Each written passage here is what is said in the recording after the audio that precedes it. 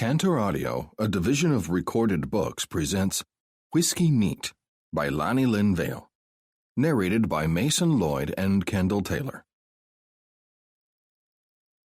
Prologue. We could all learn something from bees. Doesn't matter what the size. If you chase someone with something that'll hurt them, the fuckers run. Plain and simple. Griffin's Secret Thoughts. Griffin. Uncertain, Texas. "What are you going to do?" my partner asked me. I looked over to him, closed my eyes, then scrambled to the nearest trash can and lost my lunch. This couldn't be happening. Not to me. Not to him. My God, he was the only thing keeping me sane. The only thing keeping me on this earth. What could I do without him? Once done, I stood, feet braced apart, and reflected on what I was about to do. "Don't do anything stupid, Griffin," my partner said, watching as the rage started to pour through me. I was going to kill whoever did this, and enjoy every fucking second of it. If I went to prison afterward, fine, so be it. It'd be worth it. I looked over at him, really looked at him, and shook my head. "You don't know what it's like," I rasped, voice roughed. "You're right. I don't. But what I do know is that if you keep traveling down this path, you'll fuck yourself. All your hard work, your career, your life, it'll be fucking gone. Get those thoughts out of your mind," he said forcefully. "You don't know," I said again. "You don't fucking know." It came out as a desperate scream, the kind where you don't want what was reality to actually be real. "You don't freaking know. You don't know," I kept repeating. I closed my eyes as a tear slipped free. God, what had I done to deserve this?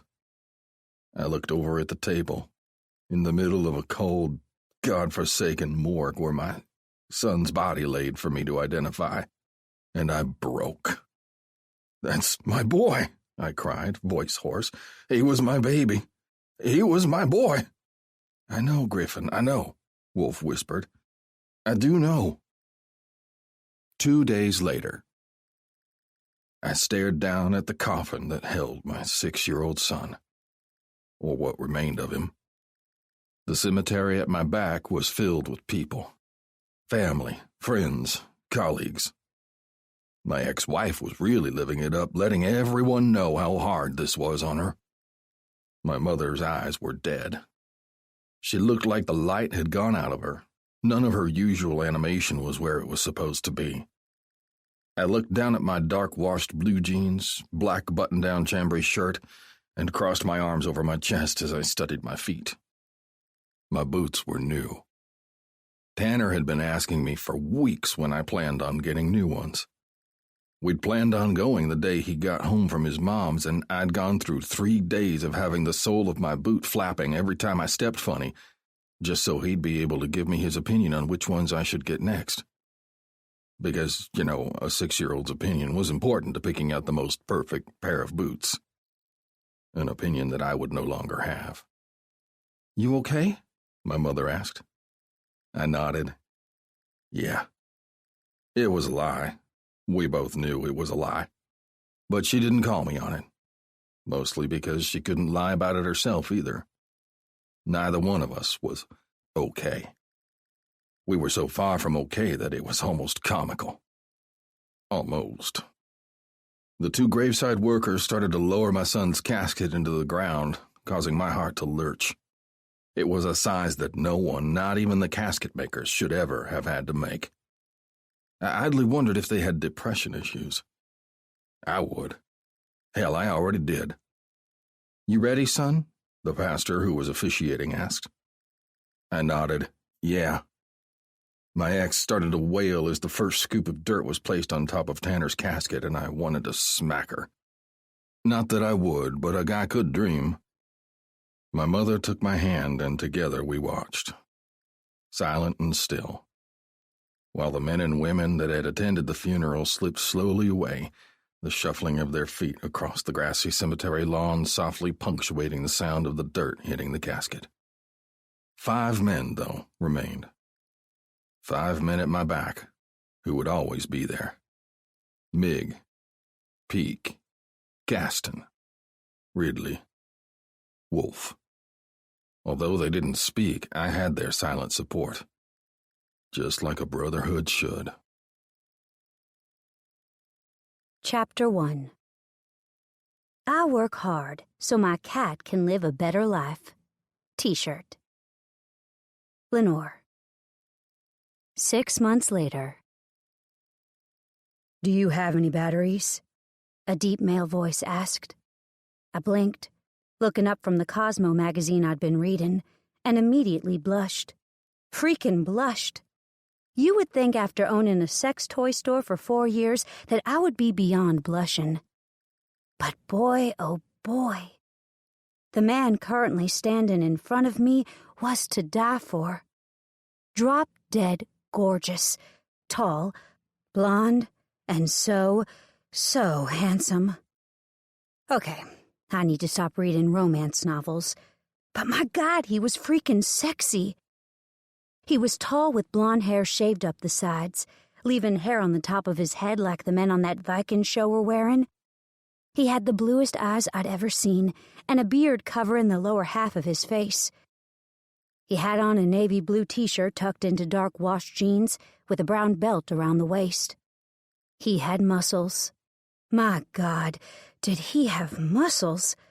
I didn't even think I could span my hand around his biceps. They were that big.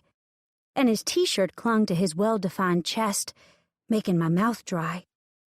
"Batteries?" he asked again, impatiently this time. I hesitated. "The only types we sell are the ones prepackaged with the vibrators," I stuttered.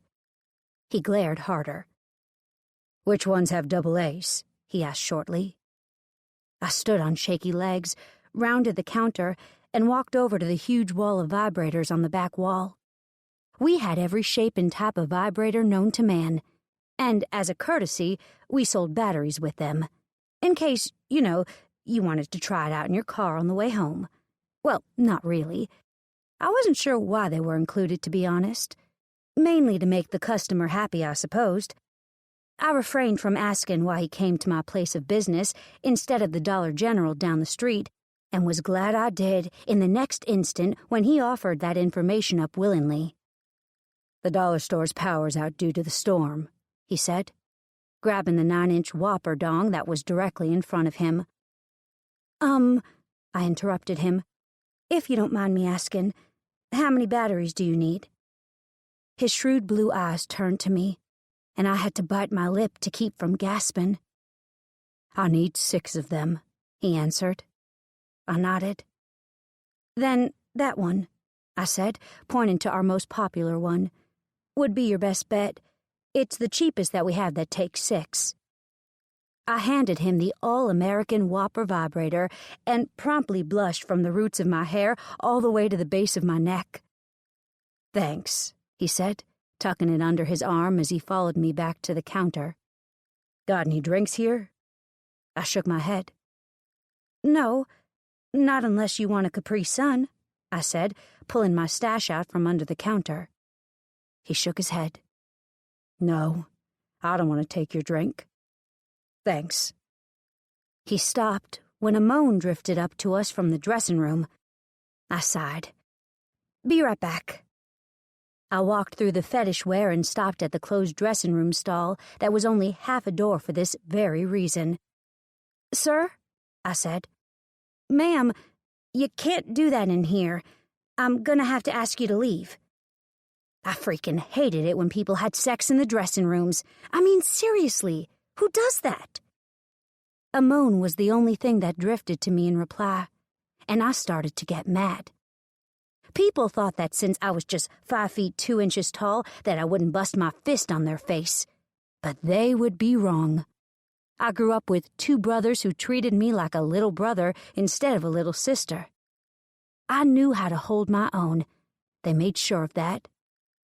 I pulled my keys out of my pocket and opened the dressing room door to find a pasty white ass thrusting viciously into the willing vagina of his girlfriend. "Excuse me," I said. "Do you mind taking that outside before I call the police?" The guy kept thrusting, but the woman's eyes opened. She promptly started slapping the man on the back of one thigh. However, the man kept going, and I knew this was going to get nasty. I detected the guy was on something the moment they'd come in here. His pupils were dilated, his eyes were slightly unfocused, and I knew he was going to be trouble. His girl, though, hadn't been wasted. In fact, she'd been just fine. And she looked nervous as hell to be in a sex store. Now, though, she didn't seem all that embarrassed, if the coloring that rode high on her cheeks was any indication. "She said to fucking leave," the deep voice said from behind me. "Get your fucking cock out of her and get the fuck out." I coughed. The guy listened to the man, though. Thank God. He turned around with a glare, pulling himself from the woman with little care that he was swinging it out for everyone to see. He had a pretty sizable cock, but it was nothing compared to the monster dildo I used. "Please leave," I said again. The man glared and bent down to pick up his jeans that were around his ankles, roughly pulling them up and over his still hard cock. Luckily, he left without another word, the girl trailing behind him. "That happen often?" the man asked. I shrugged. "At least once a shift." His eyes showed surprise, and I thought it was kind of funny. I didn't think much of anything would shake this man, but it appeared that knowing that I dealt with that type of situation on a daily basis was upsetting to him. Weird. "That'll be $32.50, I said softly. He handed me his credit card, and I swiped it, not able to help myself from looking at the name on front before handing it back. Griffin. That was an interesting name, and fit him aptly. I wondered if he went by Griffin. "Have a nice night," he said as soon as I'd handed him the receipt. I couldn't say I wasn't disappointed, because I was. Very much so. But it wasn't all that surprising. I didn't get many second looks. It was the red hair. Match that with the pasty white skin, freckles on top of my freckles, and a scar that ran down the center of my chest. And it was kind of obvious why men didn't bother giving me a second look. Not that he could see the scar, but I'm sure if he did, he'd freak out just like the other men who'd seen it did. It was my hair length, though, that fascinated most guys. It hung down to the bottom of my ass cheeks if it was unbound, which it usually wasn't. And guys seemed to think it was really cool that I had such long hair, which was inevitably what made them stop to talk to me in the first place. The next few hours seemed to drag by as I waited for the end of the night. By the time 2 a.m. rolled around, I was practically bouncing off the walls to leave. Not that I had anything to go and do on my Saturday night. Nobody in uncertain Texas had anything to do on any night, whether it be Monday or Saturday. We had 2 restaurants that closed at 8 p.m., 2 bars, a Walgreens near the interstate, a Dollar General, and a neighborhood grocer. That was literally it. Unless you wanted to go to the lake, something that I didn't do. Not at night, anyway. Being eaten by an alligator wasn't really my thing. Humming to myself as I always did, I locked up and started to walk around the building where I parked. As I spotted my car, I nearly choked on my tongue when the dildo that Griffin had purchased a few hours earlier sat on my hood with a note that said, "I won't be needing this." I laughed as I took it home. I wasn't laughing at all an hour later, when I was using that thing of beauty and calling out Griffin's name as I came. Hard. Chapter 2. When you think you're in love, listen to your heart and not your dick. It doesn't often lead you astray. Note to self. Griffin. This town fucking sucked. It was the backwoods ball sack of Texas, and most of the time I couldn't wait to get the fuck away from the place. But occasionally, the place had its moments. I'd been assigned to the county when I'd signed on with the Texas Rangers and would probably be here for a long fucking time. I'd sold my house after I found out I'd be relocating, and I was still living out of a box, even though I'd been in the small town of Uncertain for over a year now. The only thing that had been unpacked had been the kitchen stuff and Tanner's room, even though he only visited every other weekend. I'd yet to see why this little stretch of highway even needed a Texas Ranger, seeing as the area had about 500 people total and not a single city hall among the 4 towns that I covered. Uncertain was the quietest of the 4 towns, which was why I'd chosen it over the larger ones. My soul needed time to heal after the divorce from hell. Then I needed it even more, 6 months later, after going to the crime scene where Tanner's body had been discovered. The peace here was like none other. Seeing Tanner like that, broken and so damn cold, had marked me in a way that I knew I'd never recover from. God, I could still remember the way his cold skin felt in my hands. How it felt like ice. I viciously shut that line of thought down. There would be no going down that path tonight. "That was something," an amused male voice said from behind me. I looked up to find 3 men dressed in leather at my back. I'd heard them walk up, but I didn't think they'd bother me while I was taking care of the other asshole. "Yeah," I said, hauling the man up and shoving him back into his car. He was knocked out cold and probably wouldn't remember this in the morning. Not that I cared if he remembered or not. The fucker deserved to know what would happen to him if I caught him giving it to a woman who kept saying no. A woman who I noticed was no longer there. A woman who looked quite a bit like the redhead from the sex store yesterday. "We haven't seen you lately," the closest man said. I raised a brow at him, getting back on my bike. "Yeah?" I asked. "Yeah," the man closest said. "We want you to come to church today. We have a few decisions we need to make." I laughed. It wasn't a nice laugh either. "Yeah, I'll see what I can do about that," I said, walking away from them. I hadn't been back to the Saints Clubhouse in months, since Tanner's death. Which was, if I had to admit, why I was hesitating to go back. Tanner had loved the Uncertain Saints Clubhouse. He'd loved watching the bikes, loved the boys, loved the water only a few hundred yards away. He loved everything about Uncertain Texas, and hated living with his mom, my ex-wife, Noreen.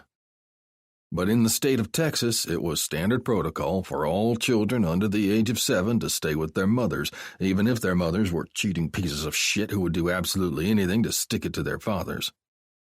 I knew the boys were hurting, just like I was. Knew they missed my boy nearly as much as I did. Which was why I finally grew a pair and went to the clubhouse, even though it nearly tore me in half to do so. Everybody there had a story. A piece of their life that fucked them up so bad that they wanted to retreat into the darkness. Which was what our club had grown into. A group of men who all had their own sob stories. Each of us had something in common. Grief, anger, and sorrow. We were all tired of our lot in life, tired of the way the law handled things, or in some cases, didn't handle things. It was why the 6 of us had formed the club. We were a team, bound together by grief and loss. My story hadn't been so bad when I'd started, just a pissed-off man that lost his wife to a piece of shit.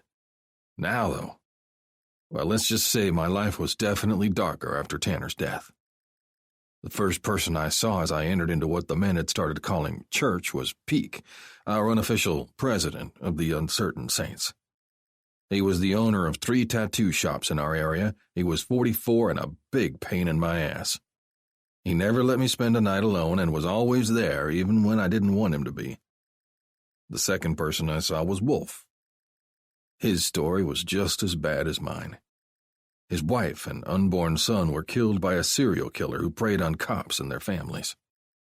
His best friend had succumbed to the same serial killer, and now Wolf was raising the best friend's son whom he'd adopted just a few short months ago. The last person in the room was Mig. His real name was Vitali, but when he was in the Navy and flying, he'd been nicknamed Mig because he was half Russian and a mean motherfucker. A MiG was an enemy aircraft, one that nobody liked to see. Since he wasn't nice to anybody, he was deemed MiG by his colleagues shortly after arriving. Mig found it funny, not that he'd admit it, though. Mig wasn't much of a talker. He was a man who knew what needed to be done and just did it, and sometimes showed you how to accomplish it, which was what I liked about the man. He didn't waste my time with niceties, only got the job done and got out.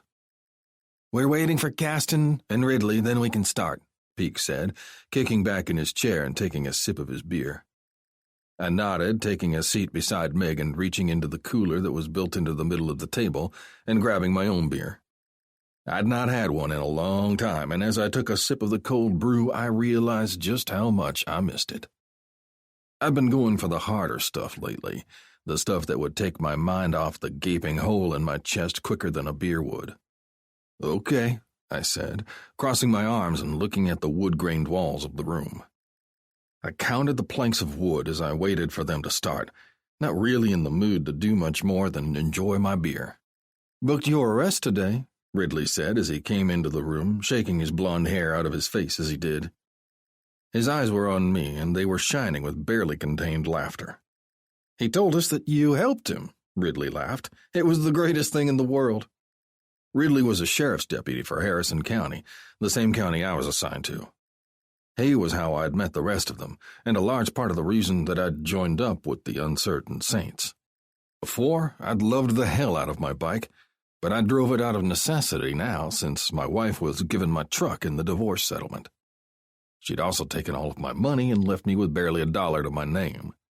I'd had to apply for a job as a Texas Ranger, not only to get the fuck away from Noreen, but also to earn some extra cash, since I was still expected to pay her a whack in child support. Child support that I no longer had to pay. "What happened?" Peake asked. I sighed, pulled him over for erratic driving. He was trying to force the girl in the car to give him head while he drove. She said no, so he hit her, which made him swerve so hard he nearly hit me. "You saw the whole thing, didn't you?" Peake asked. I nodded. "Every damn thing." "Stupid fucker should have looked beside him before he did that. That's what I would have done," Ridley said. I tossed him a look, which he laughed at. "I meant if she was giving me head," he amended. "I wouldn't be having anybody watch my woman do that." Ridley was married and happily in love with his wife. His dead wife. They'd met her right out of high school, and they'd married about a year later. She'd died during a home invasion, and Ridley still acted as though she were alive. He didn't date, didn't go out willingly, didn't stay out late on the rare occasion that he did happen to go out. "Yeah, well, I pulled the little fucker over and beat the shit out of him, accidentally, and his woman took off," I explained. "Told the guy I knew where he lived if he wanted to file a complaint." I wasn't a good guy. I was a cop, but I was pretty sick and tired of our supposed justice system. The justice system was flawed. Cops are held back by rules that don't apply to the criminals. Good guys go down for crimes they didn't commit, and bad guys walk away from crimes they did commit on bullshit technicalities because the prosecution can't make the charges stick, which was what was going on with my son's murderer. My wife's new husband had gotten tangled up in a bunch of shit, and my son had paid for it. And what did Dick get? A slap on the fucking wrist. A reprimand. Why? Because Dick had money. And a lot of it. Dick was an upstanding businessman, and he didn't do anything wrong. I called bullshit and was now taking it upon myself to dole out retribution to the men and women that I knew wouldn't get into the system. And with the help of some of the men in my MC, we'd actually done quite a good job at it. We solved and tried the cases that the fucking system wouldn't take care of. Lack of evidence didn't matter to us. What mattered to us was guilt and innocence. I didn't give a flying fuck if there was no evidence to tie a rapist to the rape scene.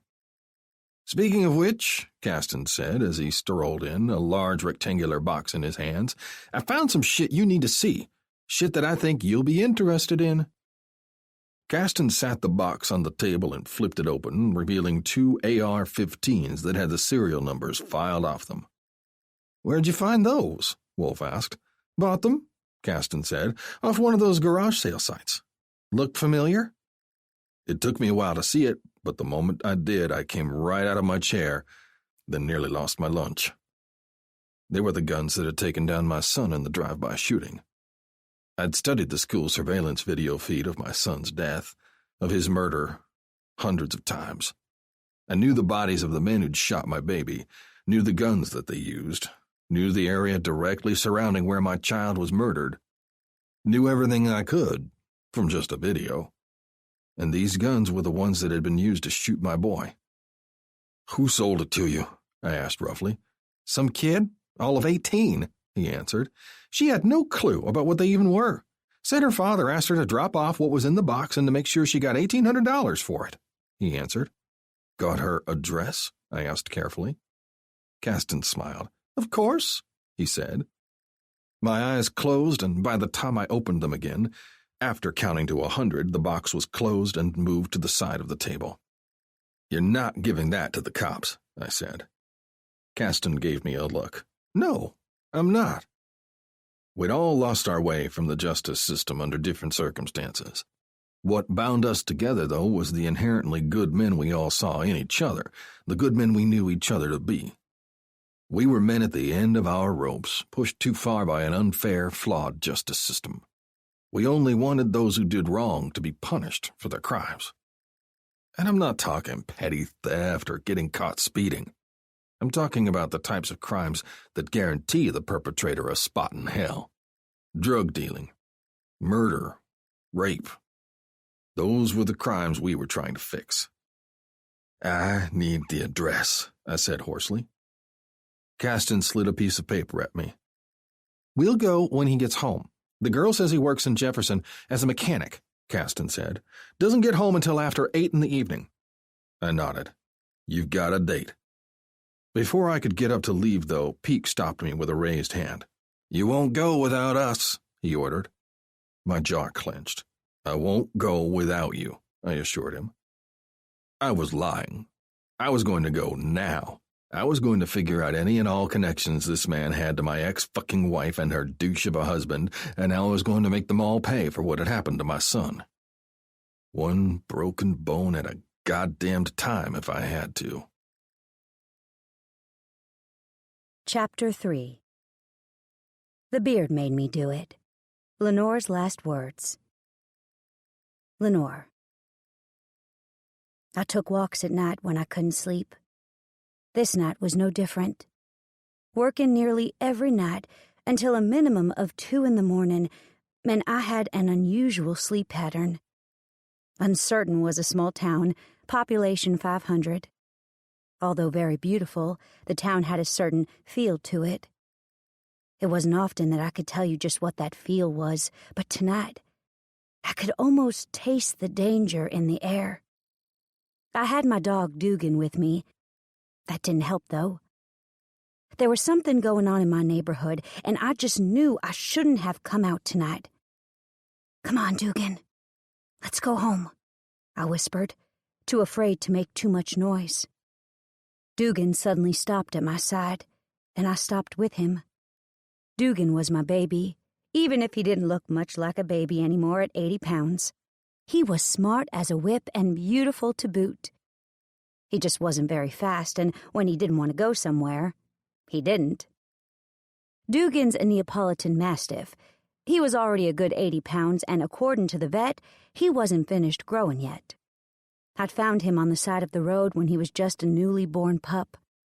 These lonely highways were a popular place to abandon dogs, and I spent the majority of my time taking care of them when I wasn't working at my shop. I volunteered at the shelter 2 towns over, crossing over into Louisiana to do it. And it wasn't unheard of for me to bring dogs with me when I went. Sadly, I couldn't keep them all. I just couldn't afford it. Dugan was bad enough when he required a 50-pound bag of dog food a week. "Come on, Dugan," I urged, giving his collar a tug. Dugan didn't budge. which was why I had a front row seat as a man sailed over the railing of Mr. Marshall's porch and landed about 10 feet away from where I was standing. "Oh, my God," I breathed. I didn't move, though, because the man was suddenly surrounded. Men in leather were everywhere. But the one man that held my attention was stomping down the porch steps and heading straight to the man on the ground. Griffin, the man who'd bought batteries from me just 2 days ago, was well and truly pissed. When his eyes swung to me, I didn't know what to do. Should I run? Stay where I was? Question after question barreled through my mind, leaving me shaken in fear. And something else I wasn't ready to admit to just yet. "Go home," he ordered. I blinked, looking to my left and right to be sure he was talking to me. Since I didn't see anyone else around me, I decided he was talking to me, but I just couldn't get my legs to cooperate out of fear. Not to mention that I would have to walk through the lot of them to get to my house.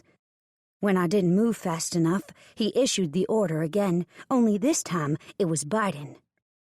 "Go home," he snapped. I turned on my heel and started walking, coming to a sudden stop when Dugan still refused to move. "Mother of God," I whispered. "Come on, Doog," I whispered frantically. "Let's go." He did move, just not in the correct direction. No, he walked straight up to Griffin and licked his hand, a hand that was stuck out not in invitation to approach, but instead to stop the dog from getting too close to him. "Can you control your fucking dog?" he grated out angrily. Tears were stinging my eyes because, by that point, I had the attention of not just Griffin, but the whole freaking lot of them. My heart was beating frantically in my chest as they watched me, and I just knew that if I didn't get the hell out of there, I'd get the hell beaten out of me. Or worse. "Where do you live?" Griffin asked, taking a hold of Dugan's leash. It slipped from my hands, and I watched in helpless horror as it did. And what did Dugan do? He freaking followed him. I whispered. 3 duplexes down from here."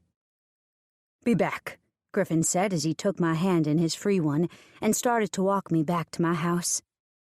The men returned their stares on the man they were circling, and I glanced over my shoulder just in time to see one of the big ones kick the poor guy on the ground next to his feet. He didn't say a word, and neither did I. I was too scared. What if he beat the shit out of me, raped me? What if... "I'm not going to hurt you," Griffin growled, interrupting my inner diatribe. "I know," I lied. He snorted. "Stop shaking. I said I wouldn't harm you. I'm a cop." Yeah, but good cops didn't beat the shit out of people in the dark of night. So what did that make him? "Keys," Griffin said, snapping me out of my reverie. I did not want to give this man the keys. But did I have much of a choice? No. So I gave the man my keys as I nervously watched him walk into my house, look through all my rooms before heading in the direction of my bedroom. I probably wouldn't have freaked out the way I did had I realized he was only going to be more persistent in going into my room. But I did freak out. Then he got a curious look in his eye. "Don't go in there," I yelled when he started to push my bedroom door open. He cocked his head. "Why not?" "Because the vibrator you gave to me is on my nightstand, next to my lube." Instead, I settled on, "Because that's my room. Get out." He grinned. It was the first grin I'd ever seen grace his lips, and I knew I'd do anything to see it again. Even humiliate myself by letting him go into my room where he would undoubtedly see what I most definitely did not want him to see. And I knew the instant he saw it once he turned on the light. His body froze, spine going solid. He went through the room, checking under the bed and in the closet, before he stopped in front of my nightstand and picked up the vibrator that had very recently been inside of me. very recently, as in a scant hour ago. Then, with me watching in horror, he brought it up to his nose and inhaled deeply and obviously. My mouth dropped open at the way his eyes darkened. Motherfucker. Then, without a single word, he placed the vibrator down gently on the nightstand and disappeared into the night without so much as a backwards glance, leaving me with a proverbial flood going on in my panties as arousal shot through me at the way he'd knowingly smelled the vibrator. Sweet baby Jesus, that was hot. So very, very hot. And so very, very bad. My mind was torn between wanting him to come back and never wanting to see him again. I did, however, sneak out onto my front porch to look down the street. By the time I got in a place where I could look without being seen, every single one of them was already gone. My eyes snapped open as my heart beat out a rapid staccato in my chest. Someone was in the room with me. Shh, a familiar, deep-timbered voice soothed. It's me. Why are you in my room? I asked Griffin. I want you, he whispered. The storm that was raging outside shook the house with a massive thunderbolt, and I groaned as Griffin's body settled on the bed, pinning my thighs with his. You want this, he said roughly. I shook my head no, but my ass betrayed me by pushing up and back against his hardening dick, as his big body was pressing me down into the mattress.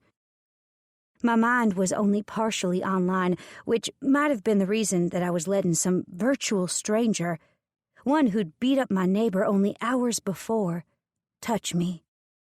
I can't, I whispered. Griffin ignored me, lifting his knees one by one to remove the sheet that was keeping me from him. My hair was in a tangled mess around my face, and I threw the braid back, coming up on an elbow to look behind me. But I couldn't see a damn thing except for the blinking clock in the corner of the room that told me the power had already gone out once tonight. What are you doing? I asked when I felt him reach over my body to the nightstand.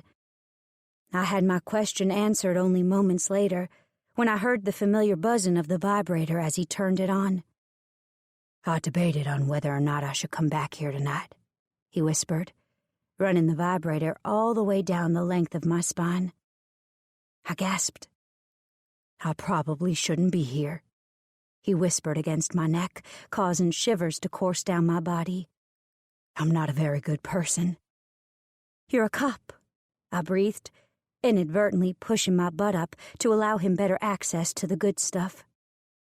But the way his legs bracketed mine kept me exactly where he wanted me. Doesn't mean a damn thing in this day and age, I heard him rumble right before his lips began trailing down my spine, just as he'd done with the vibrator only moments before. Hold still, he said gruffly. I did. The snick of a pocket knife being opened had me stilling even more, if that was even possible. And I waited, shocked and unmoving, as he used the knife to cut my panties from my body. Oh my God. Oh my God. He just cut my panties from my body. Griffin slid the vibrator between my thighs. The way he had me laying on my belly with my legs held shut by his created a tight passageway between my legs. So when the vibrator slipped between my thighs, running along the outside of my sex, I shivered in anticipation. The vibrator was already slicked up with lube, something I hadn't even heard him open. And with the way my pussy was already leaking for him, the vibrator sank all the way down between my legs until the tip touched the bed. As he slowly dragged it back up across my closed sex, my eyes crossed when it moved over my unexposed clit. I moaned into my pillow. My arms were now at my sides, and I latched onto his thighs.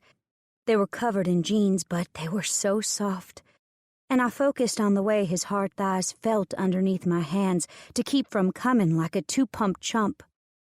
When I gave this to you, I thought you'd just repackage it with new batteries and resell it since it wasn't opened," he murmured softly as he continued to pump the dildo between my thighs.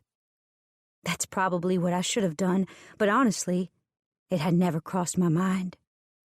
The only thing that had crossed my mind was using it while I thought about him, and that's exactly what I did. "How do you know this one is yours?" I stuttered. I hated my stuttering, but it was something I would forever struggle with when I was overly nervous or excited, something that I'd learned to live with. Not that it wasn't still embarrassing. I tensed up in response to my thoughts. My reaction had him folding his body over mine, leaving the vibrator in place and buzzing against my clit. "What's wrong, my queen?" He rasped against my neck. I shivered. "Your queen?" I asked. I felt him smile against my shoulder blade before he bit it. My nipples pebbled. "Your underwear. They had 'I'm the queen' on them," he answered. "Now tell me, what had you tensing up when you were like melted butter in my hands only moments before?" I laughed. That was funny. "Nothing," I lied. He got up so abruptly that I didn't think to move for a few long seconds, but then he was back, pushing my thighs apart as he settled between them once again. This time, sans pants. "You're not going to tell me?" he asked, clarifying his question. I started to roll over. I wanted to see his face, or at least what I could see of it. But he stayed my hips by placing one large palm over my ass. "Stay," he said, "and answer my question honestly this time." I bit my lip, not wanting to say anything to piss him off, which meant no lying since he could apparently tell when I was. But I also didn't want to bring attention to my shame. So when the vibrator suddenly entered my pussy, sliding all the way in and not stopping until there was nowhere else to go, I screamed my surprise into my pillow. "That really the way you want to play it?" he asked. I couldn't say this was a bad thing, but when he removed the vibrator completely and said, "I guess I'll leave then," I blurted my biggest shame. "I stutter when I'm excited," I yelled, coming up to my knees in an attempt to turn over again. He stopped me this time by taking both of my arms and yanking them down so he could hold them in between my knees, and I was left feeling a little uneasy.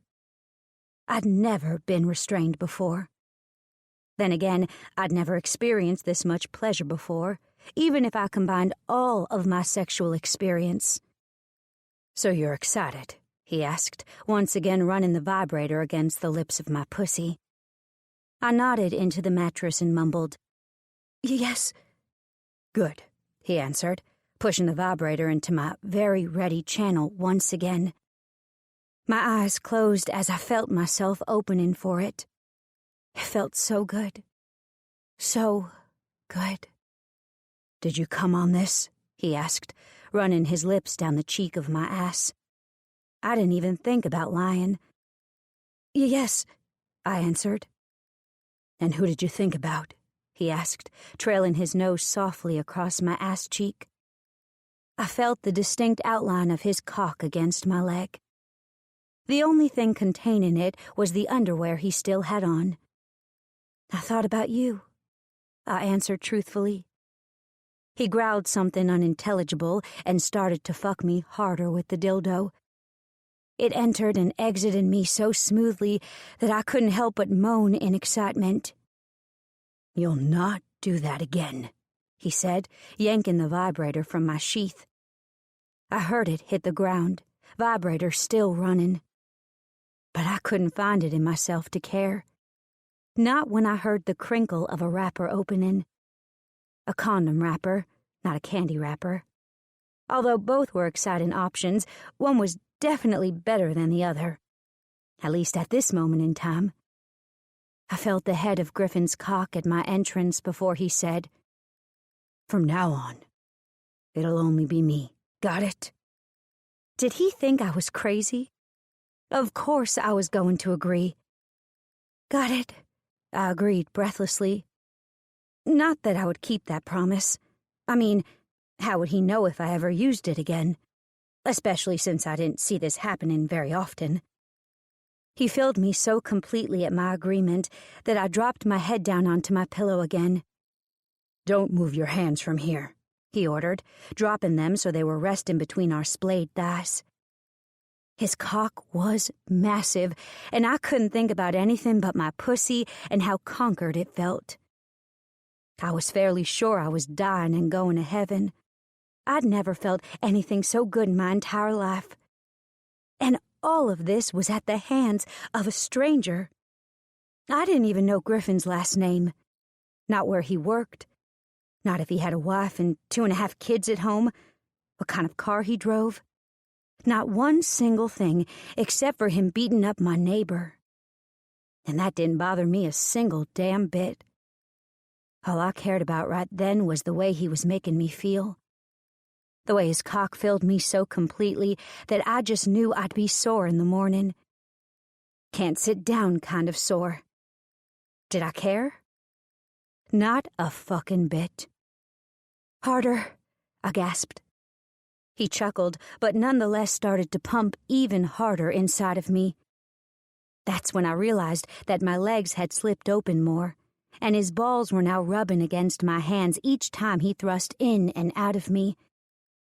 I'd never been the type of girl to listen. Never. So when I lifted one of my hands up and cupped his balls, he growled low in his throat, shoving into me harder than before.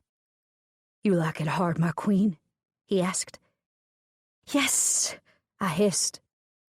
The way his legs slapped against the backs of mine, as well as the way he bottomed out inside of me with each stroke, had my orgasm there, even before I could say it. I clamped down on his cock, hard. His hands clenched on my hips. His balls pulled up, and then he started to grunt as his release emptied out into the tip of the condom. And I couldn't help the flicker of disappointment I felt over him no longer being inside of me. But that feeling was immediately overwhelmed when my body took off flying. My orgasm rippled through me. My abs clenched. My head swam. And I collapsed, knees going out from under me. He followed me down, grinding himself into me for a few long moments before he pulled out. I couldn't find it in me to move, though. I was too thoroughly sated to deal with turning my head, and when my eyes closed, I didn't stop them. Which was how I missed him leaving. With the vibrator. It wasn't a dream. After I placed my feet onto the floor beside my bed, the first thing I saw were my panties. My cut panties. The ones that Griffin had slashed from my body. My sex clenched, and I felt the pronounced soreness. Yet another sign that last night wasn't a dream. I even smelled him on me. It smelled manly, like the men's deodorant aisle at the grocery store. Would he be back? Or was that just a one-time thing? What was the protocol here? I knew he lived here. The leather jackets that the men were wearing last night announced them as members of the Uncertain Saints. They were a motorcycle club that I'd seen around town quite a few times, and although I hadn't seen the back of Griffin's leather jacket, it only made sense that he'd belonged to them. They were scary. Griffin would fit right in with them, so it seemed to reason that I would see them again. The question was, when? And would it be awkward? And how did Griffin get into my house? I looked down at Dugan and glared. "How could you let him in?" I asked him. Dugan didn't even bother to lift his head from the floor at my question. "You're not even going to bark in excitement to let me know someone's here? What if that'd been a serial killer or something?" I asked him. He didn't even budge. "You're a turd," I said, standing up. I was naked from the waist down, and I blushed as I thought again about how he had cut my panties off my body. How good Griffin had felt inside of me. How slutty I'd been to allow him to do that without knowing his last name first, even after knowing what he'd done to my neighbor. "Shit," I said, walking into the bathroom. The first thing I saw in there was the wrapper from the condom in the top of the trash can. The second was the note written on my bathroom mirror in red lipstick. "See you tonight," I read aloud. Chapter 4. What goes around comes around. Remember that when you fuck up. Fact of life. Lenore. The next day I couldn't stop thinking about him. I also couldn't help but be thankful that I'd shaved that night before bed.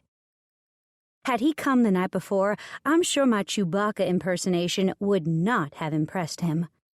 Not that I did that often, but when you have no hot water, things just slide. Like shaving your legs when you don't want to be in the cold water for longer than you have to. I guess I should be thankful that the landlord had come to fix it yesterday morning, or I probably would have scared the man off. "What's going on?" a woman asked from beside me.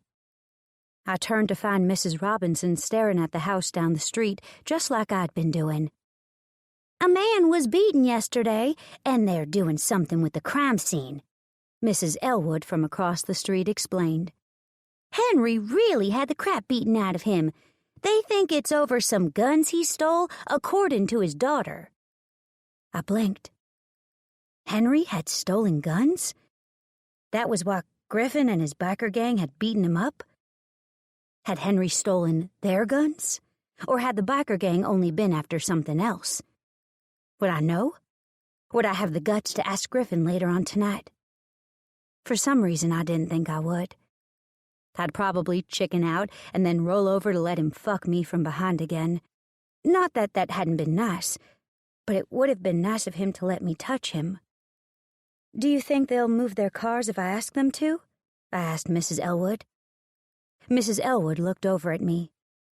"Yes, dear, just tell them you need to leave and I'm sure they'll be accommodating," she explained. That was how I'd gone up to the police officer at the edge of the scene and then got questioned for 30 minutes. "Ma'am," the older officer said, "I'm gonna need you to step back." I nodded.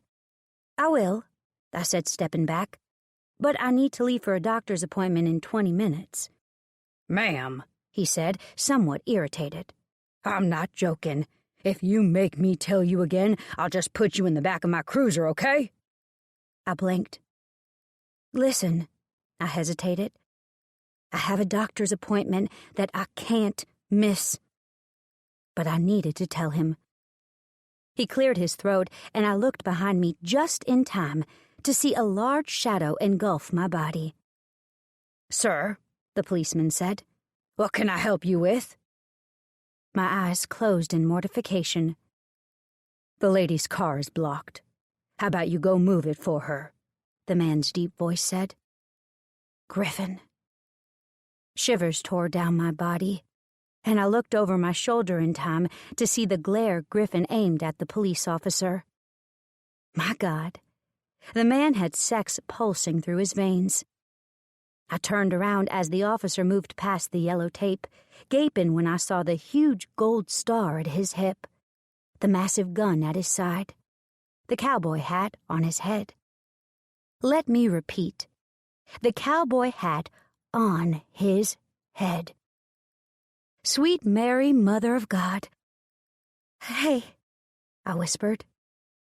He didn't move, nor did he say anything, then moved past me without another word, making my stomach plummet into my feet. Snap.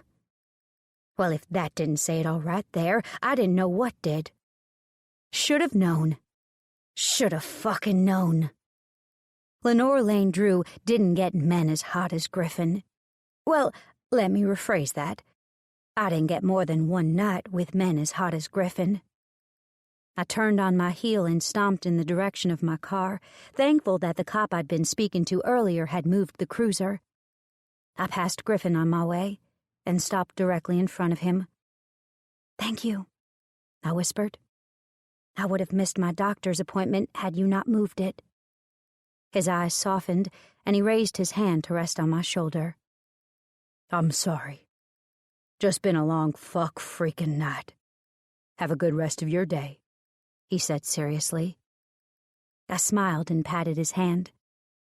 "You too," I said. "Hope yours gets better." I drove out of the neighborhood without looking back at anyone, thinking it'd be better on me in the long run if I got rid of him now. 'Cause if I did it later, it might be too cruel. For him, at least, not me.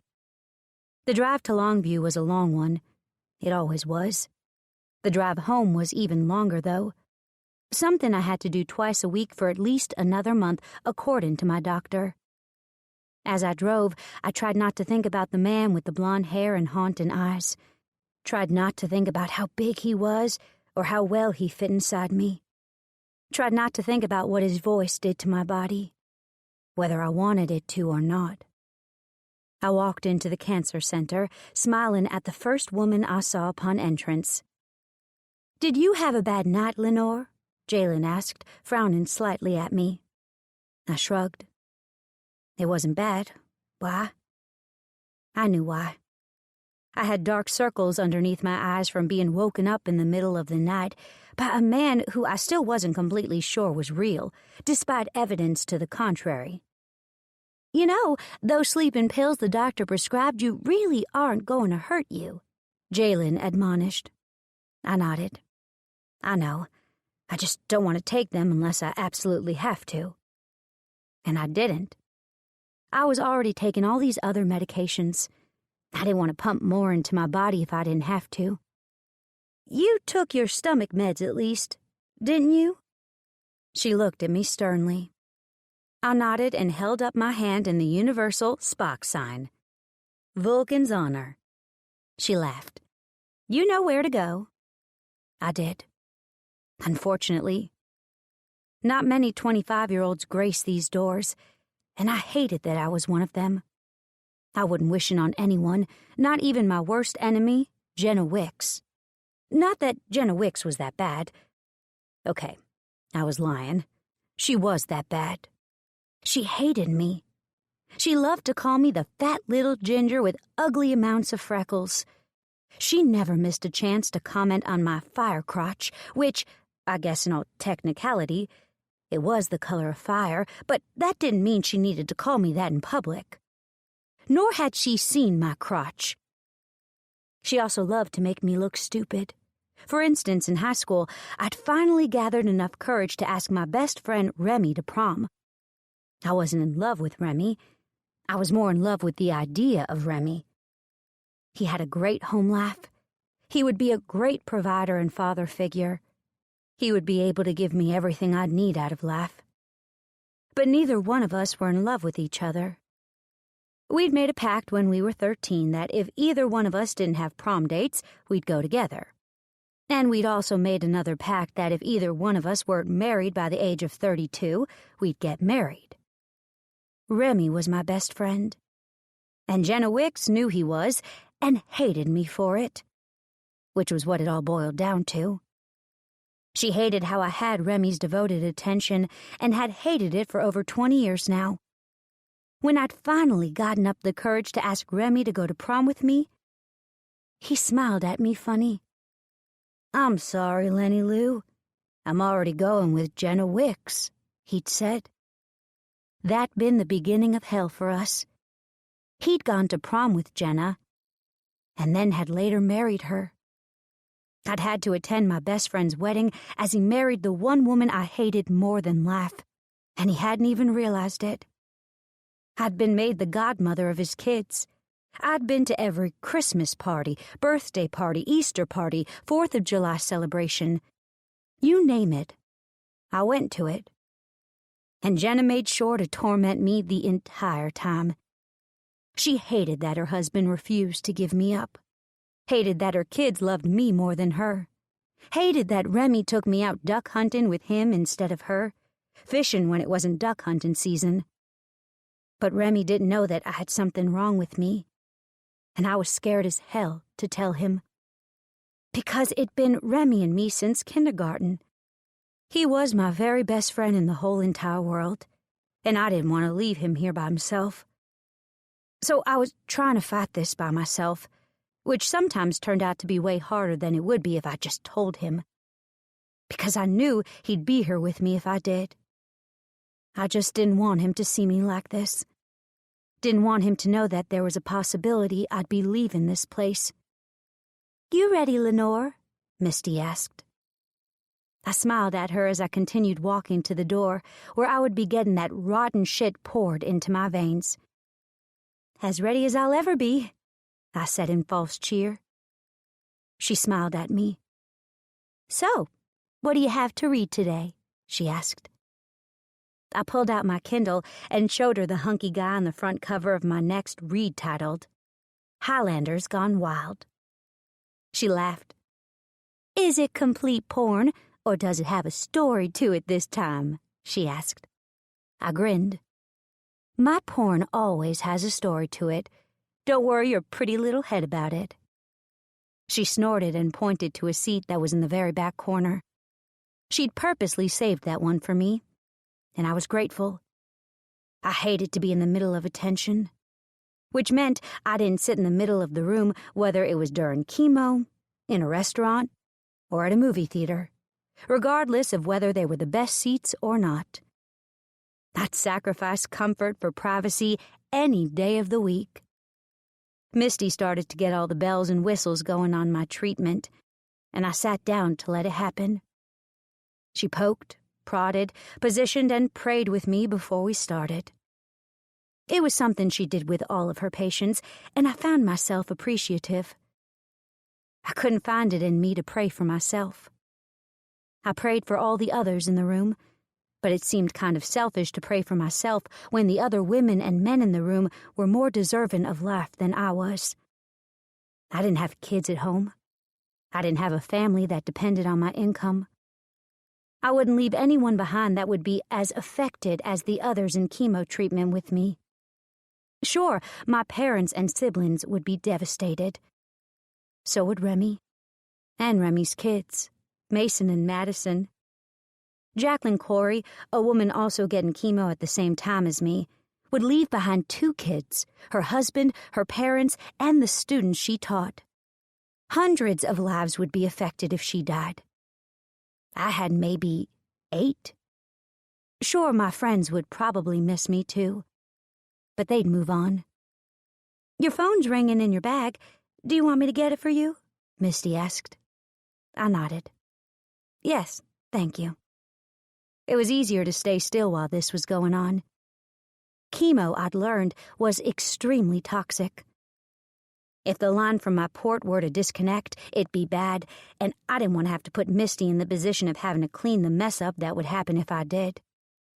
Misty handed me the phone and patted me on the shoulder. "I'll be right over here if you need me, okay?" she asked. I nodded and answered the phone, put in false cheer into my voice. "Hey, Remy," I sang into the receiver. "Where are you?" Remy asked with annoyance. "I'm doing a little shopping," I lied. "Why?" He snorted in disgust. Remy hated shopping. That was because his wife was a super shopper, something that he had hated since he couldn't afford her shopping habits on the best of days. "I'm at your house, but you're not here. There's 8 million police cars outside your neighbor's house, too. They tell me there were guns found on the premises that were used in a drive-by shooting of a kid. Did you hear about that?" he asked. "No, I haven't," I said honestly. Had that been why Griffin had been there the night before? Was he trying to catch the man who had killed a child? For some reason, it never occurred to me that he'd been there to plant the guns. I couldn't say that I knew Griffin, other than in the biblical sense, but I just knew he wouldn't harm an innocent child. "I'd suggest not coming home anytime soon," he said. "They're blocking the street all the way up to the first house." Little did he know that I had another couple of hours of this left. "Okay," I said. "What were you wanting?" "Nothing. Just to shoot the shit. Got off early," he muttered. I could sense he was distracted, and I knew he'd be all up in the middle of the cops' business if they let him. Curious Remy always getting himself in trouble. "How was work?" I asked. Remy worked in the oil field, 1 week on, 1 week off. He'd been gone since last week, and I expected my place was the first place he'd gone once his tires had crossed into uncertain territory. "Long and hot as hell," he answered. "You busy later tonight?" I nodded. "No. Come see me." Dr. Parsons cleared his throat, and I looked up. "Oh, gotta go," I said before he could reply. "Bye." I hung up before he could say anything else, and I turned to smile at Dr. Parsons. "Hey," I said. He smiled. "You doing okay, Ms. Lenore?" I nodded. "Yeah, I'm fine. So, what'd the scan show?" He shook his head. "Nothing. It hasn't grown, but it hasn't shrunk either. So my best plan of action as of now is for us to monitor it. No more chemo, but I would suggest a CAT scan at least every 3 months, or if there's any changes in your headaches or eyesight. Anything at all, okay?" I frowned. That hadn't been what I wanted to hear. I'd hoped to hear that the little pea-sized blip had shrunk to nothing.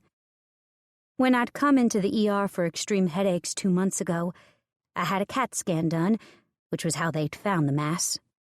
Since it wasn't a location that made it inoperable, they decided to do a few rounds of chemo to see if they could shrink it. And apparently, it wasn't shrinking. "So what do you think it is?"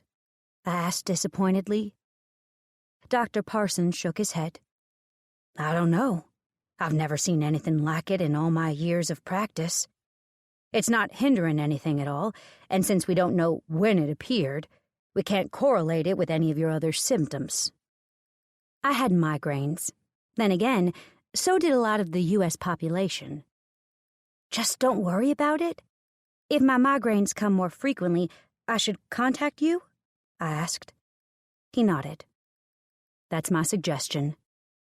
I scrunched my nose at him. That wasn't what I wanted to hear. He smiled. "The good thing is that it hasn't gotten bigger, which it would have if it was cancerous, in my honest opinion. Now all we can do is watch it, and go from there," he said softly. I sighed. "Well, I guess that's something," I said tiredly. He smiled. "Let me know if you have any questions. Call my office and they'll get you to me day or night." He extended his hand. I took it. But I couldn't help but think this wasn't the way it was supposed to be. He was supposed to tell me that everything was fixed, that I could live my life like it was supposed to be lived. I guess I was destined to be disappointed. First Griffin, and now this. Awesome shit. The day after my final chemo treatment, I wasn't awakened nicely. I peeled my eyes open with the utmost reluctance, but with the way somebody was shaking the shit out of me, on top of the glaring light in front of my eyelids, I finally opened them. Griffin was staring down at me worriedly, his face a mask of fear. "What the fuck did you take?" he asked sharply. I blinked. Once, twice, 3 times. "Snap out of it," he said, snapping his overly large fingers in front of my face. "A sleeping pill," I said tiredly. "What's it to you?" He blinked. "Why the fuck are you taking sleeping pills?" he growled. "Because it was either I take them or I feel nauseated," I said slowly. I couldn't get my brain to function. Man, these pills were no joke. Then my eyes widened. It's kind of like when you're not thinking about it, it's not real. But the moment you give attention to the monster, this one being my upset belly, it comes roaring back to life with a vengeance. Pissed off as fuck that you'd been denying it attention. I bolted out of my bed, my legs tangling in the sheet that was underneath Griffin's ass. I fell to my knees, making a mad dash to the bathroom. Griffin was up and hauling me to my feet, and I was silently thankful as I ran to the bathroom and purged my stomach into the toilet. Well, what was left in it anyway, which inevitably wasn't much. Only Gatorade this time. At least it tasted good coming back up. Kind of. "What the fuck is wrong with you?" Griffin asked. I pointed to the papers on the counter. The same papers that I left with after every treatment. It detailed the treatment I'd had, what I should do in case of extreme vomiting, dizziness, or dehydration. It seemed easier than explaining to him what was going on while I was still dry heaving. I collapsed onto my ass and let my head rest on the lip of the toilet seat. I knew it was gross, but right then I couldn't find it in me to give a crap. Griffin, however, did. He picked me up, cradling me like a small child instead of a 130-pound woman, and carried me back to my bed. "You okay?" he asked. "Shit, I feel like an ass for waking you up." "Fine," I mumbled, curling into my pillow. "You need anything?" he asked. "Nuh-uh." I shook my head. "Nothing." I thought he'd left. He'd been silent so long. But his next question startled me. "Who was the man that was here today?" Griffin asked as he ran his fingers through my hair. "Best friend. He's married," I thought to add. Griffin hummed. "He looked concerned when he didn't find you at home. Came over and talked to one of the officers to ask what was going on." "Remy's nosy. He's a born and bred busybody. He gets it from his mother." Griffin snorted. "More like he's protective of you." "Remy's got a wife that means the world to him. He doesn't worry for me like you think he does," I admitted. "Well, that's not the way he came off when I spoke to him earlier," Griffin said, settling down on the bed beside me. I rolled over and buried my nose into his side. I could smell his deodorant, and it smelled good. Was that weird of me to think? I couldn't tell. "So you have cancer," Griffin said. I shook my head. "No. Yes. No." I couldn't make up my mind. "I do and I don't. Well, I don't," I said, making myself confused. "That's clear as mud," Griffin said dryly. I snorted. "I know, believe me. I feel the same. I have a small pea-sized mass on my brain, and they don't know what it is. They can't biopsy it because it's in my brainstem, the area that controls my breathing, so they can't explore it like they would somewhere else in the body." I mumbled into his side. "They tried chemo to see if it'd shrink. It didn't, but it also hasn't grown, which is good. So now they're back to the benign mass that they're just going to monitor and hope it doesn't change the diagnosis." "So you don't have cancer, but they also don't know what you have. Do I have that correct?" he clarified. I nodded, my hair catching as I did. Griffin had my braid in his hand, and he was running it between his fingers. "You still have hair," he observed. I nodded again, getting the same result when he refused to let go of my hair to let me nod properly. Yep. My reaction to the chemo was some mild thinning. It wasn't enough that anyone besides me would really notice, I murmured. "You gonna be okay if I leave?" he asked. I said, my eyes going heavy once again. "That a yes?" he persisted. I nodded again. "It feels like you're circling your head around, not nodding yes or shaking no. Which one is it?" he nagged. I fell asleep before I could answer, so I didn't know that he stayed with me until the dawn kissed the sky. And not because he felt bad for me either, but because he wanted to. Chapter 5. When the beard of your dreams walks into the room. Beardgasm. Griffin. "Where were you last night?" Wolf asked, leaning back in his seat and staring at me with those cold eyes. I turned to him and gave him a look, one that clearly said, "Since when do I answer to you?" He grinned. You were supposed to meet Peek up here at midnight, but you never showed. He whined about it this morning, Wolf explained. I shrugged. I was supposed to meet Peek, but I'd gone by Lenore's place just to see her. I wasn't sure what kept me going back there. I wasn't even sure what it was about her that held my interest. She had long red hair. I preferred blonde and short. She had freckles and never wore makeup. I usually went for women with painted-on faces who wore enough mascara to make them look mysterious. She was everything I never went for in a woman, so why did her innocence attract me like it did? Why was sex with her the best I'd had in my 34 years of life? I'd had more women than I could count, and none of them had ever affected me like she had. I didn't know why I stayed all night. Maybe it was because I'd felt bad for waking her up when I shouldn't have. I didn't know that the chick had fucking cancer, though. Although if I'd known that, I probably wouldn't have looked twice at her. Most of the girls I fuck only see me for one night. Very few of them, if any, ever received repeat status. Just Lenore. And look what I'd done. Gone and fucking sunk my cock into a girl that could die. Like I needed that in my life. I needed it like I needed a hole in my fucking lung. God damn it. She would not get to me like this. I had too many other fucking things to worry about to add her ass to the list. Motherfucker. I would not falter her. I would get my act together, find the motherfucker who'd killed my boy, then I'd get on with my life.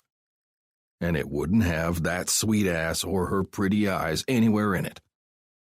I was sleeping and I forgot. I lied. I didn't forget. I stayed awake the whole night with Lenore's face shoved practically into my armpit. But I hadn't moved, and I couldn't tell you why. It wasn't something I was proud of. Spending time with people made them start thinking things were different than they really were. Chicken you right, checking you out, Wolf said. Who is she? I turned to find Lenore watching me from across the room, although she was trying valiantly not to make it look like she was looking. She had the menu up in front of her face and she was looking up periodically to stare at me. I smiled as I picked up my coffee cup. She's the girl I bought those batteries from the other day, I told him, the girl that owns the sex store. He blinked and studied Lenore a little more closely. She doesn't look like she'd own a sex store, Wolf muttered. I shrugged. I didn't think so either. Who's the guy? Wolf asked. Her husband? I lowered my head to watch as the best friend, Remy, came into view. He took a seat at the table, then wrapped his arms around her. His big hand curved around her chin as he turned her face this way, then that. My hand clenched onto the empty coffee cup I had in my hand, and the piece of shit broke. The handle snapped off, and I closed my hand around it, allowing the sting of the jagged edges to dig into my palm to alleviate the raging need to pummel the man in the face. That's the best friend, I said. He was at the crime scene yesterday. Wolf nodded. We'd been partners now for nearly a year. Well, official partners. He was also a Texas Ranger, just like I was. Although he was in my area, his cases were completely apart from mine. He was known to help me, though, which was why he was asking. I'd gotten booted from the case the moment the firearms used in my son's drive-by shooting came into the picture. I was told to hand the case over to Wolf as of 1 hour ago, something I did not want to do, though I had to if I wanted to keep my job. The entire reason I'd taken the job down here a year ago was because of multiple shipments of guns that were tracked down to the very lake and bayous that ran through Uncertain. All of the Uncertain Saints members had been drawn to this area by the same common denominator, the motherfucking Caddo Lake.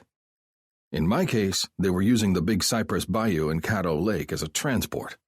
Boats were bringing the guns up from the Gulf of Mexico, and they were following a multitude of rivers in the lake into Jefferson. It had taken me quite a long time to figure out how exactly they continued to slip past me. I still couldn't figure out who was doing it, or why. I knew where, and that was enough for now. Because Caddo Lake would lead me to the bastards that had stolen my son from me, and eventually, I'd let them know just what they'd done. What was his reason for coming? Wolf asked, snapping me back to the here and now. I held my cup up to the waitress, but couldn't help but look back at Lenore before I answered Wolf. To see her, I said, locking gazes with her. They fucking? Wolf asked. My eyes broke from Lenore's to focus in on Wolf. From what she told me, she doesn't have anything but mutual friendly love for him. They've been best friends for a very long time. I knew I'd fucked up within seconds of saying it. Knew you had something going for her? Wolf snorted. Would have been easier if you'd just said so, though. Instead, I had to act like a damn woman to get you to admit it. I gave him an annoyed look. Bite me. He laughed. My eyes returned to Lenore as I felt the waitress, Nina, take a seat at my side. Nina was a habitual flirt, and there were times that I would rather pull my hair out than talk to her. Today was one of those days. So I stayed silent and kept my eyes on Lenore. Remy's back was to me, thankfully, otherwise I knew he would have confronted me about my staring by now. It wasn't like I was trying to hide it. It should be, though. Nobody needed to be dragged into my shit. My baggage was enough to fill a train car packed full. It would be unusually cruel to bring anyone into the shitstorm my life had become.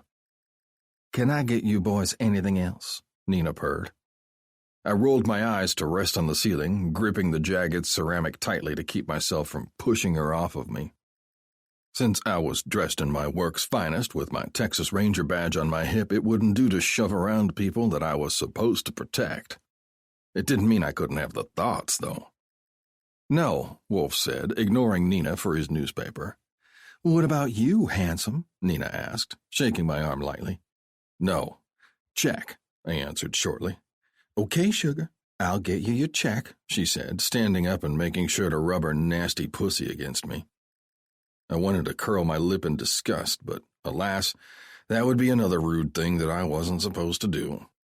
I was to be nice to everybody, according to Ryder, my boss. I breathed a sigh of relief when she walked off and nearly laughed when I saw Lenore give Nina a disgusted look as she passed their table. So now that you're officially off your case, Wolf said, folding his paper to show me the article he was reading, what are you going to do about this?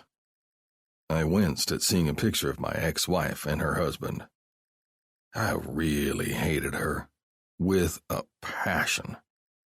The article's headline read, Life After Our Son's Death. I snatched the paper out of his hand and started scanning the article. It was an exclusive with Senator Justin Hayes and wife Noreen Hayes on the tragic drive-by shooting of their son, Tanner Hayes. The more I read, the more upset I got.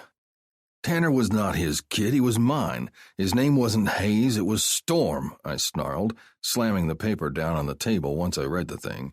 And she wasn't the one who chose to do organ donation, I was. That was only a few of the things I'd noticed wrong about the article, and I had half a mind to call up the so-called reporter who'd written it and give her a piece of my mind. I've got to go, I said, standing abruptly. Let me know if you have any questions on the case. He wouldn't have any questions. Wolf and I shared all evidence between our cases. He knew why I'd been looking for the guns that Robert Toller had sold on an online garage sale site. Knew everything related to my son's case. He knew, as well as all the uncertain saints. They'd caught me beating information out of a man that had been witness to a shooting and had given us misleading information. All the information he'd given the police were lies, though, and I had to deliver a lesson in telling the truth. And my brothers had stood there and watched me do it. I'd known they were there, of course, but nothing would have stopped me until I delivered my message. It was my good fortune, though, that they'd found me. I'd not been in a good place after my divorce. Not at all. And with their help, I'd been able to channel that anger into sheer determination and will. They'd given me that from the get-go, however. There'd been no initiation or prospecting like normal motorcycle clubs do. My membership had been based solely on my character. They needed someone like me, just like I needed someone like them. We were just a bunch of guys with knowledge, skills, and connections, all bound together by the simple fact that we'd each been royally fucked over by someone at some point in our lives. It was what I'd needed, and I'd gotten it. They'd gotten me. Wolf nodded to me as I stood. "I've got breakfast." I snorted. We had company cards. It didn't matter who had breakfast. Neither one of us really had to pay for it. "Got it," I said. "Thanks." He nodded, watching me as I turned and left. I felt his eyes on me the entire way. I knew he was worried. Hell, there were days I was just as worried about him as he was about me. But that was the reality of living with the knowledge that you'd been screwed over, and each of my brothers knew it. They worried. Kind of like a certain redhead who followed me out. I'd gotten to the back alley, slowing down a bit when I realized she was following me. I didn't know what I was going to say. She didn't need to get tangled up in my business right now. I was a fucked up mess who was just as likely to get arrested as I was to arrest someone. I was walking on a fine line, one that straddled legal and not legal. And every day I was leaning more and more towards the not legal side of life. Something that a sweet girl who volunteered and still went to visit her parents every Sunday didn't really need to be a part of. "Griffin!" Lenore called. I didn't slow down. Instead, I rounded the side of the restaurant and disappeared into the shadows cast by the building. Lenore appeared at the corner, and I could tell by the look on her face that she was sorely disappointed. She wandered to look around the other side, stopping within inches of me, which was why I was able to see the sorrowful look in her eyes that she didn't try to cover up at all. She wanted to talk to me, and I'd gutted her by not stopping. So when she turned to head back the way she'd come, my hand shot out and I roughly pulled her into the shadows. She cried out as she slammed into me, and my arm banded around her back to hold her still. "Shh," I said under my breath. "It's me." She instantly collapsed. Full-blown, knees giving out, collapsed. "Fuck," I said, my hand going down to wedge under one ass cheek. "I'm sorry." She shook, and I turned and pressed her against the wall. "I didn't mean to scare you," I said softly against her ear. Her arms threaded around my neck, and she hugged me tightly to her. "It's okay," she said. "I just have to tell my heart to stop beating out of my chest is all." I snorted and leaned back. "What do you want?" I asked.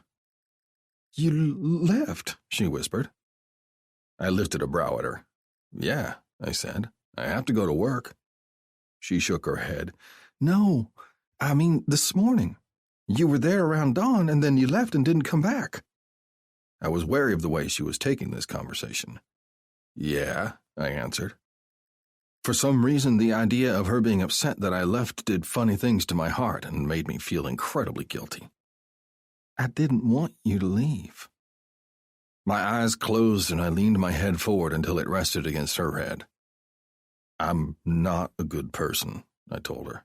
"In fact, it's very likely that by the end of the year I'll end up in jail because I've been towing that line too close to the edge. There's no reason you need to be taken down with me. There's nowhere for us to go," I said. "You and I don't work." "You don't know that." I pressed a soft kiss to her forehead. "You don't know me. You don't know what I've done, what I plan to do. All you know is that I fucked you good." She scowled at me. "That's not what I was thinking. How dare you put words in my mouth?" I laughed softly against her cheek, letting my head rest against the top of hers. "It doesn't matter what your reason is," I said, moving away until she stood on her own 2 feet. "My mind's not going to change. I won't be responsible for you. I'm going to fuck you up." Her spine straightened as she glared at me. "So why'd you even involve me at all? Why not leave me the fuck alone in the first place? Then we wouldn't be standing here having this conversation right now," she seethed. I could practically feel the anger rolling off of her, and I felt somewhat bad for putting that expression on her face. "I'm sorry," I said, backing up. I was out in the sunlight when the sadness in her voice made me freeze. "Griffin?" she asked softly. I closed my eyes. "Yeah," I croaked. "You didn't tell me why you involved me at all," she whispered. I opened my eyes and pinned them to her. "Because I couldn't help myself. I've never wanted anyone more in my life." Chapter 6 Sometimes it's best to reflect on just how amazing tits are. Griffin to Lenore. Lenore. Because I couldn't help myself. I've never wanted anyone more in my life. Who did he think he was, saying something like that? He was the king of what I would call wishy-washy. One second he was telling me he wasn't good for me, and the next he goes and says something like that. Something that makes me care so much more about what kind of trouble he's in. It'd been a week and 2 days, and I still couldn't get those words out of my head. And to make matters worse, I saw Griffin everywhere. I saw him at the bank. I saw him when I was coming out of the dog shelter 2 towns over. I saw him when I was leaving work. It was like every time I turned around, there he was, which made it nearly impossible to stop thinking about him. And I kept replaying our time together in a continuous loop in my brain. The way his hands felt when they touched the sensitive skin at the inside of my thighs. The way he smelled. The way he filled me up when... Jesus, Lenore, stop! I admonished myself. At least you're not totally inept. Maybe you can use that knowledge to get a laugh, Diane McDermott said disdainfully at my side. I wanted to punch her in the throat. I hated Diane. She was Remy's wife's best friend, and not any nicer than Jenna. If you added Jenna and Diane together, you had a lethal combination of beauty, no brains, bad attitudes, and smuttiness. They were like Cinderella's evil stepsisters, self-centered jerks who only cared about themselves. "Hello, Diane," I said as I walked down the street. Diane kept pace with me. "Where are you going? To help those geezers at the old folks' home, trying to make up for what you did to your papa?" Diane smiled deviously. My heart pinched at the mention of my pap. He'd been my best friend in the whole entire world. And when he'd needed me, I wasn't there. "Yes, Diane, that's where I'm going. Now, if you'll excuse me, I'm late," I said, trying my hardest not to engage in anything with her. "Or are you going to see Remy? You know, Jenna thinks you and Remy have a friends with benefits kind of relationship, although she's never been able to prove it," Diane said viciously. I glared at her. "Let me ask you something, Diane. Do you want to have relations with Jackson?" I asked. Jackson was her baby brother. He owned Uncertain Motors, the only mechanic shop in Uncertain. He also didn't forget to tell Diane on a daily basis just how annoying she was, which I loved. "No!" Diane said, voice raising about 8 octaves. "Really? Because that's the kind of relationship I have with Remy. It'll never be anything more than that. I love him, but I'm not in love with him. Those are 2 totally different things, and you should really figure that out. You should be focusing on your own problems with your so-called boyfriend. I'm sure he loves you. He's still with you after all. But he's obviously not in love with you, seeing as he's in my shop every few days with a different girl, buying toys and using them in my parking lot," I hissed. I knew I overstepped my bounds nearly the instant those words came out of my mouth. Damn it, I really shouldn't give any information out about my customers. Not what they purchased or how often they shopped, and definitely what they did in my parking lot with those purchases. But the bitch pushed me, and she had it coming. Diane brought out the worst in me and had since high school. Her and Jenna had bullied me every chance they got. I was at the point that I no longer had a civil thing left to say to either of them. "I'm sorry, Diane. I shouldn't have said that." I apologized when Diane still hadn't spoken. Diane's eyes went from being wounded to calculating. "Don't apologize to me, bitch. Just stay the fuck out of my way." I closed my eyes in remorse as Diane walked away from me. And when I opened them again, I saw Griffin on his back, staring at me. He was across the street and in front of the diner, well out of earshot. But I still had the feeling that he knew exactly what had just happened. I'd gone and pissed off an angry bear. And we all know what angry bears do. They strike back. The next day I woke up with a feeling of dread in the pit of my stomach. From the moment I walked out of my duplex to grab my paper, I knew I shouldn't have said what I had said to Diane yesterday. I shouldn't have provoked her. I knew it'd come back and bite me in the ass. And the article on the front page of the paper was enough to make my blood boil. Uncertain Pleasure Boutique, a disgrace to this fine town. I almost died. When I'd first opened Uncertain Pleasure, it was because of the many sex toy parties I had attended throughout college. I'd learned that the sex toy market was a quite profitable and well-selling one, and to my business-oriented mind, it was the perfect thing to open when I got out of college. During the last 2 years of my MBA studies, I started hosting my own sex toy parties, and I'd done so well with them that by the time I graduated, I'd had quite the nest egg saved to use for startup capital. Uncertain wasn't my first choice of locations to open my new business, but it had been one of the few places I could afford. Why? Because people in the South are prudes. Mostly. A lot of the surrounding towns didn't even allow alcohol sales. You had to travel to the bigger cities. Uncertain was smack dab in the middle of the Bible Belt, where God came first. And apparently, God doesn't want you to open a sex toy shop, at least according to nearly all of the bankers that had turned me down for a loan. So when the opportunity to open up my shop in Uncertain had presented itself, I jumped on it. I'd had Uncertain Pleasures open for nearly 4 years now, and although I wasn't doing magnificent, I also wasn't doing bad either. But it was people like Diane that were really hurting me. It was 1 step forward and 2 steps back. "Oh no," I breathed, eyes closing as tears threatened my eyes. I walked inside moments later, stiff and sick. What was I going to do? And why would the paper publish such an article? The more I thought about it, the madder I got. What in the world gave them the right to judge what I was doing? Just because I owned the only sex toy shop in the area didn't make me a bad person. I'd really worked myself into a good lather as I got dressed and made my way out the door. But by the time I arrived at the newspaper offices, I wasn't quite so sure of myself.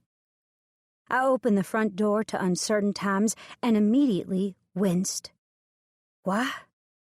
Because Griffin was in Orlando, the copy editor's face, and he was bellowing at him. "Doesn't your reporter ever do her fucking homework?" Griffin snarled at the copywriter editor.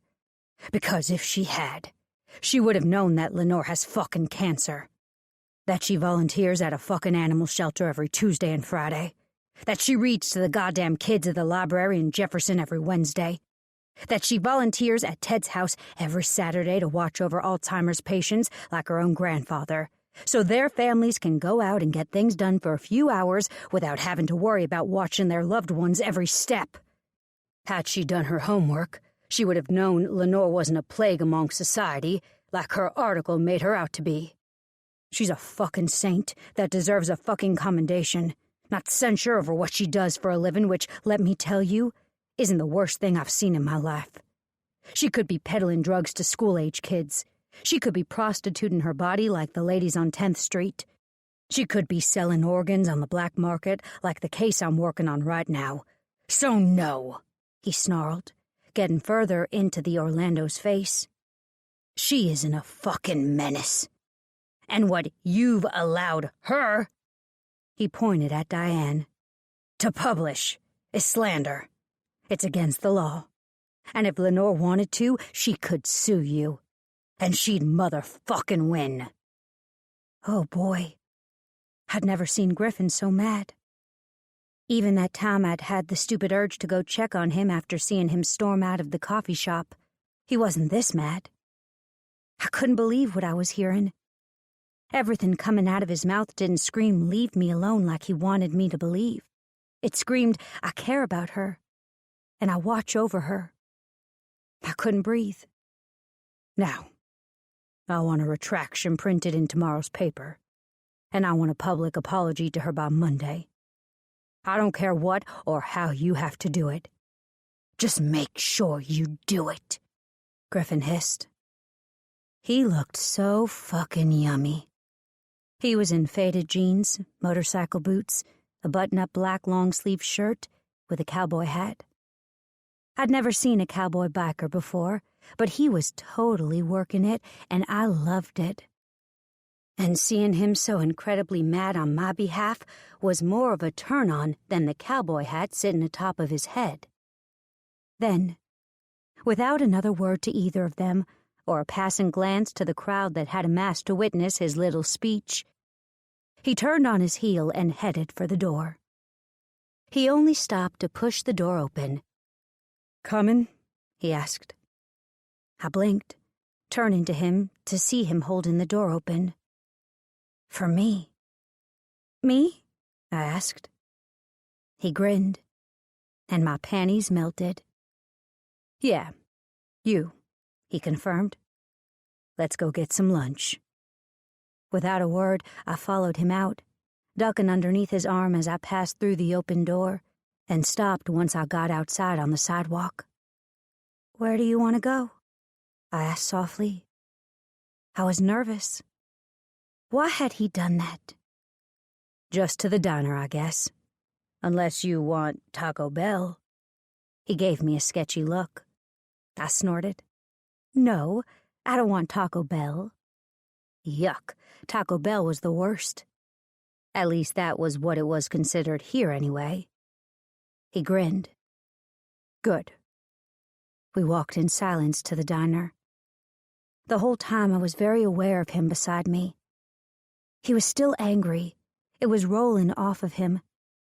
His long strides ate up the sidewalk, and I had to practically power walk just to keep up with him. His hand brushed mine, and my heart sped up in response. I kept my eyes forward, even when I felt him studying my face. What I was wearing, my shoes, my hair. He took in everything about me, and my nipples pebbled in reaction. He noticed those, too. "You read the paper?" he asked finally. I nodded. "Yeah, I read the freaking paper," I sighed. "I'm sorry. Knew the moment I watched her storm off yesterday that she was going to do something stupid. I was ready for it, but I didn't think she'd be so stupid about it," he said. I shrugged. "Diane doesn't like me very much." He laughed. "No, I don't bet she does. What's her problem?" "She's best friends with Remy's wife, Jenna. Jenna and Diane were as thick as thieves in high school and still are. They've made it their life's mission to make sure that I'm miserable as hell," I explained. "Sounds like a bunch of bitches to me," he countered. The diner came into view, and I was suddenly nervous. The diner was the social hub of Uncertain. If you were seen in the diner with someone, especially someone of the opposite sex when you were very single, everyone in the town would know it within 30 minutes. It was one of the perks of living in a small town. Didn't he know what this would say to folks? Even if that's not what it means, that's what they'd think. You do realize that by going in there and sitting down at a table together, you'll be sending a message, whether you mean to or not. You'll be involving me in your life, something you said you didn't want to happen just a few weeks ago, I told him.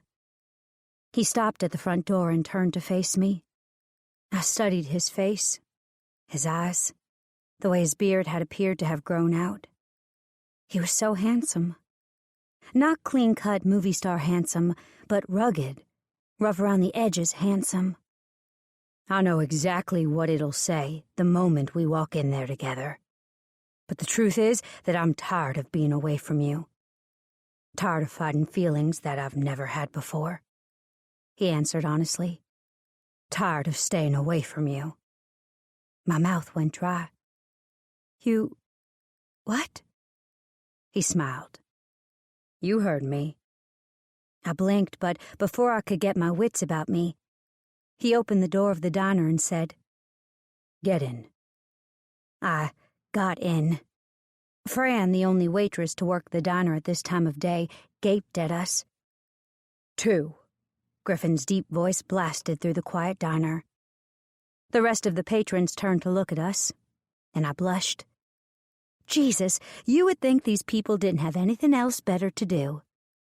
Fran jumped to attention and smiled at the two of us. "Take the one in the back," she replied. Griffin took my hand and led me to the back booth, sitting me with my back to the door so he could see it and whoever came in through it. I sat and stared at him, waiting. He didn't disappoint. "Why'd she write that article?" he asked. "I saw you both yesterday. What did you two fight about that pissed her off so much?" "She said some cruel things to me about my pap, and I couldn't help myself from informing her that her boyfriend was cheating on her," I answered tiredly. He blinked. I turned to look out the window. He was sitting across from me at the busiest eatery in town, which happened to be directly on the banks of the lake. Most people accessed it from the bayou side. I never went on the lake. Ever. And although it was a quietly beautiful view, I didn't find it common like most everyone else did. "Tell me about your pap," he rumbled softly, surprising me. "He was my best friend. Confidant," I said. "He used to live at home with my family. When I moved out, he decided to move closer to where I was going to college. He was in a retirement community about 20 minutes from my campus. I was supposed to go out to lunch with my pap, but when I got out of class, my stomach had started hurting, and I ended up throwing up for 2 hours straight once I got back to the dorm and completely forgot about everything but myself," I said. "When I realized I'd missed the lunch date, I called him right away. But he'd already left because he was worried about me since I never missed any of our lunches. He pulled out onto the highway that led to the campus and was struck by a hit-and-run driver. He was killed instantly." Griffin's eyes closed, and my head tilted as I studied him. He looked torn, like he wanted to say something but didn't quite know how to say it. "I'm sorry to hear about your pap," he said, finally opening his eyes. I smiled sadly. It took me a long time to realize that it wasn't actually my fault. I stayed in school, finished my degree a year later, then moved home, I explained. Uncertain had always been home for me.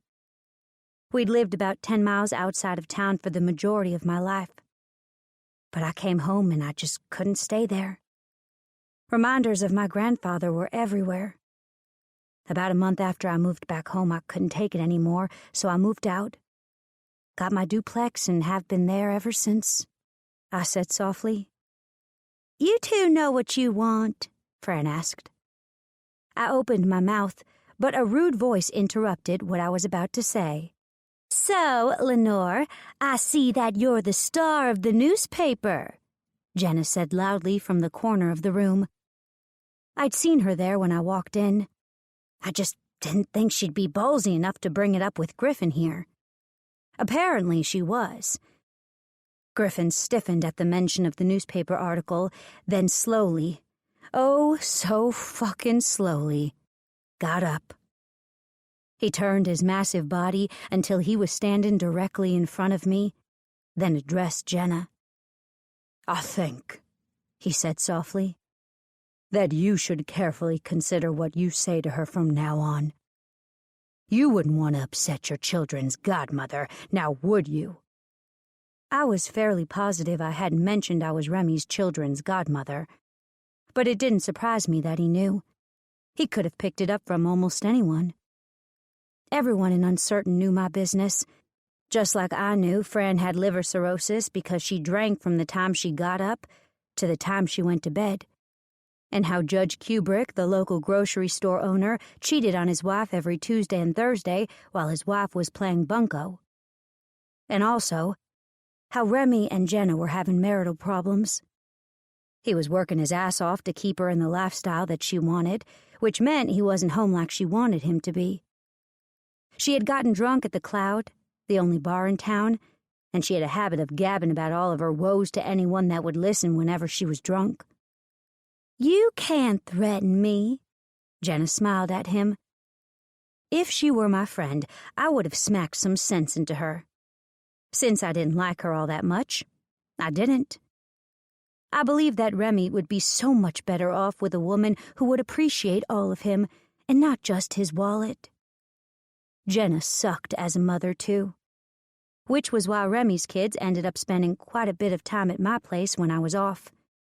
If I wasn't around, they went to Remy's parents' house. Frankly, I wasn't sure Jenna watched them at all. Well, unless Remy was in town. "Where are your kids right now, Mrs. Wicks?" Griffin asked. Jenna smiled darkly at him. "With my husband." "And why are you here instead of with them?" he asked, challenging her. Jenna's smile froze on her face. I'd actually heard from Remy. He invited me to go fishing with him and the kids, but I declined because I'd been too concerned about my business. "They're having some daddy and daughter time," she snapped. I smiled. "You do know that he invited Lenore to go, and apparently not you?" Griffin asked. Ouch, right through the heart. I didn't bother to ask how he knew that either. I just waited to see where Griffin was going with this. "He always does that, which is why I found my own things to do while he does his," she hissed. She immediately saw she made a mistake running her mouth like that, as she looked around hoping nobody was listening. She wasn't that lucky. Everyone had heard that declaration, and not one of us was naive enough to think she meant anything other than she was cheating on her husband. A husband that was a son of the community.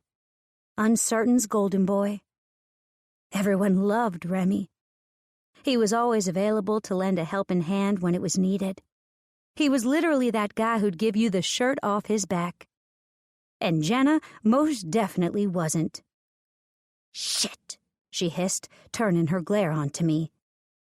"You're such a bitch." I leaned back, smiling. "I didn't start this today. You did." She flipped me off. "Do you know how hard it is to live up to you? Remy loves you. He hates that I won't go hunting with him and loves that you will. Hates that I won't go fishing but you will. Hates that I can't cook and you can. It's like I'm constantly fighting your shadow and you never even had him." I blinked. "Do you think that if you actually tried to do these things with him and for him, that he'd be happy? But you haven't ever tried, though. How do you know you won't like it if you don't even try it? I don't really like fishing either, but I go, and I sit there with him. It's about the companionship, and it's not my fault that I'm willing to do those things with him that you won't," I told her softly. Her eyes flared. "What would be the point? He doesn't ask me," she said. I raised a brow at her. "I've been there when he's asked you before." I called her on her lie. She narrowed her eyes on me. "Let me clarify. He doesn't ask me first." With that, she got up and left, tossing down a $100 bill for a meal that was probably about $10 at most. I just shook my head. She really had no clue about the money situation. If she only understood how hard it was on Remy to do the week-on, week-off thing he was doing. I wondered if she'd be throwing down a $90 tip. Griffin sat down and his eyes were wary. "We're not in love with each other," I blurted again. He nodded. "I know." I raised my brow at him. Seemed I'd been doing a lot of that lately. "How do you know everything about me?" I asked once he sat back down. He smiled. "Trade secret?" I narrowed my eyes. "You're not spying on me, are you?" He raised a shoulder but didn't answer. I thought maybe I should look around my house later to see if I could find any hidden cameras. That'd be like him to do. I can't believe she's cheating on Remy. He's going to be devastated, I said morosely. "You're not going to tell him," Griffin said. Both of my brows rose. "Oh, really? You're not the boss of me." He gave me a look. "That's not something he needs to hear from you. You're his best friend, but he's going to deny it if it comes from you. You need to let him hear about it by himself. I'll tell him." "He's not going to like hearing it from you. He doesn't even know you," I said with affront. "Trust me on this," he said. "He would be better off hearing it from a man. If what you say about being his confidant is true, he'll come to you anyway. But you need to give him time to investigate it before he tells you. It's embarrassing as hell to find out." I blinked. "Someone cheated on you?" I asked softly. He nodded once. "My wife." "You're married?"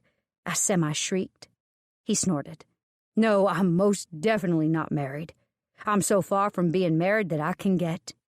At least to that whore." "Shit," I sighed. "What happened?" He shrugged. "The usual."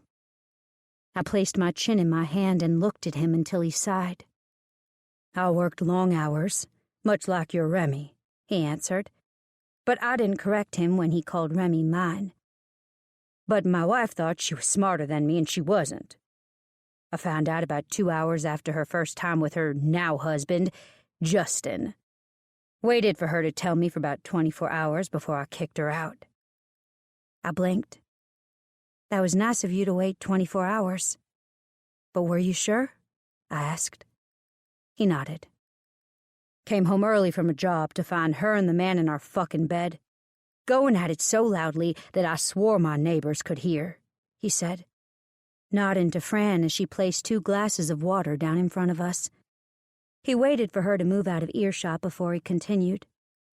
"Was able to watch the whole damn thing without them even knowing. Got his name and info while they took a nap. Called his wife to let her know what was going on.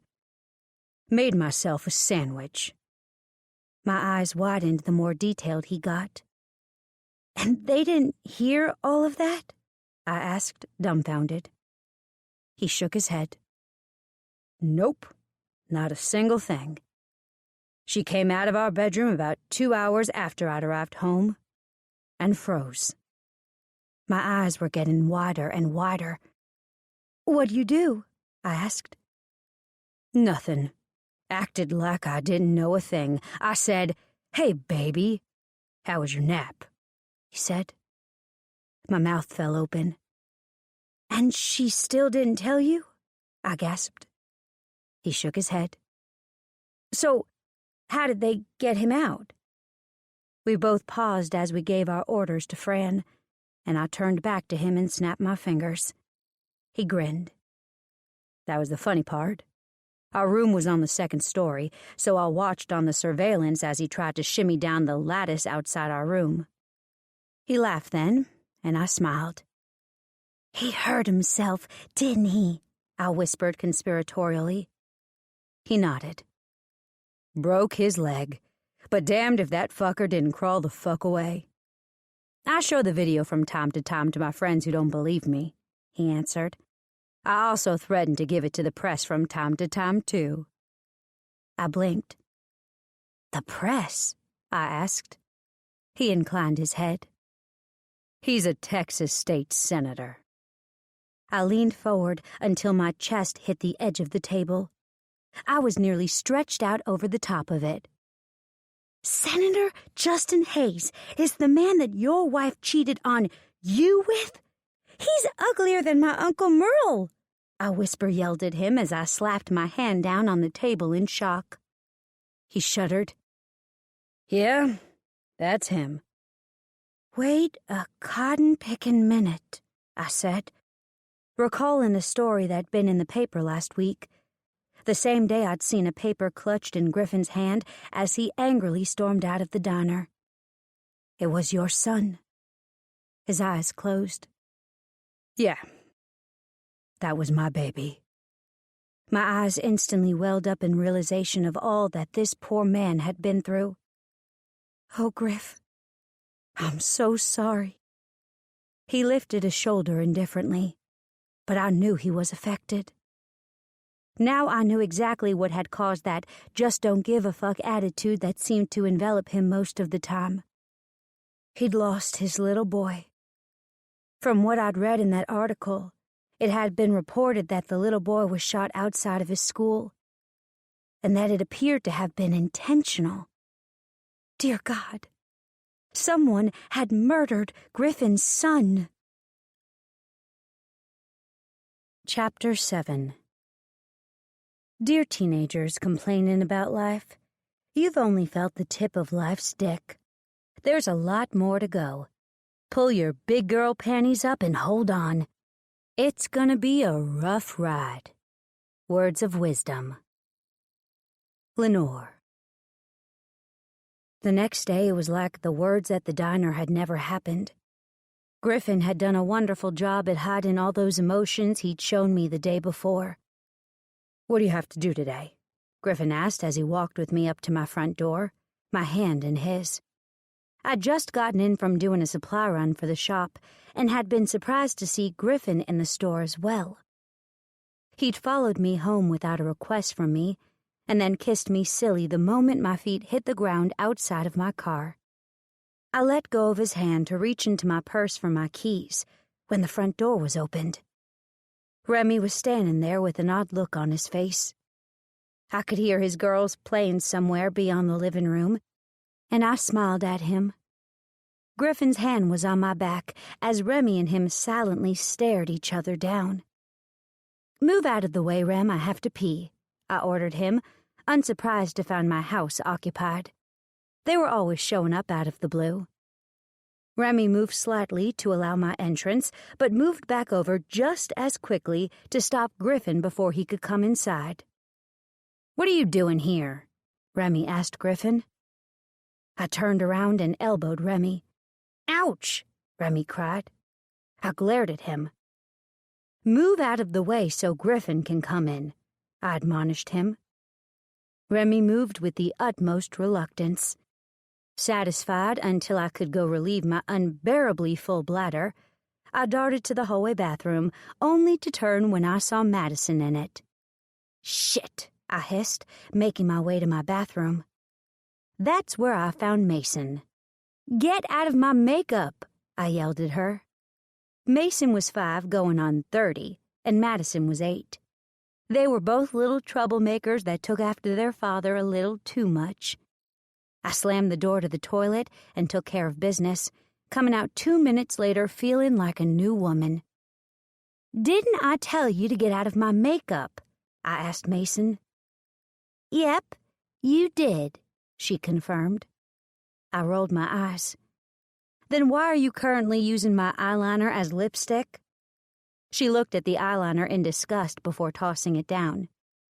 "Nobody tells me anything," Mason cried.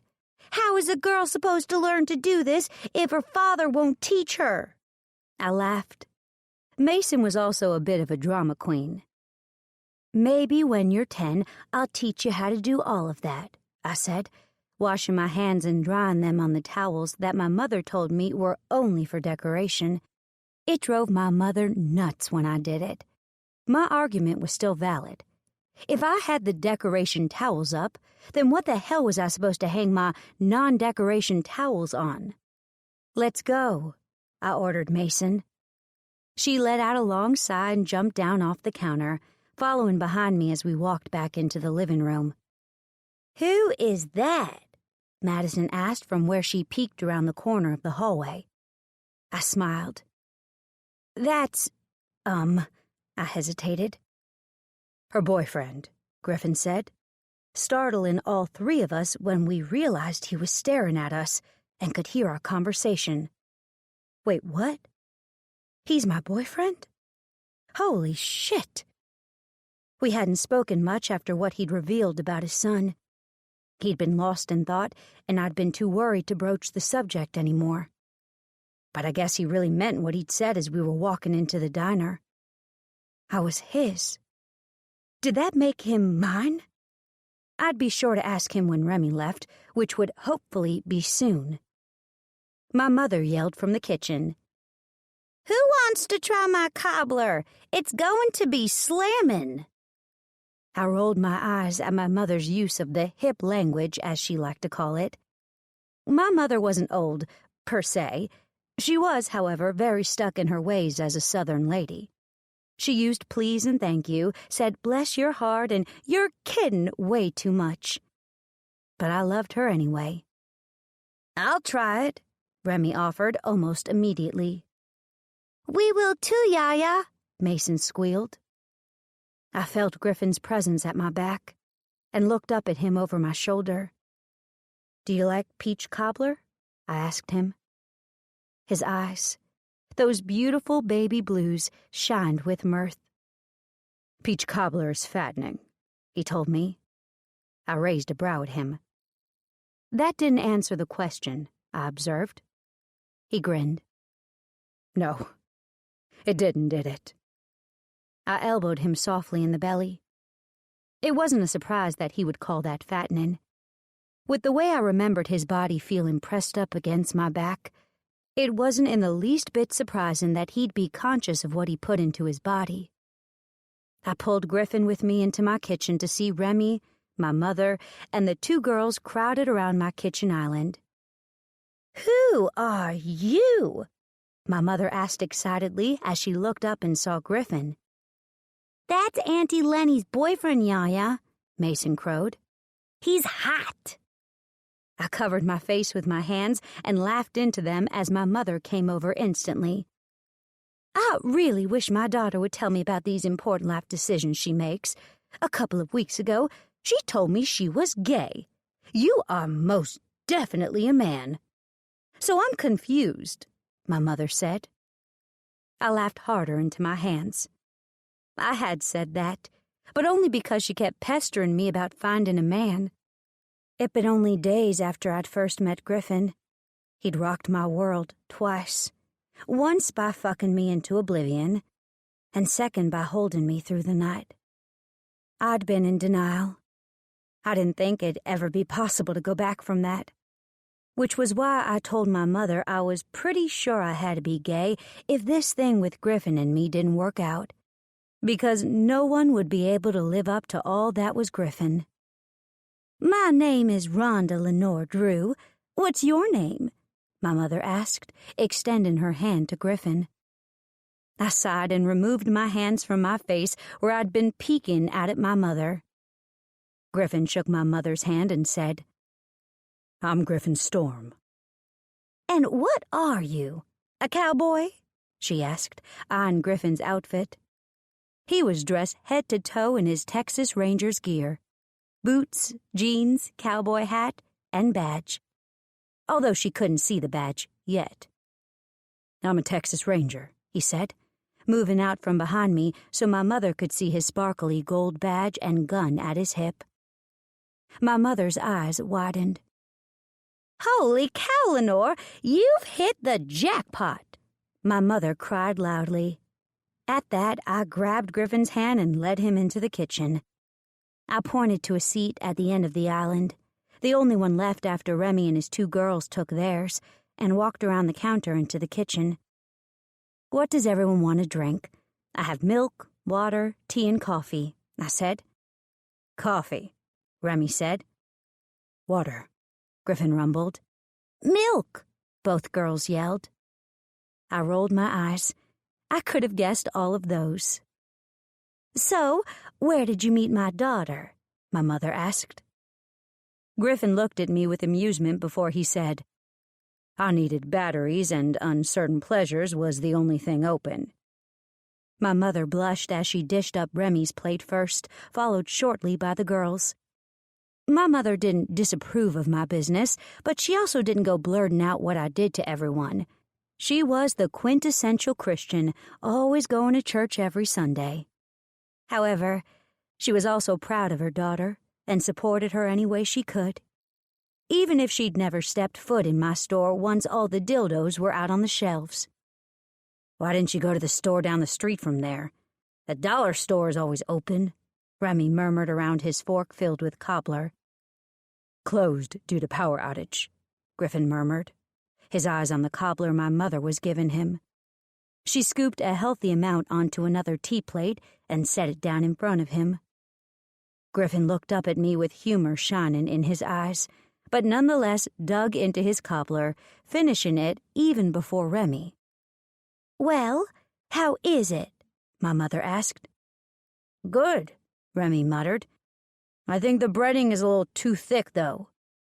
"No, it's perfect," Griffin declared, leaning back to rub his taut belly.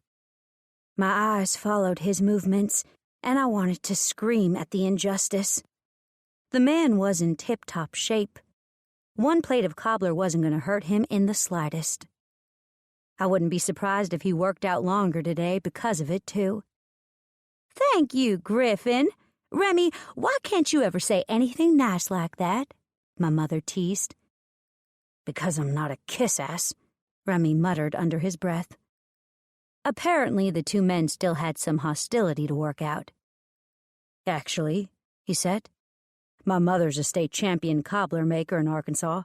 I've tasted so many cobblers that I couldn't even begin to tell you a number, and this one was close to perfect." My mother's eyes lit up. "Really? Who is your mother?" my mother asked, leaning forward onto the kitchen island. "Rayleigh Dean," he answered. My mother gasped. "Your mother is not Rayleigh Dean," my mother squealed. "Oh my God! This is her recipe." Griffin grinned. My eyes widened. Griffin's mother was somewhat of a famous celebrity, kind of like Wolfgang Puck and Emerald. We'd never been without her cookbooks in my mother's house, and I currently had 3 of them in my own cabinet not 5 feet away. "Holy shit," Remy exclaimed. "My mother watches our cooking show every Sunday." Griffin shrugged. "Reruns. She hasn't filmed anything new for 6 months or so."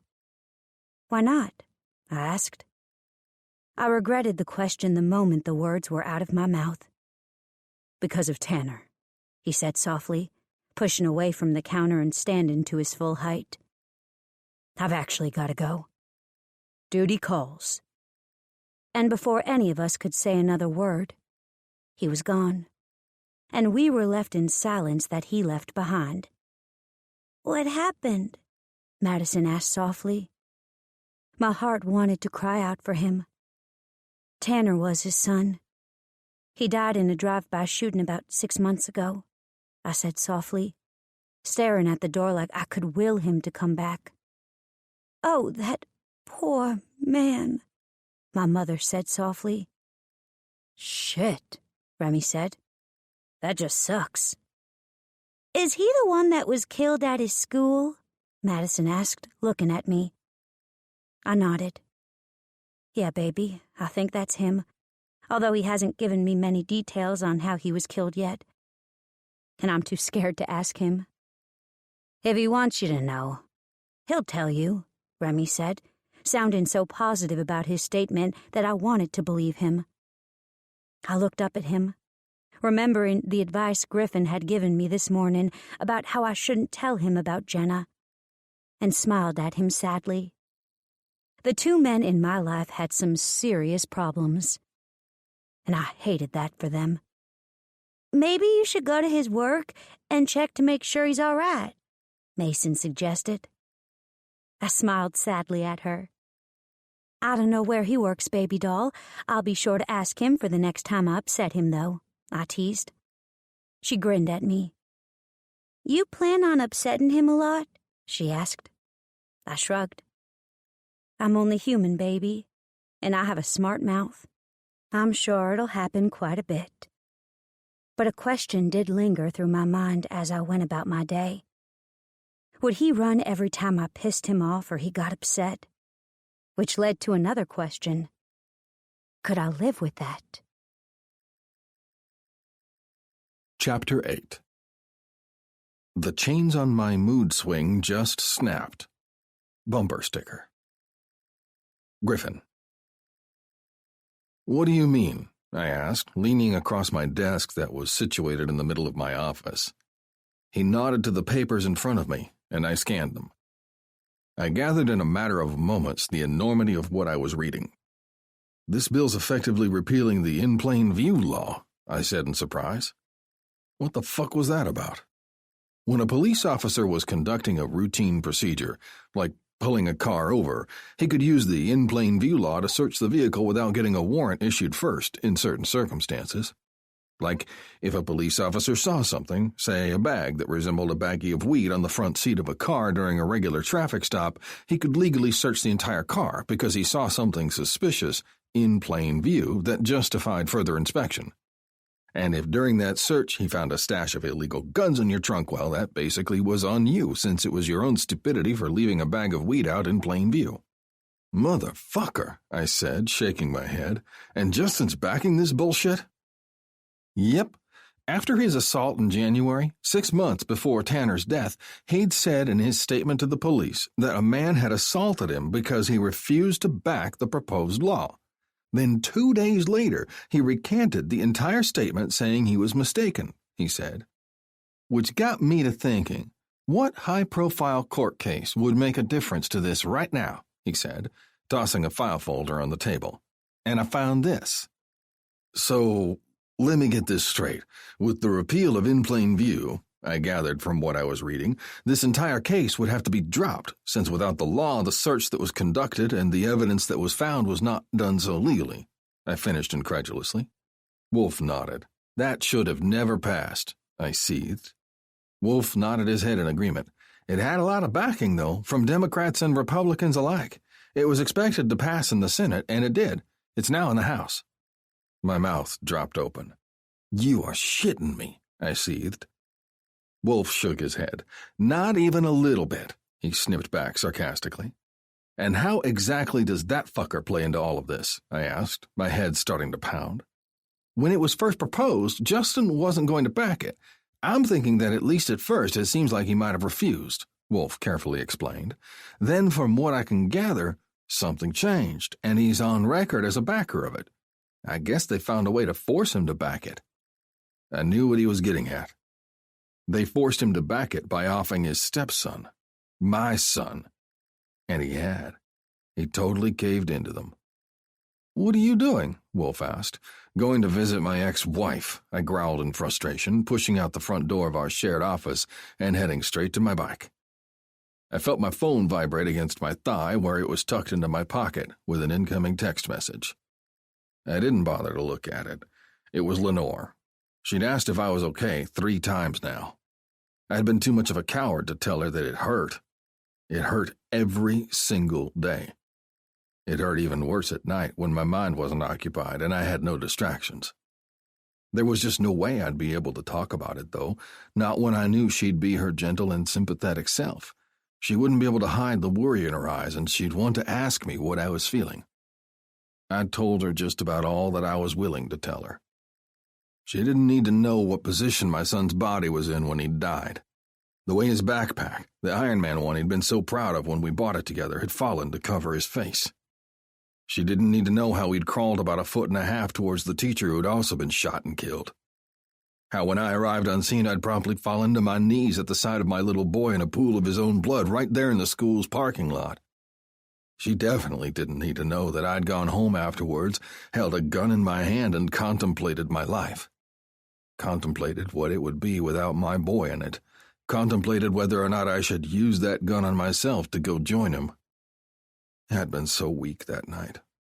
And when I'd woken up the next morning, after drinking myself into a dreamless, passed-out stupor, I realized that I had more life left in me, at least enough to make sure I took down all those involved in my son's murder anyway. Lenore wasn't a part of that plan. But the moment she introduced herself as Lenore and I'd looked into her innocent eyes, then learned that her middle name was Lane, I knew I couldn't deny my feelings for her. Not when she shared the same middle name with my boy. Not when I couldn't stop thinking about her. Not when I couldn't sleep without waking up, wishing she was next to me. I just hoped she'd be able to get over the fact that I couldn't talk about Tanner. Not yet, anyway. It was still too raw, the wound in my heart. It felt like I'd been shot. The pain was a dull ache that reminded me every single second that Tanner was no longer on this earth with me. Would never grow up to go to college. Would never see his wife walk down the aisle towards him. Would never hold his child in his arms and realize that his whole life was in the palm of his hands. The ride to my ex-wife's place was uneventful, and I took the long way, which took me over 2 hours out of my way. The wind was freeing to me. 3 hours of uninterrupted therapy that I desperately needed. It helped me clear my head enough to allow me to think about what would need to be done once I reached Noreen's place. Hopefully Justin was there. It was the weekend, after all. Noreen and Justin were, quite frankly, the busiest people in Texas, though. She was so busy now that she was the wife of Senator Hayes that it was unlikely they ever had time for him. He was my boy, my mini-me. They only ever wanted him for the photo ops. One good thing had come out of her marrying Hayes, though, that being that Tanner and I got even closer than we'd been before. He became more mine than hers. I loved having him with me. It was challenging, with such a demanding job, sure, but I'd give my life to have that again. To have him wake up in the morning and ask for candy instead of cereal. To have him refuse to go to bed, begging me for just one more show. Pestering me relentlessly to watch Shark Week. I'd cried last week when I saw a Shark Week teaser on TV. This would be the first time in 4 years that I wouldn't watch it 24/7 for a solid week. I arrived at Noreen's gates at the front of their estate almost before I was ready. I hadn't seen her since Tanner's funeral. I couldn't deal with her shit on a good day, and I really didn't want to deal with it today. But I needed answers. Answers that would only come if I asked the questions. Turning the bike off, I pressed the intercom button and waited for the butler, or whatever the hell he was, to answer. It didn't take long. He was always prompt. "May I help you?" Broderick asked coolly. "Yo, Brody, can you let Noreen know I'm here and would like to speak with her?" I asked him. Broderick's tone audibly changed within moments of hearing my voice. "Certainly. Please pull around." I did as told, starting my bike and pulling it into the visitor's drive that led to the front steps of Noreen's swanky home. Broderick opened the door as I was getting off my bike. I grinned at him and offered him my hand. "Hey, man, how's it going?" I asked. Broderick smiled at me, but I could see the same grief in his eyes that I saw in mine. Broderick and Tanner had been thick as thieves. Broderick had been the one watching Tanner the majority of the time that he was here, and he loved Tanner like I did. Like a son. And he was grieving, just like I was. One just didn't wake up and get over this kind of pain. It was the kind of pain that wrapped around your heart, squeezing it so hard that you could barely breathe whenever you thought about it. And I could tell we were both thinking the same thing in that moment, that we missed Tanner. That we'd give anything to have him in between us like it used to be when I'd come over to pick him up or drop him off. "Mr. and Mrs. Hayes are to be leaving shortly." He looked over his shoulder. "They're going to a social function." His voice held anger. Anger was something I was used to. I'd harbored my anger, weaving it around me like a web of protection in hopes that it would get me through the day. Most of the time it worked, but sometimes it didn't. "I won't be long," I said, offering him my hand. He took it, nodding. "They're in the front room," he said, squeezing my hand in commiseration before I walked past him. My heart ached when I stepped inside and didn't see my boy barreling toward me. Something that had happened every time I entered this house without him. He'd run to me, a huge smile on his face, as he screamed that he'd missed me. "What are you doing here, Griff?" Noreen asked. I ran my hand through my hair, letting it settle on the back of my neck while I contemplated my shoes and got my thoughts in order to reply to her question. "I need to talk to you and your husband," I said. Her eyes narrowed. "We're to be at a function in about an hour."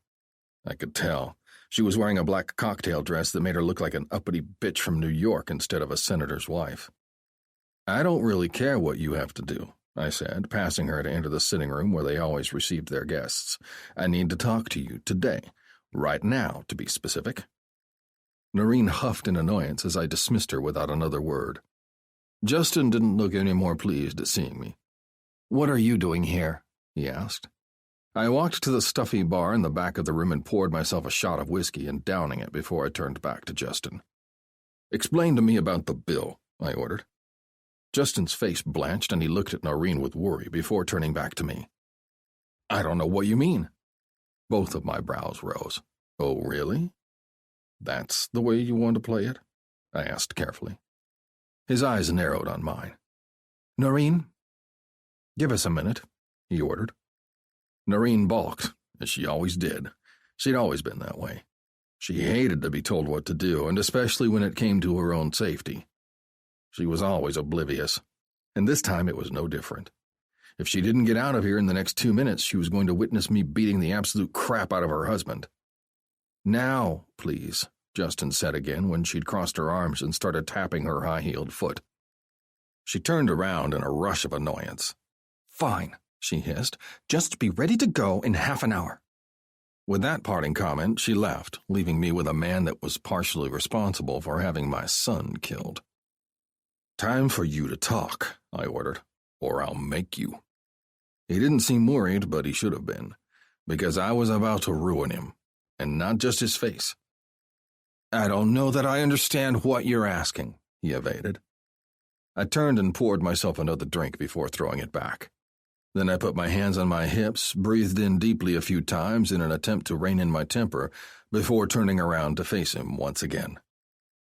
"Okay," I said, walking toward him. I popped my knuckles as I went, not stopping until I was directly in front of him. "You're sure?" I asked once again. His eyes narrowed. "I'm sure I don't know what—" I didn't let him finish. My fist met his stomach in the next second, and he doubled over in pain. The breath from his lungs exploded in a deep exhalation, and he started to wheeze. "I don't know," he insisted wheezily. The next shot was against his foot when I stomped mine down on his instep before quickly following it up with a knee to the face. He dropped down to the ground, and I saw that the tan tuxedo he was wearing now had the blood from his broken nose all over it. "You sure about that?" I asked. "Yes." He was crying now. I smiled then. I used the bottom of my foot to force him onto his back, holding him in place with some of my weight on his chest as I looked down at him. "Well then, let me tell you what I already know," I said, looking down at his blood-covered face. "I know that you were asked to back a bill, and when you said no, they retaliated by shooting my son. Then when you realized how far they were willing to go, you suddenly changed your mind and backed the bill." His eyes closed, his shoulders slumped, and I could have sworn he started to cry harder, but it was hard to tell since he was already crying pretty hard from the broken nose. It had to sting like a bitch. "I can't tell you," he whined nasally. I got down on one knee beside his head and bent slightly forward to stare directly into his eyes. "I don't care if you die. I don't care if Noreen dies. Y'all chose y'all's bed, now y'all gotta lie in it. The person who didn't have a choice was Tanner, and he didn't deserve what happened to him. Now, I know you probably never thought they'd really take it that far, but you did know there was a threat, a possibility, and you didn't tell anyone, specifically me. So now I'm telling you that you will tell me. Your life as you know it is over. Now all you can do is tell me the entire truth before you go down for it.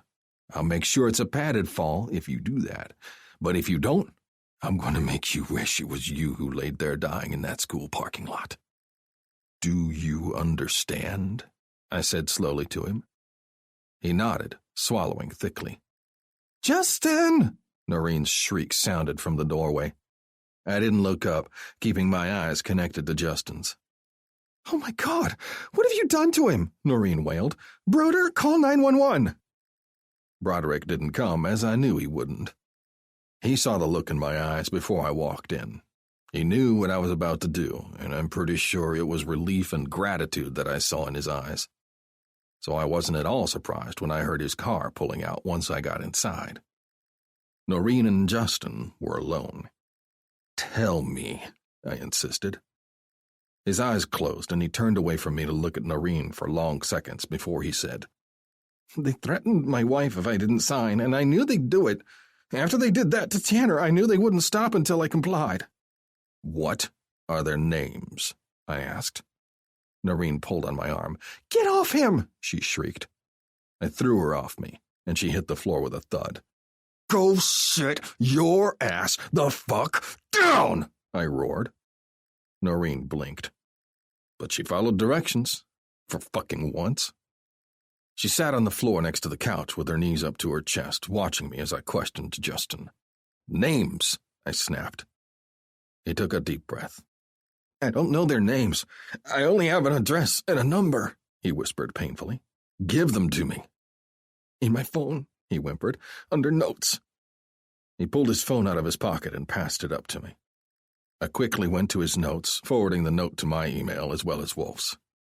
I threw the phone onto the ground next to his face, and it bounced to hit him in the nose again. He hissed in a breath, and I smiled.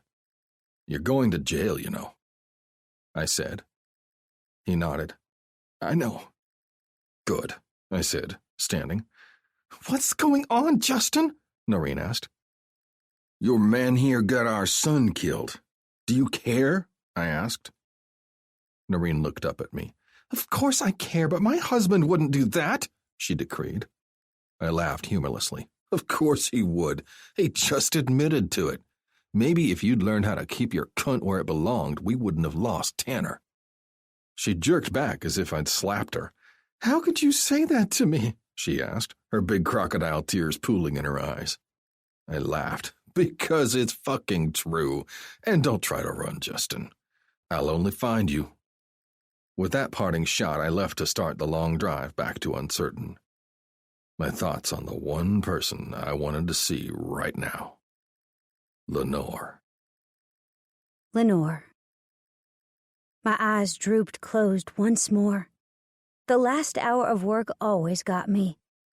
There was something about last hour, between 1 and 2 a.m., that always had me fighting off sleep.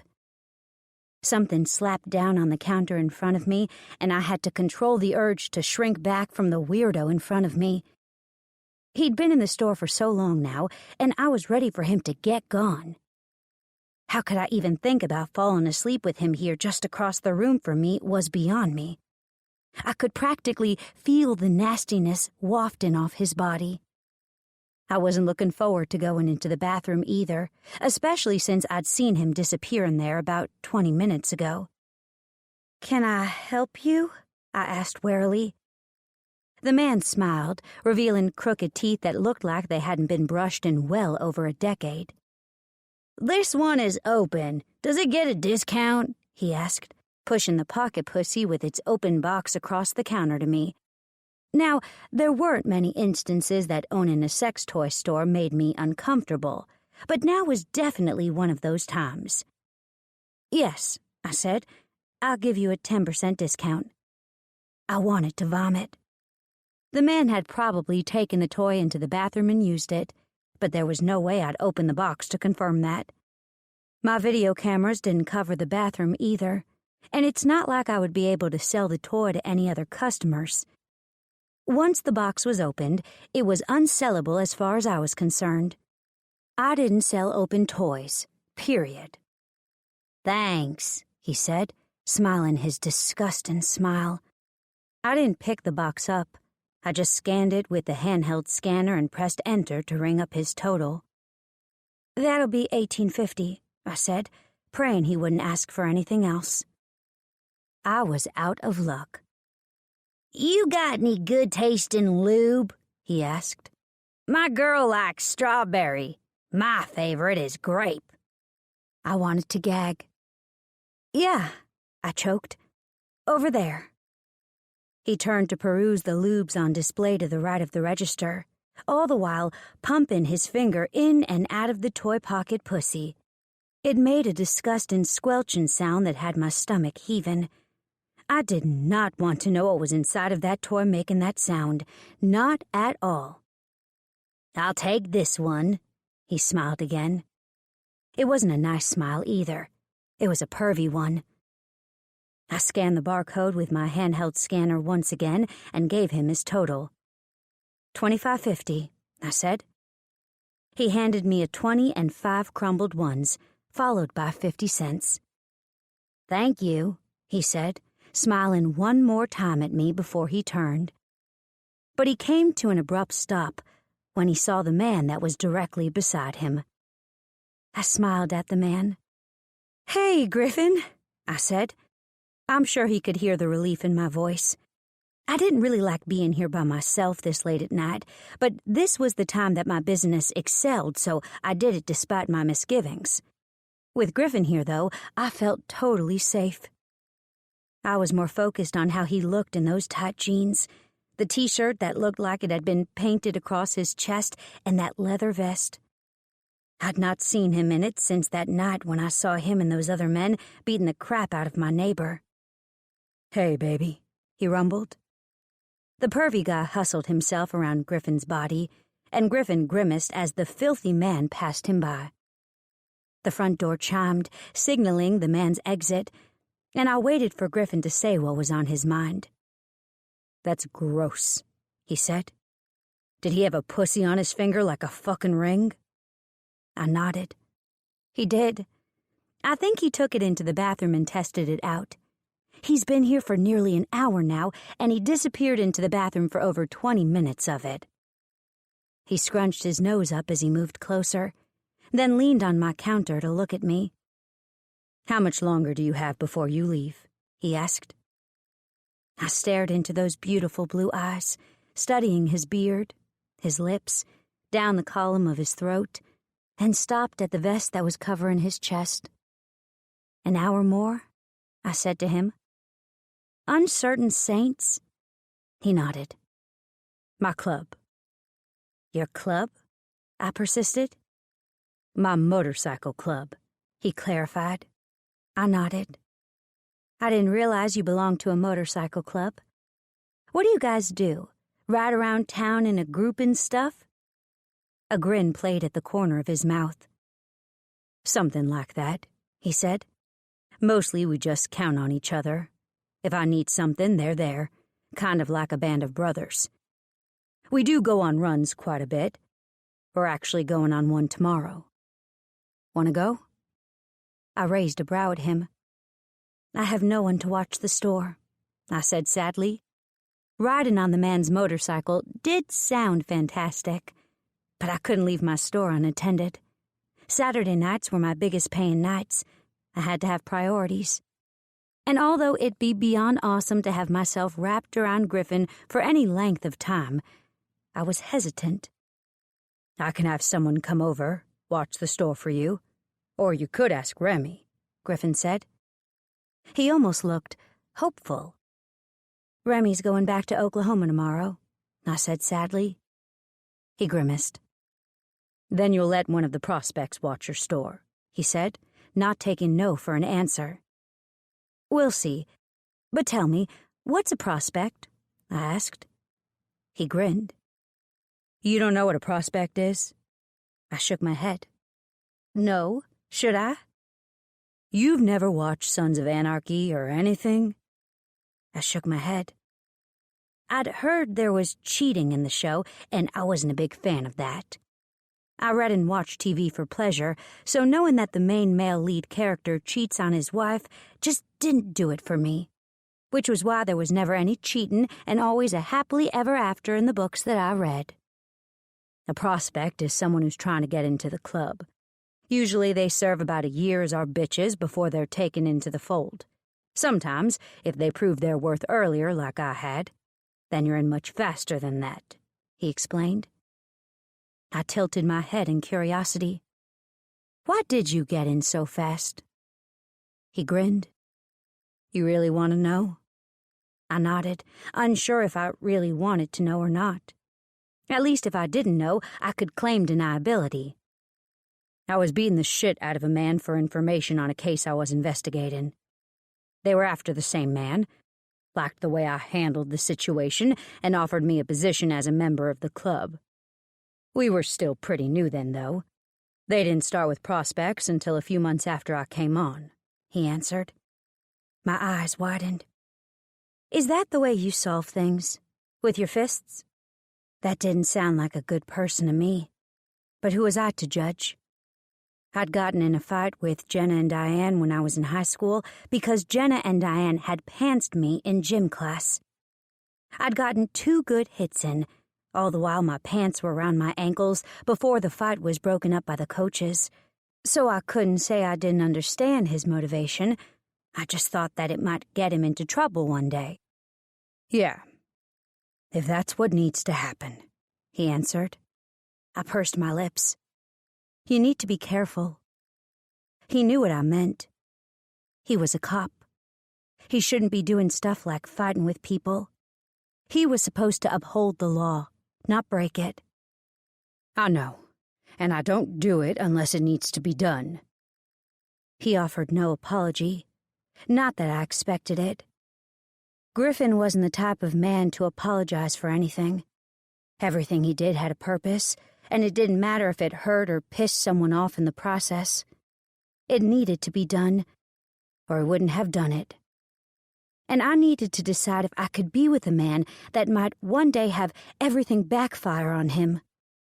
Could I stand by his side?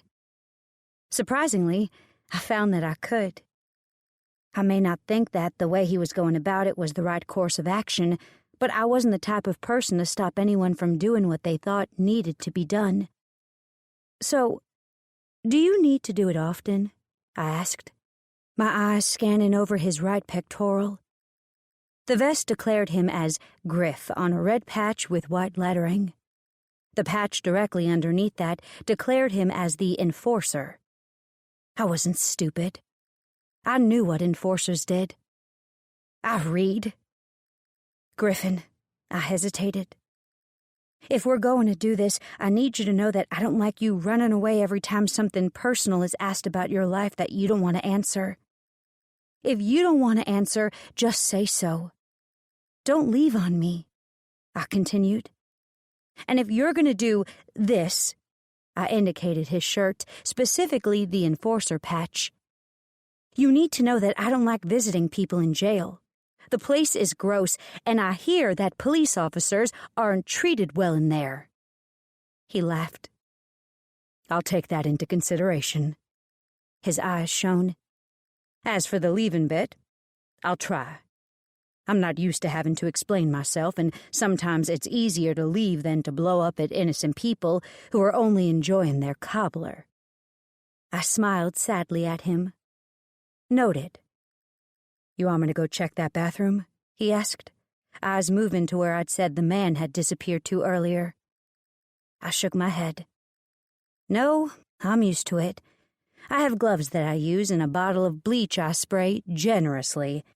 I'm not sure my smalls will fit onto your hands, and I'd hate for you to stain your clothes, I said, picking up his hand. It was big, way bigger than mine. Scarred, too. And strong. You look like you got into another fight tonight, I said, my fingers brushing lightly over the scraped knuckles. He grunted in reply. Well, that wasn't a denial, at least. You wanna come home with me? I asked, looking up at him. He grinned. Actually, I was hoping you'd come home with me. I smiled. You think I'm gonna say no to you? He shook his head. No, I didn't think you'd say no. So you think I'm easy? I shot back. He shook his head. Not easy, no. Just unable to resist me. I laughed. You think I can't resist you? He nodded. Prove it. I've got a will of iron. He snorted. Iron isn't as solid as, say, steel, but it doesn't matter. If I wanted to take you right here, you'd do it.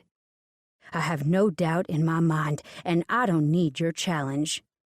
You stand no chance. Talk's cheap, big boy. Time to put your money where your mouth is, I said, wadding up a piece of paper from an order I'd filled online earlier and tossed it at him. It bounced off his chest, and his eyes followed it as it fell to the ground. So you want to play, do you? He asked. You want to get fucked in your store, where anyone can see you? I blinked. I hadn't really thought out the logistics of it all, but I could tell that he'd done so. And I found my heart beating harder. I was breathing faster. And by the look in his eyes, I could tell he knew that I was excited about the prospect. I'd never been what was known as a bad girl. I was always somewhat conservative. At least until lately, my subconscious whispered. I'd never done anything out of what was expected of me. But right then, with that look in his eyes, I knew I was going to give him me. Give him exactly what he wanted. even if later I might regret it. Chapter 9. If you mean donut when you say I'll give you the big D, then yes, I'll take the D. If not, then I'm not interested. Lenore to a customer. Lenore. Go lock the door. I swallowed hard, staring at the intent look on his face, and thinking I was stupid 7 ways to Sunday. You don't taunt someone like Griffin fucking Storm. Jesus, Lenore, what are you thinking? My thoughts carried me to the door as I locked the door, 20 minutes early, and started to pull the shades. Leave them, he ordered. I swallowed nervously, turning to face him. As I started to step forward, he stopped me with the palm of his hand. Hit the lights, he said gruffly. I cleared my throat, turning around to hit the lights. The store, minus the lights illuminating the dildo display along the back wall, turned off. I stood in the near darkness, admiring the back wall that was lit up like a fucking shrine of dildos. I wanted to laugh. I never turned the lights off in this order. Normally, the lights above the dildos were the first ones to go off, followed by the one over my desk. The ones over my desk went off next, and we were left in near darkness. Now what? I asked, worrying my lip with my teeth as I waited for his instructions. You got the back door locked? He asked. I nodded.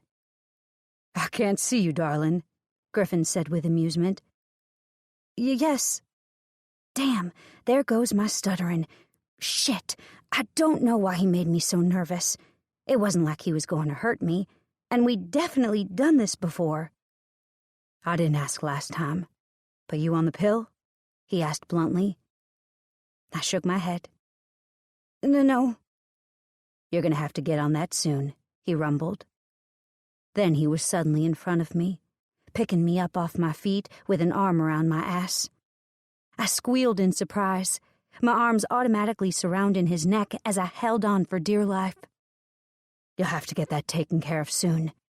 I want to be in you bare, he rumbled. I wanted him in me bare, too. Unfortunately, I was allergic to nearly every form of birth control except for condoms and possibly the implant. I hadn't tried the implant yet. I hadn't had a reason to.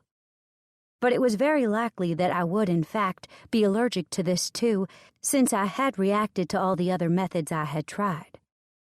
Low hormone pills, the ring, the shot. Been there, tried them all to no avail. I never got a chance to explain any of this. Nope, I was too consumed with what he was doing to my neck with his lips. His beard scraped deliciously across the sensitive skin, and I shivered when he started to suck. I'd have hickeys in the morning, but I couldn't find it in me to care.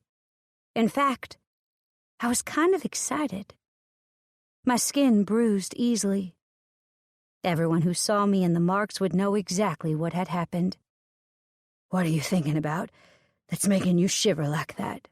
He rasped, his tongue licking from my collarbone all the way up to my chin. I gasped as those gentle swipes of his tongue were felt in my pussy. You, I answered honestly. Good, he mumbled, hefting my ass up on top of my counter. The cup of pens I had sitting on my counter next to the cash register fell to the floor, pens scattering everywhere. Lean back, he ordered. I did, letting my back fall backwards until it hit the cool wood countertop with a soft thump. His hands started to deftly work at my zipper, followed shortly by my buttons.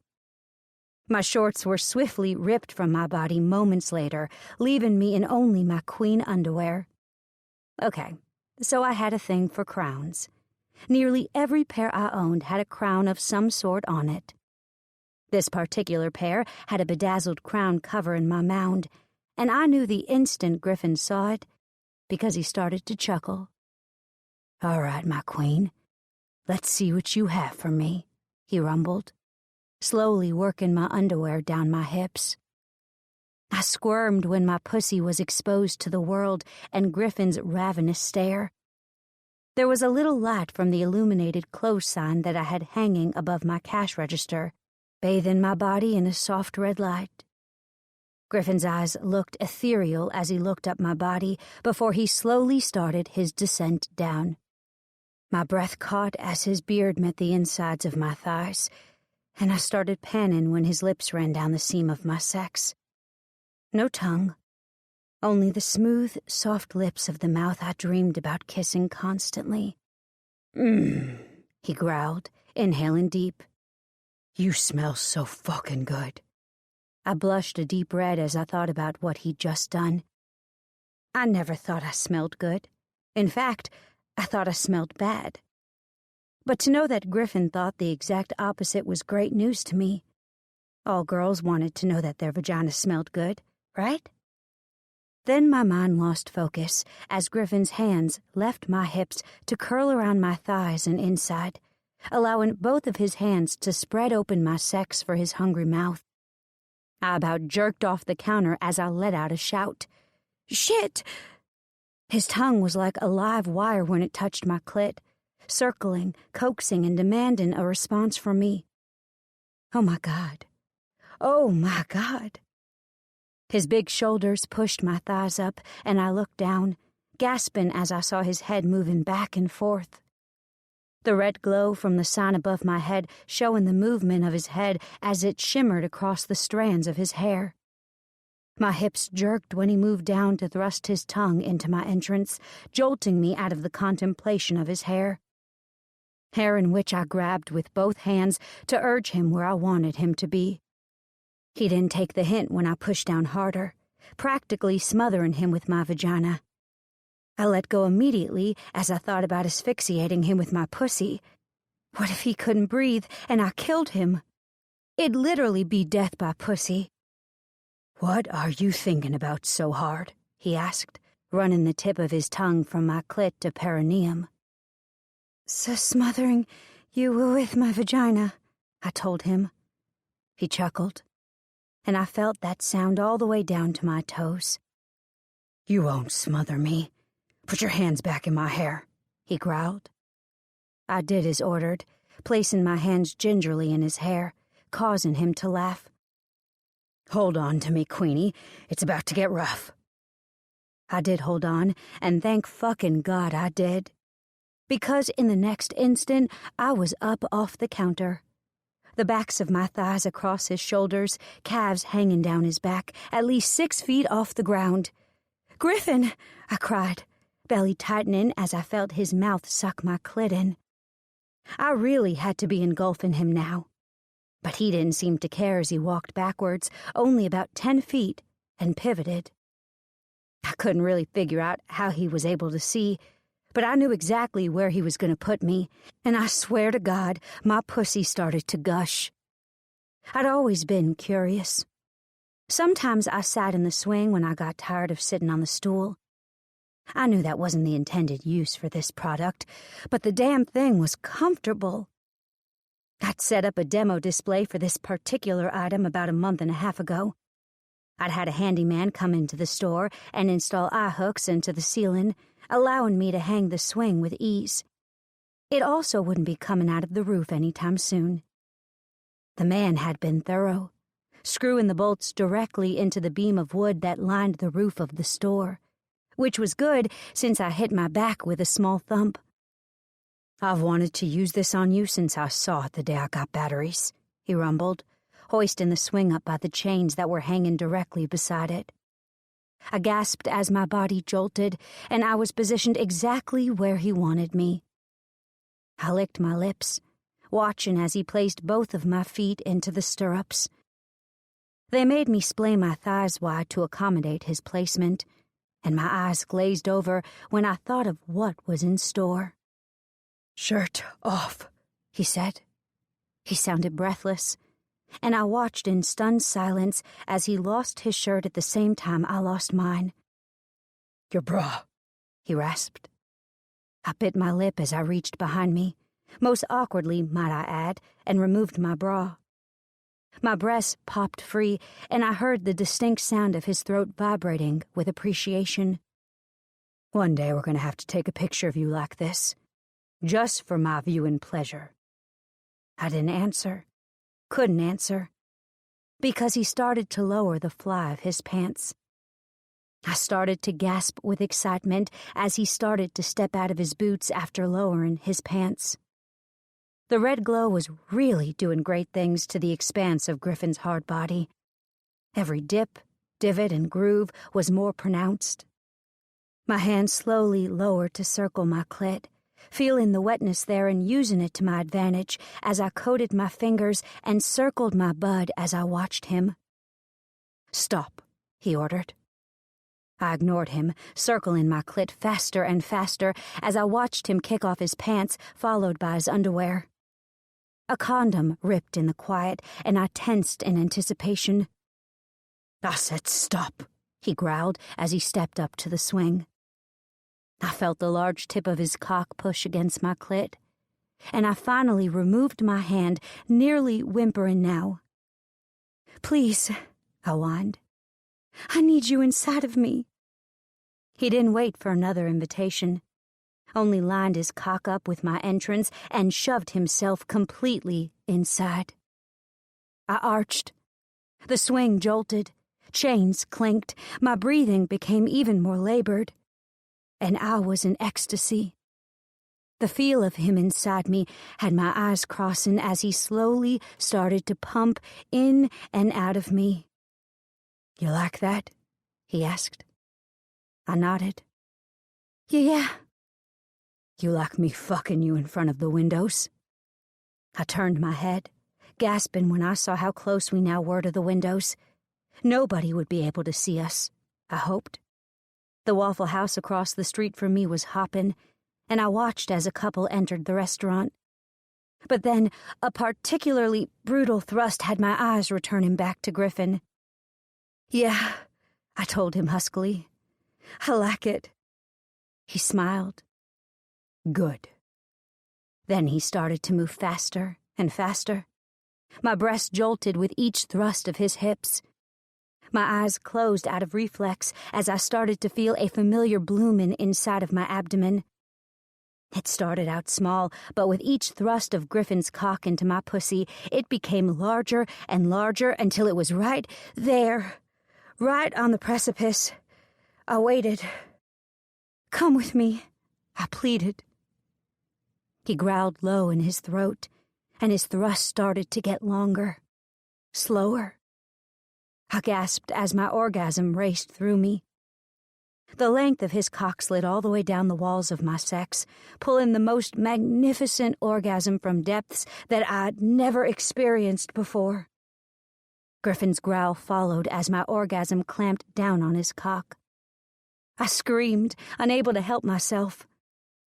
My head fell back as far as the swing would allow me. My hands clenched around the chains. My heels dug into the stirrups. Everything came together until my pussy exploded into ecstasy. "Motherfucker!" Griffin bellowed. Then he started to follow me over the cliff, plunging down with me twice as fast. Short grunts, followed by a final sigh of completion, followed his release. And I laid there in a daze. "You broken?" he asked, pulling out of me slowly. I agreed. Or maybe disagreed. I wasn't really sure. Tink, tink, tink, tink. Someone was at the front door, slowly tapping a finger against the glass. I stiffened in the swing and slowly started to untangle my feet from the stirrups. Except they wouldn't budge, and all I did was end up flopping around like a fish while the chains groaned from my movements. Chapter 10. I hate being sexy, but I'm a bearded man. I can't help it. T-shirt. Lenore. "Easy, baby," he soothed, reaching forward and helping me remove my feet from their leather prisons. "Don't move. He can't see in here," he soothed. Except my mind wasn't really into being calm. It was working myself into a tizzy. Who is it?"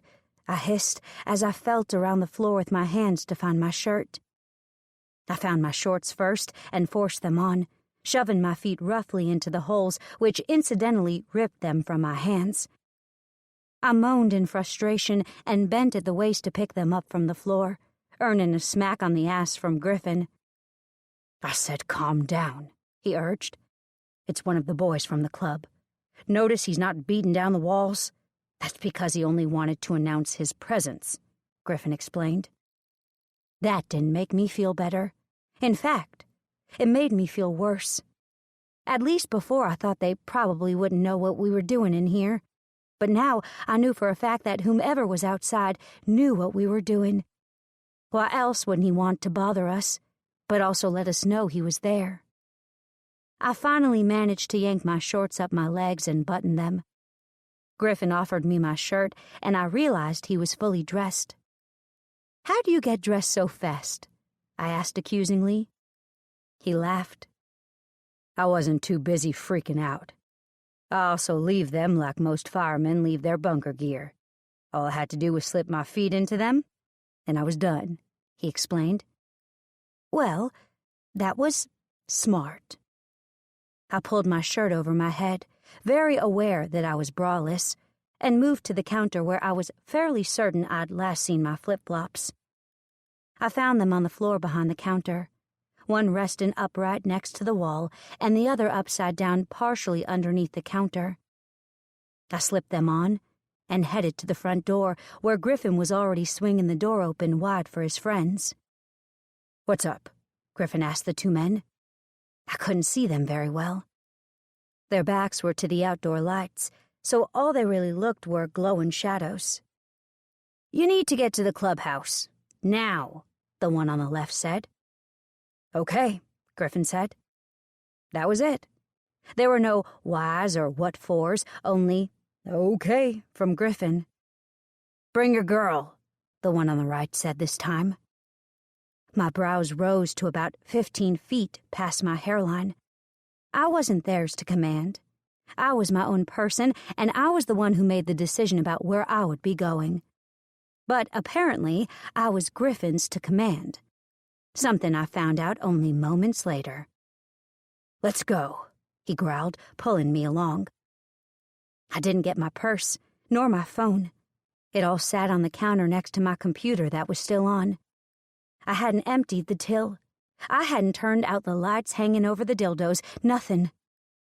All I got was a yank on the arm, and I was made to follow Griffin and the two men. The 20-minute ride later did nothing to improve my mood. I held on to Griffin's body reluctantly as we made the last turn into the clubhouse, and I hated it instantly. I could smell the water of Caddo Lake. I could practically feel the slithery, slimy things trying to get me. The dark night air pressed on my body like a second skin, and I wanted to cry. I really, really hated the lake. Had I mentioned that? No, hate wasn't a strong enough word for the revulsion I felt when it came to that particular body of water. I detested the lake. When I was 15, my father and I used to go on regular runs to the lake and the bayou. We'd fish, we'd laugh, we'd have fun. But one day on a particular fishing excursion, it hadn't been our usual. That day wasn't the nicest. It was dark, really dark, and I'd been reluctant to go out with my father, but I hadn't wanted him to go alone. So I'd gone with him. My father had an old boat. It wasn't the prettiest, but it ran like a top. Until it didn't. We'd gotten out on the lake about 4 miles out from our truck, and the boat had started that puttering sound. You know the sound. All vehicles make that sound when they aren't working correctly, and my father's boat was not an exception. So there we were, 4 miles out when the sky opened up. It was raining terribly, and the water in the boat was filling up fast. My heart had started pounding as I used the lid of my daddy's tackle box to start bailing out water. It did no good. Within less than 30 minutes, the boat was so filled with water that we had no other recourse but to get out and swim. "Get off, Queenie," Griffin rumbled, startling me out of my personal hell. I tried to shake off the past, but I was still scared as hell. I hadn't been this close to the lake for nearly 10 years. In fact, since that day, which also happened to be the eve of my 15th birthday. And my birthday was 5 days away. It was too close for comfort for me. I held on to Griffin's arm tightly, unintentionally digging my nails into his skin. When he tried to remove his wrist from my grip, I started to hyperventilate. "Your girl's about to run," one man who'd driven beside us the entire way here said. I was beyond caring at that point, though, mostly because I could hear the soft swells of the water lapping against the shore, getting closer and closer, and I was fairly sure I was about to have a full-on panic attack any second. Griffin, of course, misunderstood my fear. He thought I was scared because I was at his clubhouse, and he was getting pissed. "Would I ever fucking hurt you, Lenore?" he growled, pulling me closer. I couldn't see him. My eyes blurred with my tears. My breathing became choppy, and my face was now slicked with a thin layer of sweat. "Lenore," he growled, yanking his hand from my grip and placing both of his big hands on my face. "What the fuck?" My knees buckled. "Motherfucker," he growled. "God damn it. Mig, go get the fucking door." The moment his foot stepped onto the dock, I passed out. And then it was just the darkness of sweet nothingness. "You didn't have to kidnap her," a deep voice growled. "I didn't fucking kidnap her. She was fine until we pulled into the parking lot," Griffin said defensively. "She's gonna think we're a bunch of thugs who kill people," another added. "We do." I didn't want to touch that one. Reluctantly, I opened my eyes and immediately squeaked in surprise when I saw Griffin's face nearly touching my own. His eyes were lined up with mine, and I was breathing in the air he was exhaling. "You okay?" he asked. Yeah, I croaked. "What happened?" His brows rose. "You passed out when we pulled into the parking lot." Then the realization of what I'd done dawned. "Shit," I groaned. "I'm sorry." "What was that all about?" he asked, holding his hand out for me to sit up. I took his offered hand and sat up, swinging my legs over the side of the couch and took in the room. We were in a huge open floor plan house. I was sitting on a couch in the middle of the living room, and directly in front of me was the kitchen. I knew I would find an open window that would look out onto the lake, so I stayed directly where I was, not moving a muscle. "Are there blinds on that window behind me?"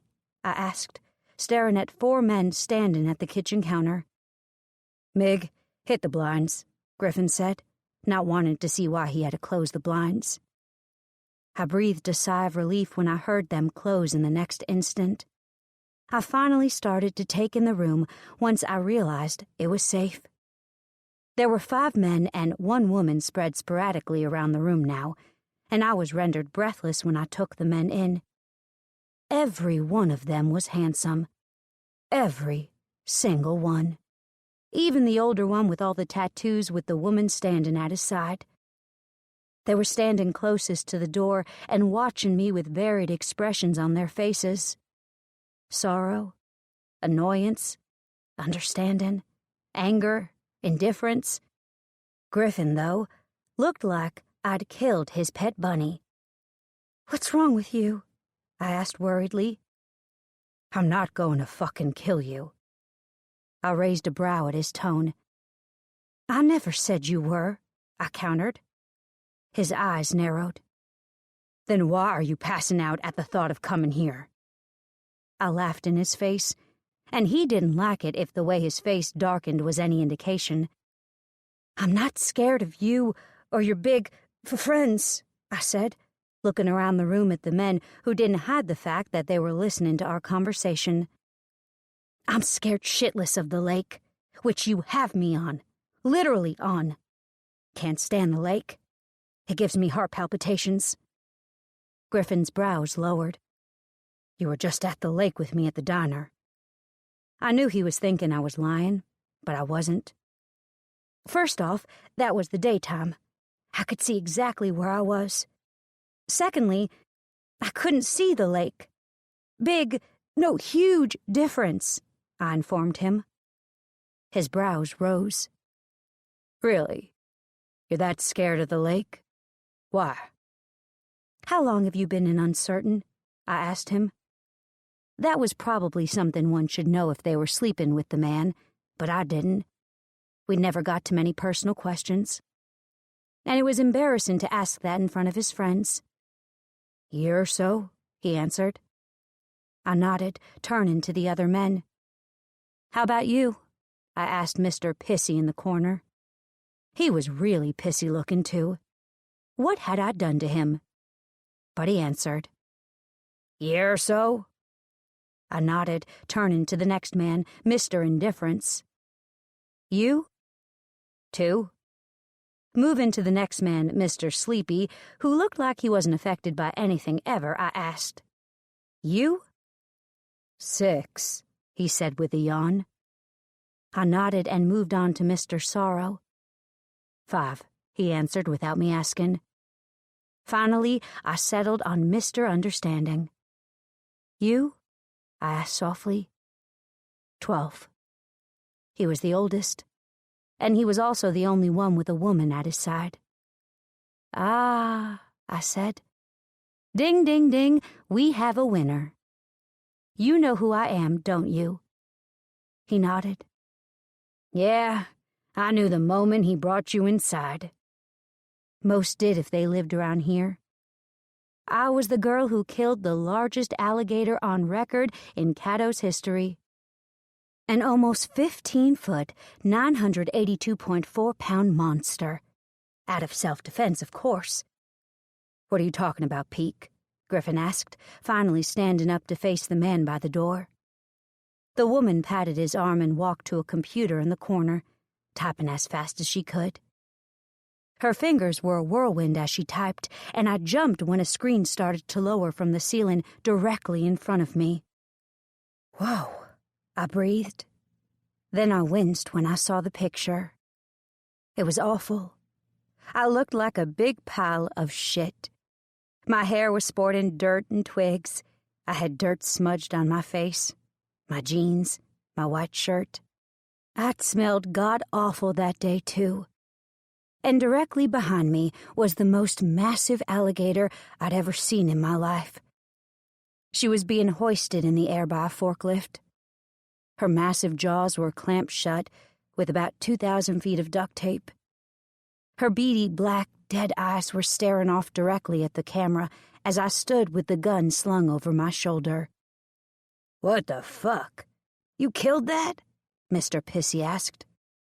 I looked over at him. Yeah, I croaked, turning away from the screen.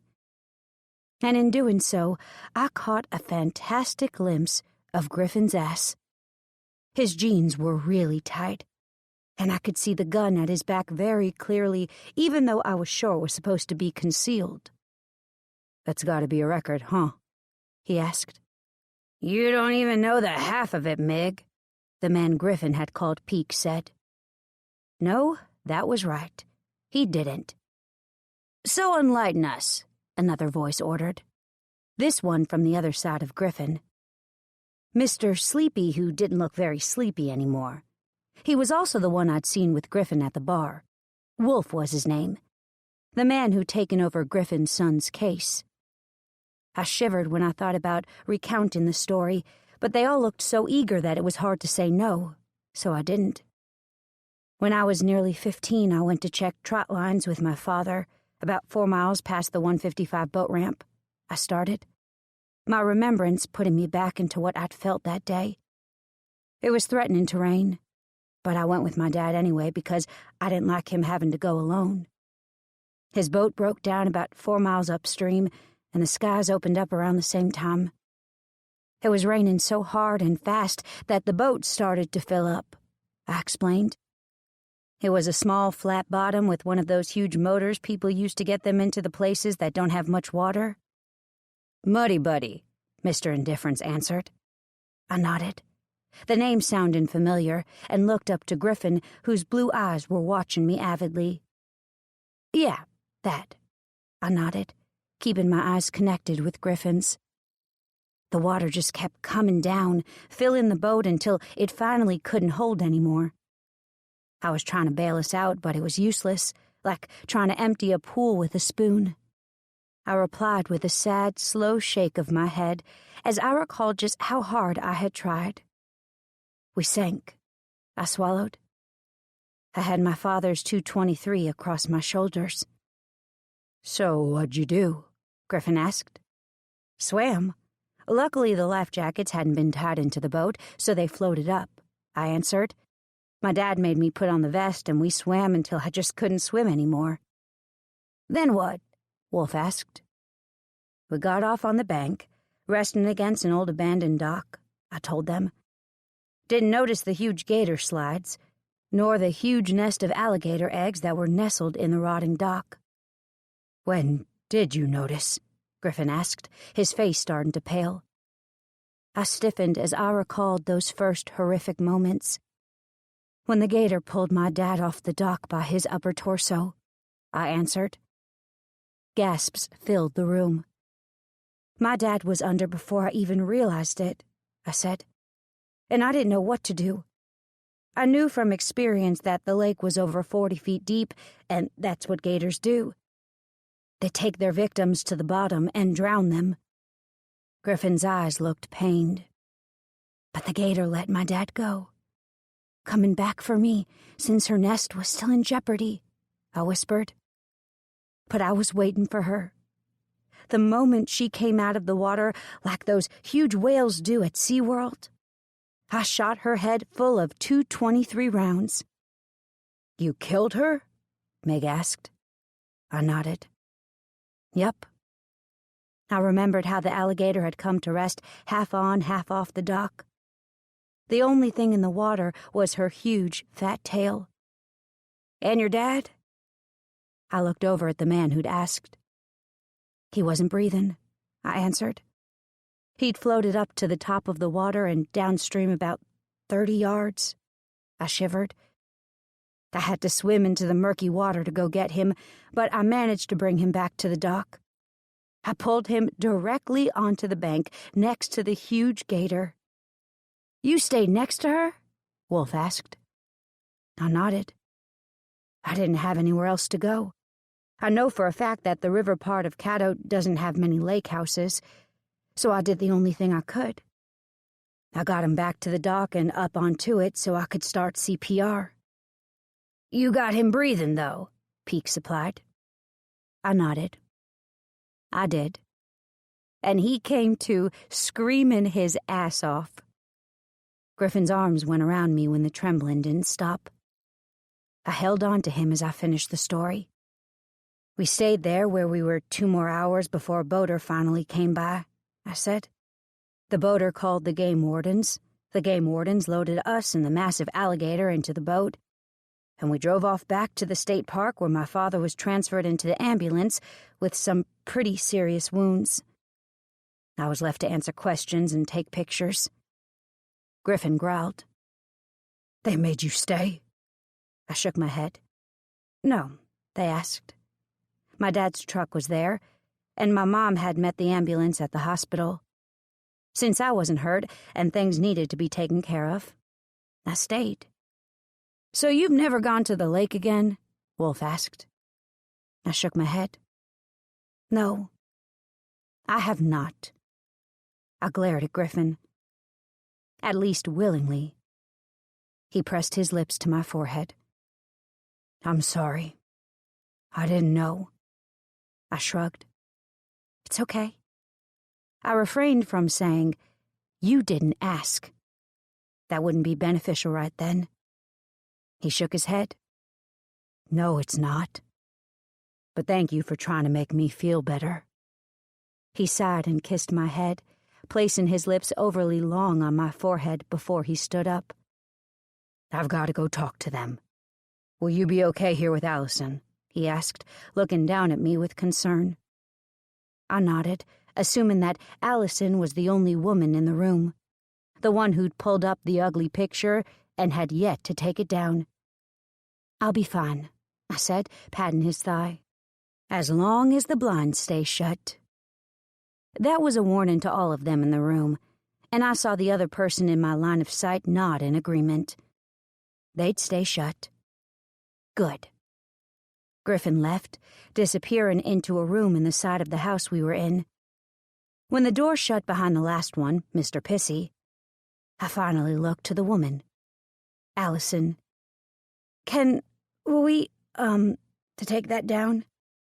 I gestured to the picture. Geez, I'd gone all the way through a heroine tale and hadn't stuttered once, but to be put under the supervision of a woman with angel eyes was making me stutter. Nice. She hurriedly complied, hitting a button on the wall that drew the screen up back into the holder in the ceiling. It was still up on the computer monitor, but she hit a button and the entire screen went black. "Sorry, honey. It's easier to show visual proof instead of having them all question you over and over again, something they would have done. They're all investigators at heart," she said apologetically. I waved my hand in the air as if to clear it. "It's fine." I could see Griffin frothing at the mouth when he thought I didn't want to come here. The woman smiled. "This is an intimidating place for most people. I wouldn't have thought less of you if it had been just because you didn't want to be in a room full of bikers," she said. "They take some getting used to." I didn't doubt it, but from what I'd noticed in the short time here, they didn't seem all that bad. "What were their names?" I asked. I couldn't keep calling them by Mr. Pissy or Mr. Indifferent. "The one with the dark eyes and black hair is named Wolf," she started. "The one behind you at the blinds was Mig. My husband was the one standing next to me, Peak. The last two standing in front of you from left to right are Casson and Ridley." I nodded. "Thank you." An awkward silence followed as we both tried to think of what to say next, when we both started to speak at once. "So how did you meet Griff? So how did you meet Peak?" We both laughed.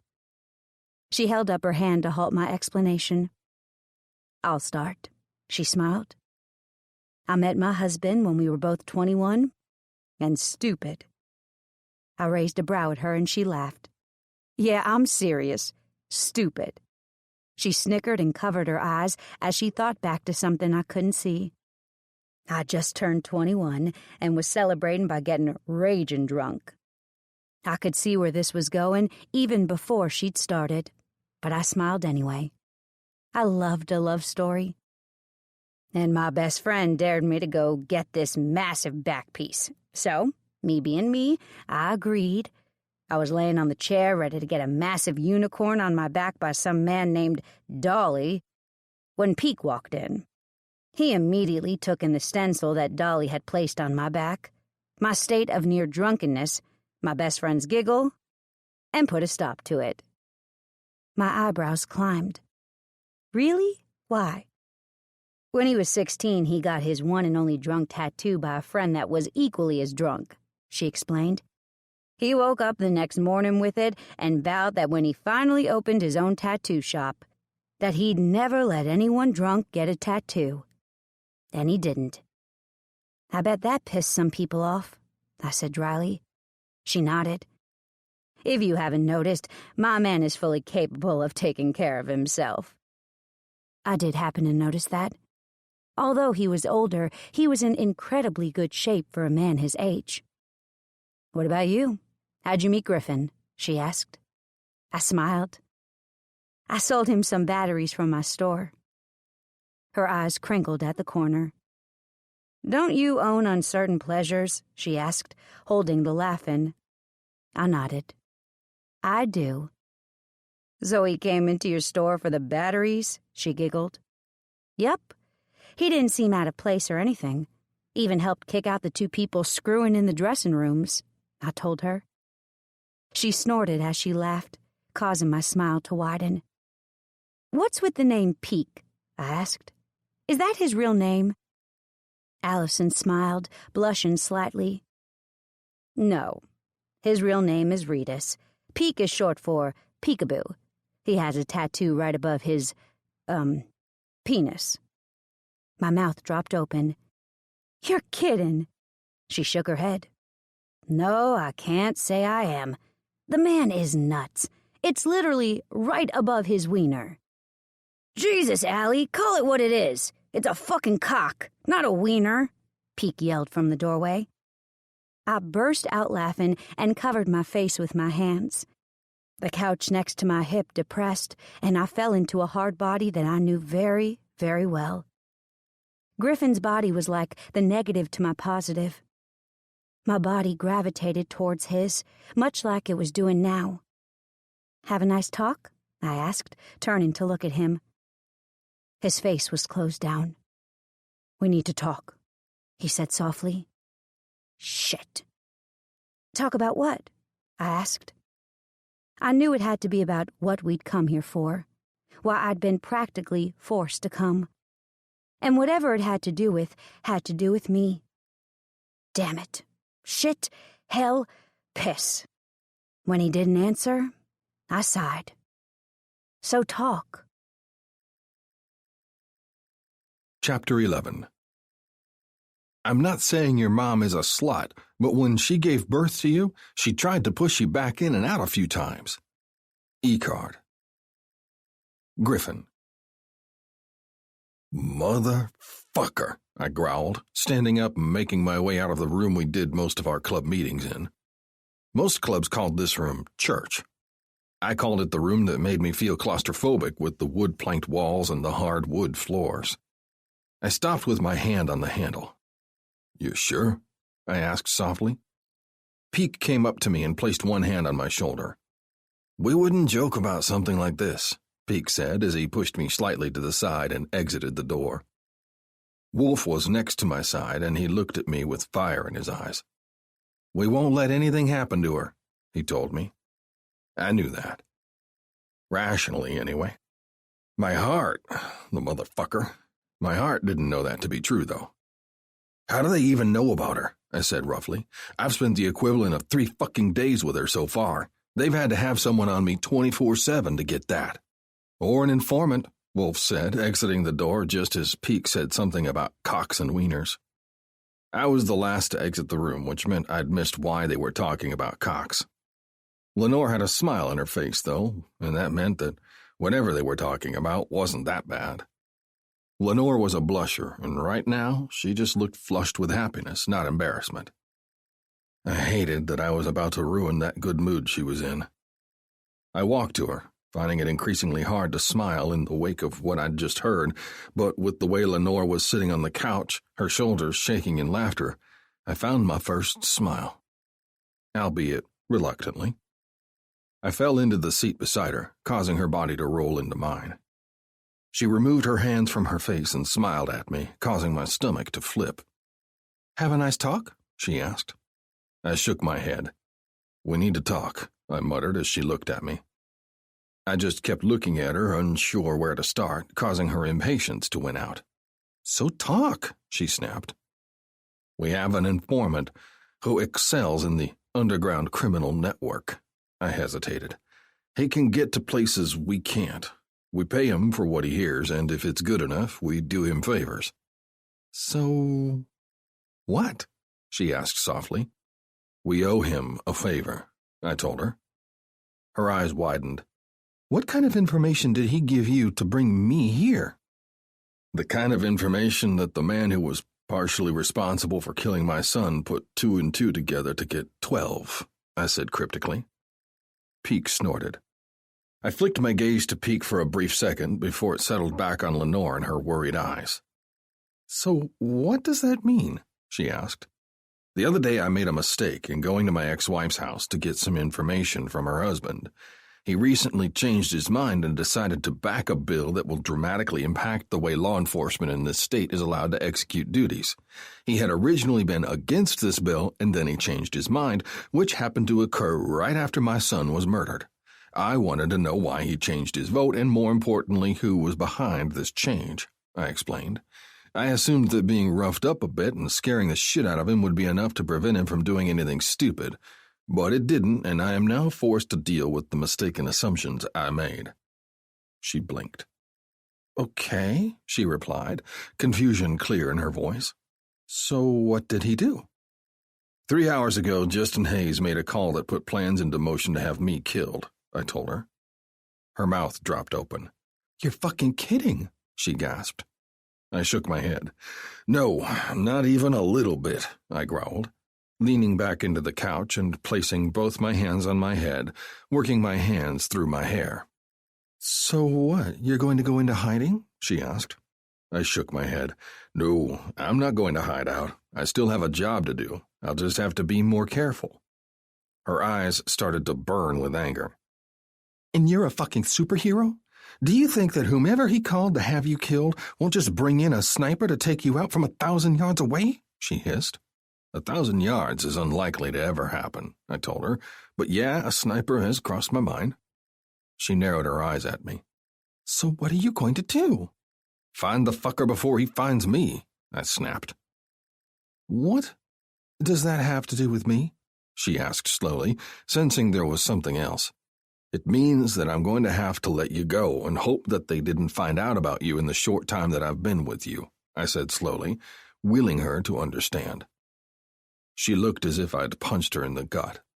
You're letting me go? She asked softly. I felt like the biggest asshole in the world. Doors opened, signaling the club members leaving as quietly as they could, and I hated myself for wishing they were still here.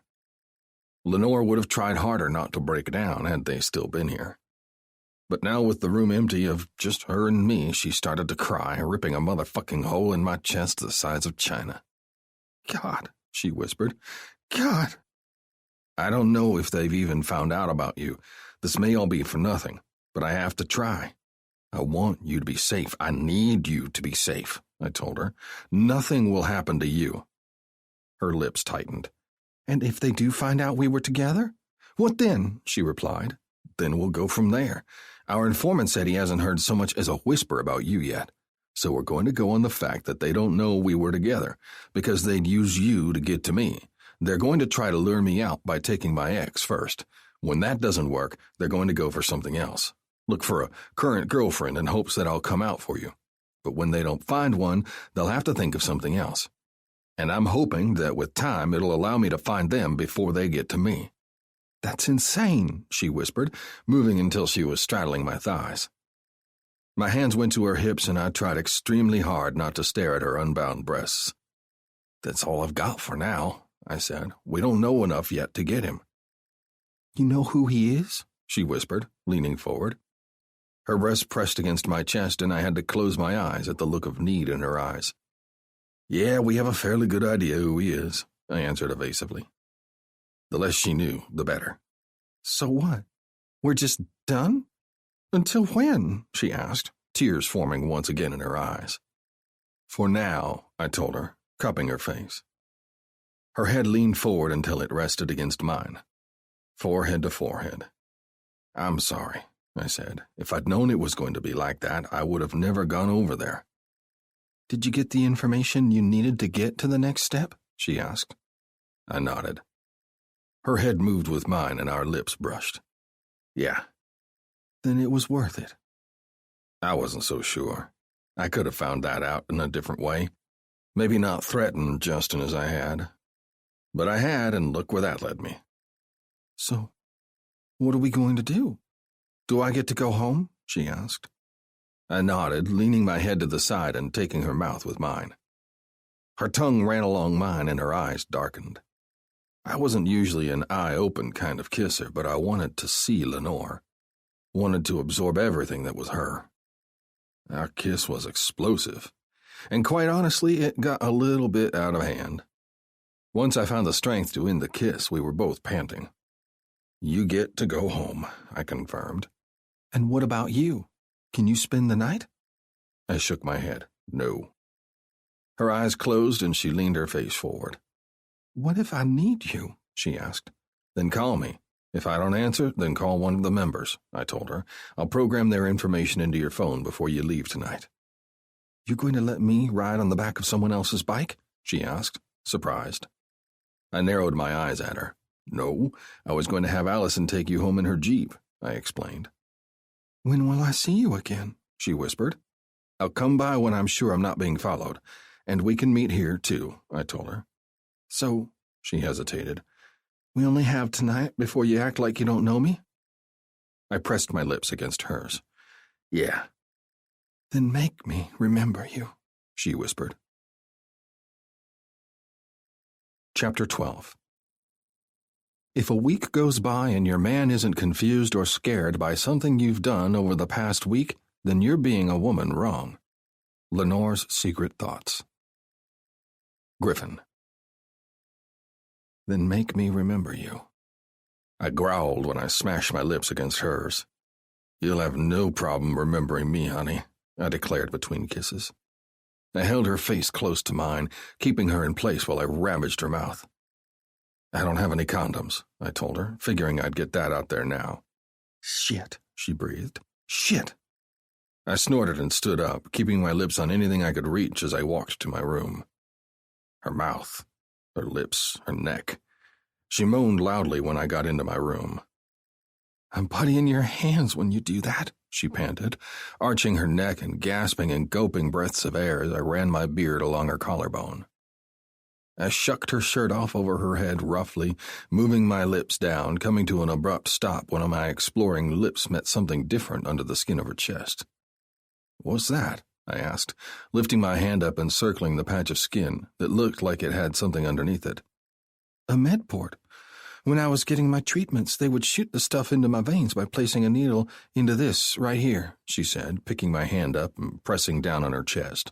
It's like a spongy thing or something. It's meant for caustic drugs like chemo to go into my veins without tearing them up. I bent down and placed a soft kiss on the area, wishing she didn't have something like that she had to worry about. It was a reminder every day that she wasn't 100%, that something could happen to her tomorrow and she'd have zero control over it. That's when I knew, right then, that I would do everything to make Lenore's life one of happiness. I would help her live life like it was her last day. And I hoped she'd make me do the same. Because I knew better than anybody how life could change in the blink of an eye. I knew that one second you could be standing outside waiting to be picked up, and the next you could be laying on the ground leaking your lifeblood on the concrete you were playing hopscotch on only an hour before. Because that was what my son had experienced. I'd dropped him off at school that day with every intention of picking him up later that afternoon. I'd promised to take him to a movie, one he'd been begging me to see for a week. Then put his lamp together that I'd bought him the week prior that I hadn't gotten around to doing yet. Afterwards, we were going to have his favorite meal of spaghetti and meatballs. Then I was going to read him his bedtime story, like I did every night, and watch an episode of Scooby-Doo as I laid in bed with him. Griff? Lenore whispered. You okay? When this is all over, I hesitated, looking down into her eyes, studying the way her beautiful red hair and her long, thick braid curled around her head like a snake. I don't want to fuck around anymore, and I want you to make sure I don't. I need you to know who Tanner was, who he still is to me. She brought my face down closer to hers by placing two hands on both of my cheeks. I can't wait to learn more about him, she whispered, placing a soft, gentle kiss on my mouth. The spark that I'd pushed away when I started thinking about my son reignited with just a brush of her soft, sweet lips. My mouth moved from her lips, traveling back down her neck. I licked a line from the tip of her chin all the way down to the top of one beautiful swell of her breast. She shivered and started to squirm. I looked up at her face as I trailed a finger down the middle of her chest. Then I rubbed my lips slowly over the hardened tip of her nipple while I watched her eyes flare. She had perfect breasts. So perfect. They were smaller than I usually went for, but when I took the entire nipple into my mouth and sucked, I decided I didn't need any more than what she had. The rest was just overkill when sucking on her nipples got her screaming in excitement. Griff, she gasped, arching up into my mouth. My free hand traveled over to the other side and tugged roughly. When my fingers found her other breast, I smiled when she couldn't decide which direction she wanted to arch her body. I chuckled as I switched to the other side, gently circling the tip of her nipple with my tongue. She grabbed my hair and held on for dear life as her hips started to move up and down in agitation. Do I make you hot? I asked her, rubbing my lips along her nipple. You know you do, she breathed, her hands moving from my hair to run along my neck and shoulders. Then, with a movement so sudden, I found her out from under me as she ripped her shorts off her legs. Get naked, she ordered as I watched her in surprise. I smiled as I followed the little queen's orders. Her panties followed her shorts, and I was left with a very enticing, naked Lenore. Her pubic hair matched her hair and paired up with her porcelain white skin. I was left salivating. The light in the store earlier hadn't been enough to let me see all of her, and this was my first time seeing her from the front without clothes on with the lights blazing, and I liked it. You really are Queen Bee, aren't you? I asked her teasingly. She narrowed her eyes at me, and don't you forget it. I placed my gun on the bedside table before I let my pants drop to the floor. Stepping out of my boots one by one, I held my hands out to her. Now what, my queen? I lifted my eyebrows at her. She smiled and patted the bed. The movement let her breasts hang and the dusky points of her nipples rasped against her arm as she leaned forward to rip the comforter on the bed. What was that for? I asked as I let my body fall to the bed. Well, she said, you said you don't have a condom, and all the other things I can think of doing are kind of messy, she said as she climbed onto the bed between my legs. That was true. Then, without further ado, she swallowed my stiff cock. Whole. Jesus, I growled, arching my back without conscious thought. Warn me next time you go swallowing me to the root. She giggled as she started to work herself down my length, socking, licking, and flicking as she went. God, I groaned, throwing my hand out on the bed to clutch the sheets underneath me. Instead of sheet, I found the braid of her hair and grasped it tightly. My erection was about 3 seconds from exploding when I roughly yanked her off my cock by pulling her hair, causing her to laugh. That's not what that is for, she teased. Her lips were puffy and red from her ministrations, and I did the only thing I could at that moment in time. I pulled her on top of me and took her mouth with mine once again. She straddled my hips with her thighs and started to undulate on my erection. My previously blocked orgasm started to creep back up, but the way Lenore started to frantically rub her clit against my hard cock meant I wouldn't have to hold out much longer. Keeping her lips against mine with my hand in her hair, I let my free hand sneak down her back, curve over her beautiful ass to finally stop at the entrance of her pussy. It wasn't long before she was trying to go both ways, to urge my fingers into her tight sheath as well as work her clit against my cock, making me smile as I finally sank 3 fingers inside of her. She moaned into my mouth and I picked up the pace, letting her pussy lips frame my cock as we moved together. She yanked her lips away from mine with a gasp and screamed. Her nipples pebbled impossibly harder, and a red blush started from her chest and moved up her shoulders to her face. I watched her explode, and only when she was finished and collapsed in my chest did I start to come. I used the pressure of the 2 of our bellies pushed together to pump my release out of my cock. Grunting with each spurt, I coated our lower bodies with my release, and I found it oddly satisfying to know she was covered in me. Who said we'd need a condom anyway? Lenore said sluggishly, exhaustion hanging heavily in her voice. I chuckled and hugged her tighter to me, relishing in the comforting weight of her body on top of mine. I hated that in just a few short hours I'd have to let her go for God only knew how long. Chapter 13. What's worse than a man that wants his woman? A woman that wants her man. Note to self. Lenore. I don't know what I expected when it came to avoiding Griffin's storm. What I hadn't expected, though, was to see him everywhere I turned. It was like he hadn't left me at all. He was everywhere. I saw him at the supermarket. I saw him at the store when he came for batteries. I saw him at the diner. I saw him out of town at the hospital when I went for my checkup. Sighing, I laid my head back against the soft cushion of my couch. Old reruns of Roseanne were playing on the TV on TBS, something I found out just lately. Well, the last 3 days, to be specific. It was a special kind of torture, to say the least, especially with that last night we'd spent together. The entire night. We'd gone until the sun had peeked out over the horizon, and only then did he have Allison take me home. Allison had wisely gone to sleep in hers and Peake's room, something I hadn't noticed since Griffin had brought me to his room and hadn't let me up for air until I could see him clearly in the rising sun. Now here I sat, 3 days after I'd seen him last, and I was already thinking this was going to be impossible. Really impossible. Because my body yearned for his. I wanted to talk to him, to tell him about my day. My phone rang about 30 minutes later when the rolling credits on the last Roseanne they would play for the day flashed over the screen. "Hello?" I answered breathlessly. I didn't know why I was holding out hope for it to be Griffin. He'd flat out said he wouldn't be calling me. Even on a burner phone. Apparently those could be traced too. Something I hadn't known, and had told him so. "You read too many books. The government can do anything it fucking wants to." "Hey, honeybee, I know you're not gonna like this, so I'm just gonna cut to the chase," my father said without preamble. "A little girl is missing in the woods behind our house.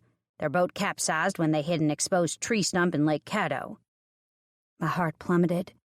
I knew what he was going to ask me even before he asked me. "I'll be there," I whispered. I changed into a sturdy pair of jeans, knee-length snake boots, grabbed my shotgun off the wall over the door, and strolled out of the door with my phone to my ear. "Hello?" Remy answered, sounding groggy. "I need to borrow your handheld GPS, and you if you're here," I said quickly as I hurried down the sidewalk to my car. I loved my car. It wasn't the best in the world, now that it was over 5 years old. But it was mine. I'd bought it used. Now it was what I would consider well used. I yanked the door open, dropped into the seat, and immediately started my baby up. "Yeah," Remy said, sounding clearer. "I'm at home taking a nap, but I can go with you when you get here." I nodded. "I'm already on my way. A little girl's missing in the woods behind my dad's place, they think." "Shit," he hissed. "I have to call the neighbor over to watch the girls, but I should be ready when you get here. The GPS is charged, thank God." He didn't say a word about the fear he knew I was experiencing. He would know. Hell, everyone in the town would know. But I knew those woods like the back of my hand. My father had over 55 acres that spanned the length of Caddo, and Remy and I had explored them relentlessly when we were children. In fact, other than my father, the two of us were probably the best bets at finding the child. I just hoped I didn't have to get near the water. That really wasn't something I wanted to do if I could help it. At least it was daylight and sunny. It could have been way worse, like raining, and being 15 again worse. The moment I pulled into Remy's driveway, he was in my passenger seat, slamming the door behind him. I backed out and waved to his girls as I nearly peeled out of the parking lot. "Shit," Remy said, pulling a shirt on over his naked chest. "You don't have to drive like that when I'm not buckled in." I snorted. This was a usual argument for us. Remy didn't like not being in control. It must be a man thing or something. A man argument I would never win with Griffin, because Griffin would have just manhandled me into the passenger seat before he rode anywhere in the passenger seat. "Did your dad give you any more details?" he asked once he buckled his belt. I shook my head. "No. He was pretty short. Like usual," I answered. My father was a hard-working man at a steel plant in town. He was the man that supervised the workers overnight. He'd been just a peon when he first started, but had graduated to the man that everyone feared, with not a little hard work and a lot of determination. Which meant he should be sleeping right now instead of looking for a lost kid. There was no way he wouldn't have done his bit to help find the girl, though. He was a good man.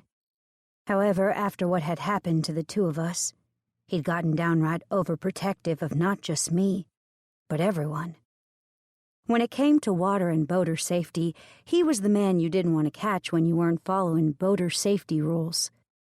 Idly, wondered if the person that'd been driving the boat that capsized had done something stupid.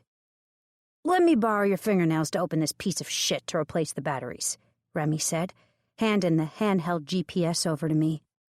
"It's not turning on. Good thing I brought extra batteries."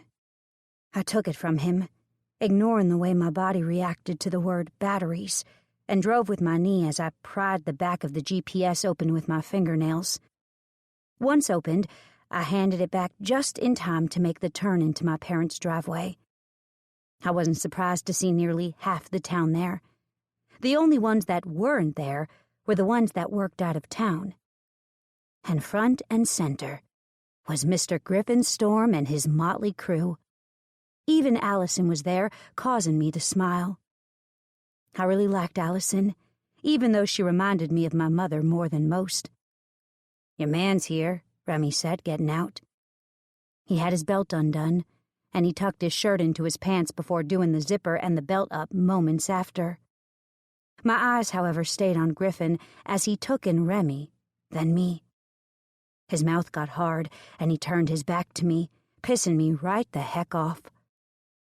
I staunched the desire to go to him, and instead walked to my dad, who was talking to the sheriff. "Dad," I called, hurrying to him. "You ready?" He nodded. "Ready. You're taking a small group. Glad to see Remy's here. He can take another, I'll take one as well, and the rest of these people can just spread out from there. Sound good?" I nodded, and started to move towards the woods when I realized someone was behind me. I didn't have to turn around to know it was Griffin. I could feel his body. It was like I'd stuck my finger in a light socket whenever he was in my general vicinity. "We'll stick with her since we're not used to these woods," Griffin's deep voice said as he moved directly behind me. I didn't wait for my father to agree or disagree, only walked past my parents' house and down the side yard into the woods. I took an immediate left and followed the fence line. "This trail will lead us around the outer edge of the property," I told them. The road was a little over 100 yards away, but if we spread out, it should be covered quite well, especially with 7 men at my back. 7 huge, tattooed men. "You okay?" Griffin asked me, placing a hand on my backside for a short time before taking it away again. I nodded, took a deep breath, then released it. If anyone knows what it's like to be lost, it's me. So I'll search for the girl, but I'm not promising I'll be able to get very close to the water, I answered honestly. "The tracks run straight from your dock into the woods," Griffin said. "We know she's on the property somewhere, and there was a trail of blood on the dock leading into the woods before the trail was lost, so they know she's at least pretty far from the water now that they've been looking for the last hour." I'd wondered how they knew she was on my father's property. It made sense that Griffin would know. He was the only one dressed for work in faded blue jeans, a long-sleeved chambray shirt, and his cowboy hat. He even had his pretty badge tucked next to the gun at his hip. "Is it normal for you to be in town so much?" I asked as we looked. "I was stationed here by my boss. I'm not supposed to leave the 40-square-mile area surrounding Uncertain without explicit permission from my superiors," he answered. I wanted to roll my eyes. The man at my side did whatever the hell he wanted and didn't ask permission from anyone. "And why are you stationed here? I would think this area would be a gray zone. There's nothing here," I said. I'd been wondering this for a while. There was literally nothing here. Why wouldn't he be stationed somewhere further south, like Houston, or possibly north like Dallas? He hummed, stooping down to look at a track on the ground before standing and answering. "The river," he answered, adding no explanation. "That sure clears up a whole lot," I said dryly. He turned his head to the side and smiled at me. My heart started to flutter. "The waterway is a breeding ground for criminals. The rivers and bayous go from the Gulf of Mexico all the way up here crossing through Caddo Lake. It travels through Louisiana on the way down, which makes it a perfect shipping route for illegal goods," he answered. I blinked. "You're shitting me," I said, stepping over a log. Griffin steadied me as I moved to the other side before gracefully following me over. But it was the man named Mig that answered. You remember that big weapons shipment that was caught just north of here? Meg asked. I nodded my head. It had been big news at the time, a huge bust, and the cops had been astonished when they found it. The weapons had been stashed in the hull of a boat behind a layer of spray foam. The many assault rifles they discovered were each individually wrapped in plastic to protect them from the foam. Yeah, I nodded my head. I do. That was shipped from the Gulf by a couple of Cubans looking for a huge payout. They traveled all the way up the Red River and were in the heart of Texas without ever being noticed. Cattle regulars all the way down remembered seeing the boat and called in the tip once they spotted the boat on the news, Meg explained. My eyes widened. That's amazing. It's fucked is what it is. This body of water needs a fucking way station that can stop boats just like the highways do with large trucks. They also need some dogs that can sniff out drugs and explosives. That was from Wolf. Griffin, though, nodded in agreement. That weapons shipment was one of 4 apprehended shipments last month. Those are just the ones we knew about. There are probably hundreds more that passed through here with some type of illegal cargo. Ridley offered his 2 cents. I mixed up Ridley and Cassim when I glanced at them really quickly. The more you studied the two, though, the differences became more apparent.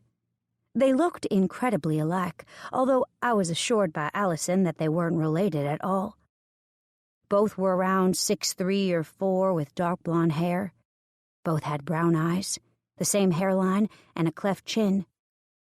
Ridley, though, was the one with the perfectly manicured goatee, while Cassin had a well-maintained beard.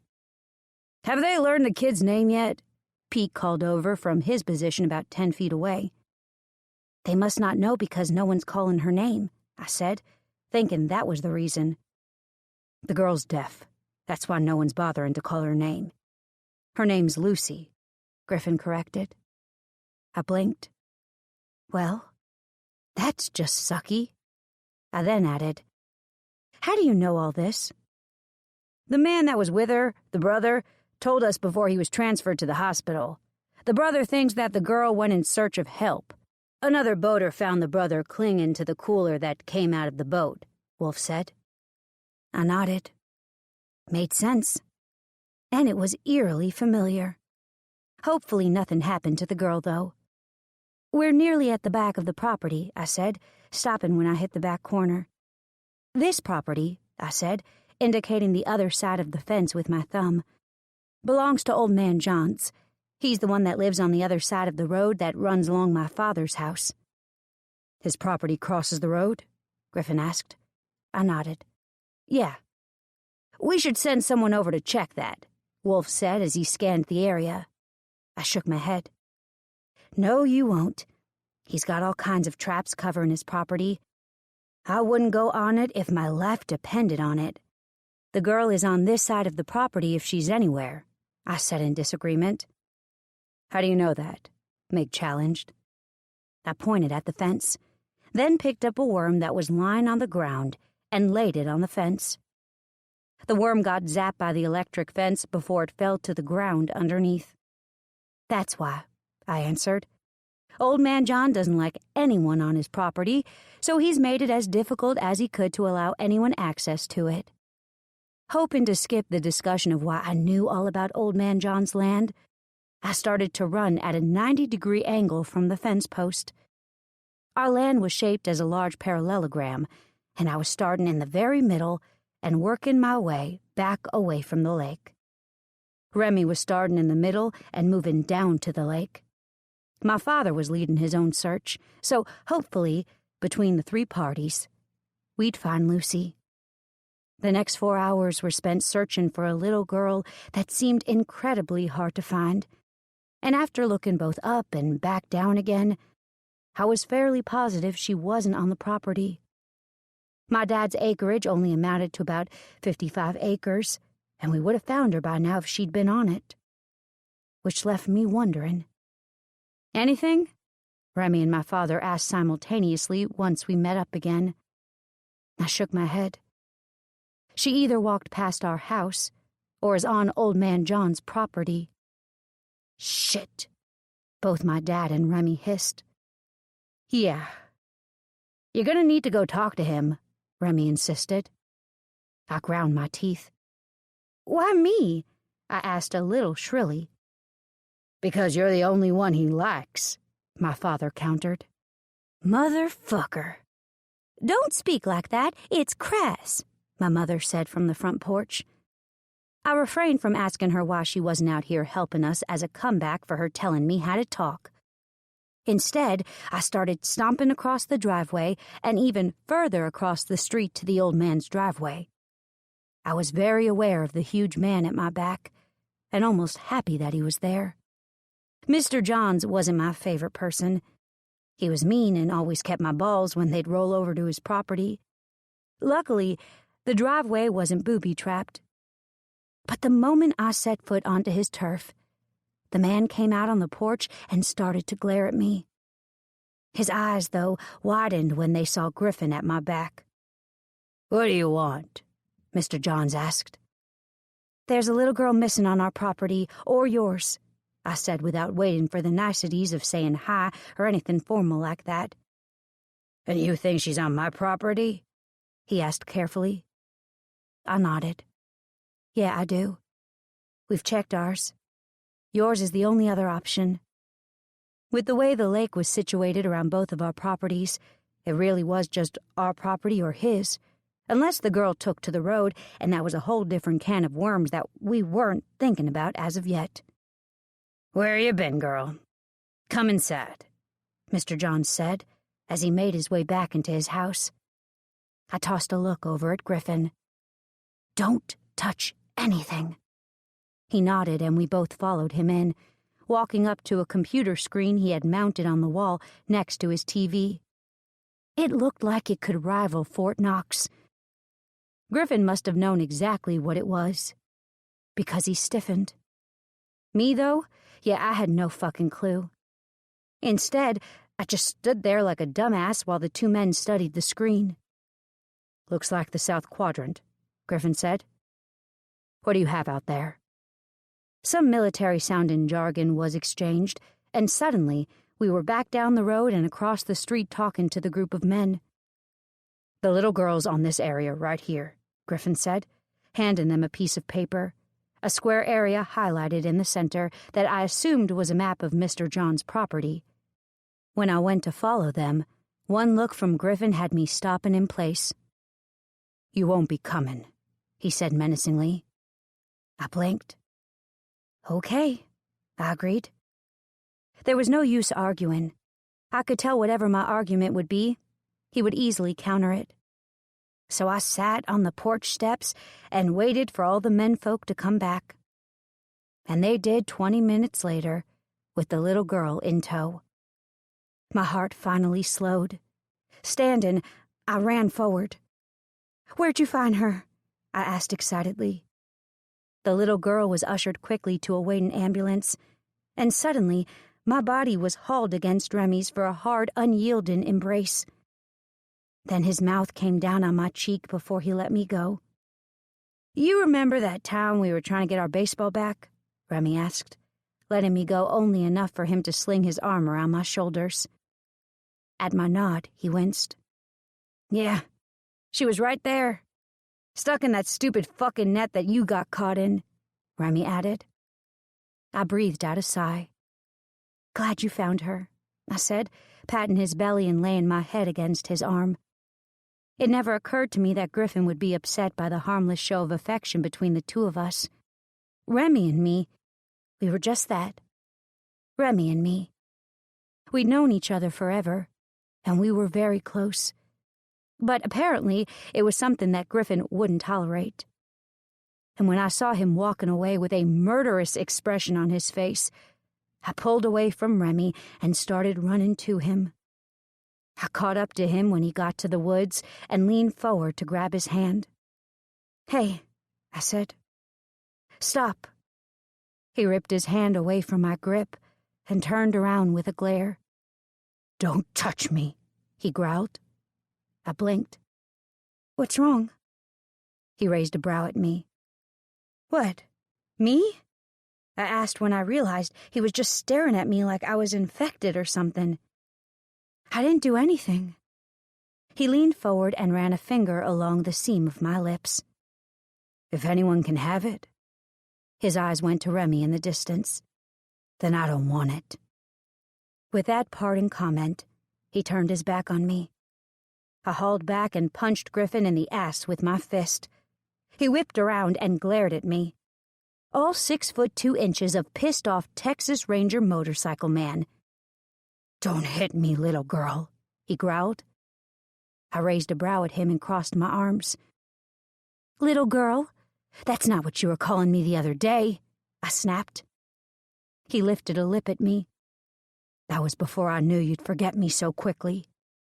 I pulled back and let loose another punch, but he caught it with hilarious ease before it could make contact with his stomach, twisting my arm so I had no other recourse but to turn and face the tree that was at my back. I didn't back up in wake of his anger. No, not Lenore Lane Drew. "I didn't forget you," I hissed, leaning into him. "What is your malfunction?"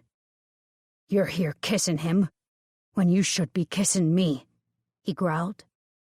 I narrowed my eyes. "You just told me 3 days ago that we couldn't be seen together. And I wasn't kissing him out of passion. He kissed me because the kid was found," I growled. "I don't care if it was on your fucking pinky toe. You're mine, not his. So his goddamn lips don't need to be on you without my explicit say-so," he continued, leaning closer to me. My back hit the tree, and my knees started to go weak. "Okay," I breathed, the only thing I could think to say. He blinked, I guess surprised by my easy acquiescence. "You're such a weirdo," he said. "I'm your weirdo," I said. "What's that say about you?" Only inches separated our lips, and I couldn't help it. I closed the distance. My lips pressed firmly to his. His tongue licked across my lips, seeking entrance into my mouth. "We shouldn't be doing this," he whispered. "It's going to backfire. Everybody already knows we're together. Everybody. Everywhere I turn, people are asking me where you are. I lie, and they know I'm lying because I'm a shit liar," I told him breathlessly. He sighed. "Should have known this wouldn't work," he said under his breath. "I know this'll backfire. I know it with every fiber of my being." I shrugged. "Well then, protect me. I'm not a stupid girl. I'll do whatever you want me to do. All you have to do is tell me. And I only go one of 2 places, work or home." "What about when you volunteer?" he countered. I shrugged. "I just won't do it until we have this figured out." He rose a brow at me. "You'd be willing to do that?" I nodded. "Yeah, I would." He let out a slow, relieved breath. "As long as you listen. We won't bother to act like we're not what we are," he grumbled, looking into my eyes as he did so. I smiled, and his eyes dropped to my mouth. But when he leaned in for a kiss, my father's rude voice interrupted us. "Get your hands off my daughter!" Chapter 14. Dads. Scaring men, law-abiding or not, since the beginning of time. Lenore's secret thoughts. Griffin. I watched in stunned silence as Rodney leaned over, picked up a massive fishing pole with a lead weight the size of a small pine cone on it, and casually cast the monster across the water at the boat that had just passed. The lead weight smacked the boat so hard on the aluminum side that the boat driver instantly let off the throttle and shifted into neutral to find out what had just hit him. "This is a no-wake zone, asshole!" Rodney yelled, sounding so much like Lenore that I wanted to laugh. I didn't dare, though. The man that had been driving looked livid, so mad in fact that he turned the boat around and did it 3 more times before Rodney picked up a different pole. This one he picked up had a weight that was just as big, if not bigger, than the previous one, but this one had a sharp edge on it. I never worried that Rodney would hit the person for some reason. I knew he had excellent control. It was likely that this wasn't his first time doing this. And he hit dead center on the boat's hull, right under the letters that marked it as a registered boat, just at the waterline. No sound was made this time due to the water muffling it. The weight didn't completely puncture the aluminum in the same size diameter of the weight, but it did enough that the water started to pour inside the boat and the man didn't even realize it. He was oblivious and continued to do donuts in front of the dock. A dock that was moving, due to the waves put off by the stupid man's boat. When the boat turned, Rodney yanked and the weight popped free of the aluminum siding. He reeled it in slowly and I watched avidly while the man's boat slowly started to fill with water. "Shit!" the man suddenly shrieked, the horrid sound carrying out over the water. I snorted. "You do this often?" I asked him. A grin kicked up the corner of my mouth as the man had to go tie to the dock 4 down from us, the one that marked it as private. He was able to get himself onto the dock just in time for his boat to sink under the water. The man snapped his gaze up to Rodney's, and I could tell there was a fight on the horizon. Rodney surprised me, though, by standing up and making his way to the other dock and pressing a button at the very end of it. Then, as if in an action movie, chains started to move up around the sunken boat, where earlier they'd been hidden by the water, lifting the boat up and out of the water, allowing it to drain. Rodney had clearly done this before. 20 minutes later, he was back, none the worse for wear. "Can't stand it that they continually disregard the rules of the lake. If you're not going to follow them, then you shouldn't be able to be on it," he grumbled, taking a seat once again. I smiled and raised the beer I was holding up to my lips. I was officially off duty, although I'd been doing a whole bunch of nothing all day. This was one of the drawbacks of being stationed here. There was a lot of traffic on this lake, but it still wasn't the same pace I was used to. After doing it for a year now, it was still just like it was yesterday and the day before that.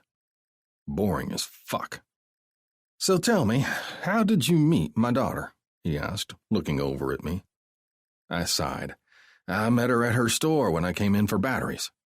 "She made you buy a dildo, didn't she?" Rodney laughed softly. I turned to look at him. "Actually, yeah, she did." Rodney smiled. "Taught her the way of business, I did. You do know she has batteries underneath the counter, right?" My eyes widened slightly. "No, I didn't know that," I told him. "Wish I'd have known that. Wouldn't have been embarrassed at buying one of those things if I had." "You weren't embarrassed," he scoffed. "My Lenny is a model saleswoman. She uses what she has to her best advantage and doesn't bat an eye at fleecing a big man like you. I taught her everything I know." He grinned. I rolled my eyes to the rapidly fading sun overhead and leaned my head back against the chair. After we'd found the little girl, she'd immediately been taken to the hospital, freeing the boys and me to spend the day in Rhonda Drew's kitchen, where she practically force-fed us all of the food she'd been cooking while we were searching. Remy had left to pick up his kids, but then he'd arrived back with them less than 15 minutes later, and I got to see once again how well him and his children fit into the family. And it hurt. Mostly because I wished I could have had that with Tanner and me. I wished that Tanner could have sat in the Drew kitchen and eaten 15 cookies too many, just like Remy's girls were doing. I also wished Tanner had met what would have been his future stepmother and her family. Because as I was eating a piece of fried chicken and watched the way Lenore's face glowed, I knew I wouldn't be able to function without her by my side. The last few days had been pure hell as I'd tried to stay away from her. It hadn't worked too well. I'd found myself riding past her place, hanging out at the Waffle House to see her sitting at her counter at work flipping through magazines. I'd watched as she pushed her cart through the supermarket. I literally hadn't gotten a damn thing done all fucking day long, and I hadn't liked it. If I wanted to be with Lenore, not a damn thing would stop me, especially when I knew that she was safer with me than she was without me. Which had been figured out only moments before I'd gotten the call that a little girl was missing. "You spend a lot of time out here?" I asked Rodney. "Yeah, I do. I spend about 4 to 6 hours out here a day, if it's a weekday. About 10 or so if it's the weekend," he answered. "Why?" Rodney had the red hair, same as his daughter, but that's where the similarities ended. I'd never seen a tan redhead before, but Rodney pulled it off, which I guess was par for the course if you spent that much time under the sun. He was also big and bulky, something which Lenore was not. Lenore had delicate curves, smooth, milky white skin, and a softness about her that her father did not. "You ever notice anything suspicious? Anything out of the ordinary?" I asked. He contemplated that for a moment. Yes, but not often. Mostly I just see non-registered boats that I call in. If I have to pay for that, everybody else should have to, too. His defense made me smile. It was true. If I had to pay taxes, so should the next guy. You got a problem with the lake? Rodney asked after I remained silent too long for his liking. I always have a problem with Cato, I sighed. Now you sound like my girl. Her and her irrational fear over the lake. Do you know she can go into any other river or ocean in the world, just not this one? How does that make any sense at all? The girl has a screw loose. Rodney shook his head. I narrowed my eyes at him. Your girl was traumatized by seeing you hurt in this body of water. I'm sure she has no control over what she feels when she gets near this lake or the bayous. I'm sure it's a lot bigger than you or me can even comprehend, but regardless. The problems with Caddo Lake are all too real, and not a single river in the nation has the same problem as this one, since the lake runs into rivers at both ends, I answered. Rodney smiled. Sticking up for my girl, he said. I like it. I shrugged. I didn't care that he liked it. Nor would I care if he didn't like it.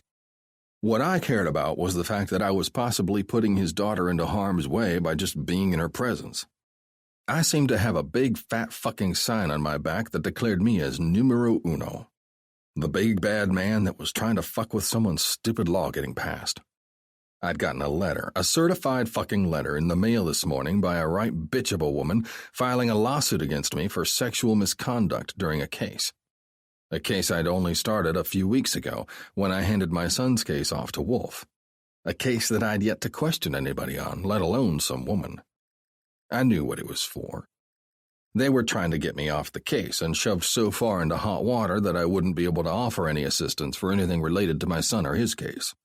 Which was excellent timing, seeing as I was the one to file the motion with my superior to execute a wiretap on the phone number I'd gotten from Justin Hayes. They'd tried the scare tactics, and then moved on to attacking me professionally, thinking that if they got me mired in bullshit lawsuits and charges, they could damage my name or position.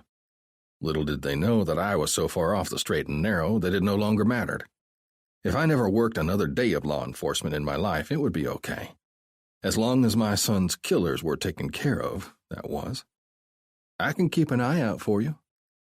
However, Rodney's eyes were on the man who was still trying to fix his boat. It was funny to watch. I knew he wouldn't be able to fix that. He'd have to take it to a welder who could handle aluminum. I can see that my dad showed you his trick, Lenore called from the tree line. I turned to find her standing as far away from the river as she could without actually being able to see it. I nodded. He did. She snickered. Most people know not to speed through here. My dad's lost way too many fishing poles in the water to deal with them doing it anymore. I could imagine. But it wasn't the fishing poles he was worried about. A boat had sunk in this very spot earlier today due to all the tree stumps in the water, and that one had been carrying a kid in it. I could imagine he was pissed off and had no other way to stop them from doing that unless he took control of the situation. Rodney couldn't be out here 24 hours of the day. People needed to learn some common sense. I think I'm ready to go when you are, she called. I took the hint for what it was and offered my hand to Rodney, who smiled at me. I'll see you this weekend for the barbecue cook-off, Rodney ordered.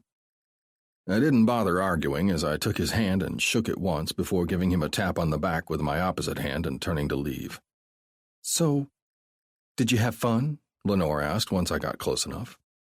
I gave her a look that clearly showed her what I thought about her father's type of fun. I opened the door to my place and winced as I saw all the piles of shit everywhere.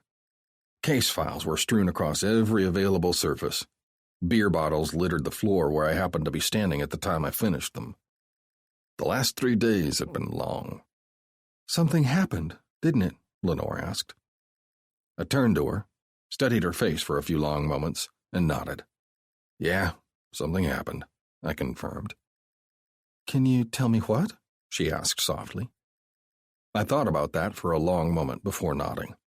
Some of it, yeah. You just can't repeat anything I say to you, I told her. She gave me a look that clearly showed how annoyed she was with hearing me say that. I raised both hands up in surrender. I had a lot to think about over the last couple of days, I said. When I was forced to give my son's case over to Wolf, I got his weapons case that he's been working on. A certain set of individuals are on our watch list because of their suspected participation in a gun smuggling case that runs along this very waterway. I cleared my throat, and I got to thinking about the case and started to look up some of the known individuals that they suspect to be involved. Lenore nodded. Yeah? I really liked being able to talk with her. It was nice to get some of this jumble of mess out of my brain and spell it out into words. Back to my son's case. I got an address and number of a man that was threatening my ex-wife's husband to pass a bill through the Senate. One of the names of the men that had been seen in that house over the last week that they'd had the information is the same man that's been suspected of smuggling guns on my case, I continued, which was what made me start asking for warrants to raid this house, since I now had probable cause that the two cases were linked. How would they even know it was you? Lenore asked in confusion. If he's able to get enough information on a Texas state senator to either blackmail or threaten him with, there's no reason in the world he wouldn't be able to get information about the Texas Ranger on the case that he's a suspect in, I explained. So you think that the two cases are related, and they're responsible for all this? She asked. That's my suspicion, yes.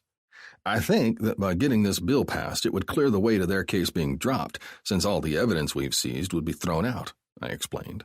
Not to mention that he wants all the guns that were seized returned so he can deliver whatever shipment they were supposed to be a part of.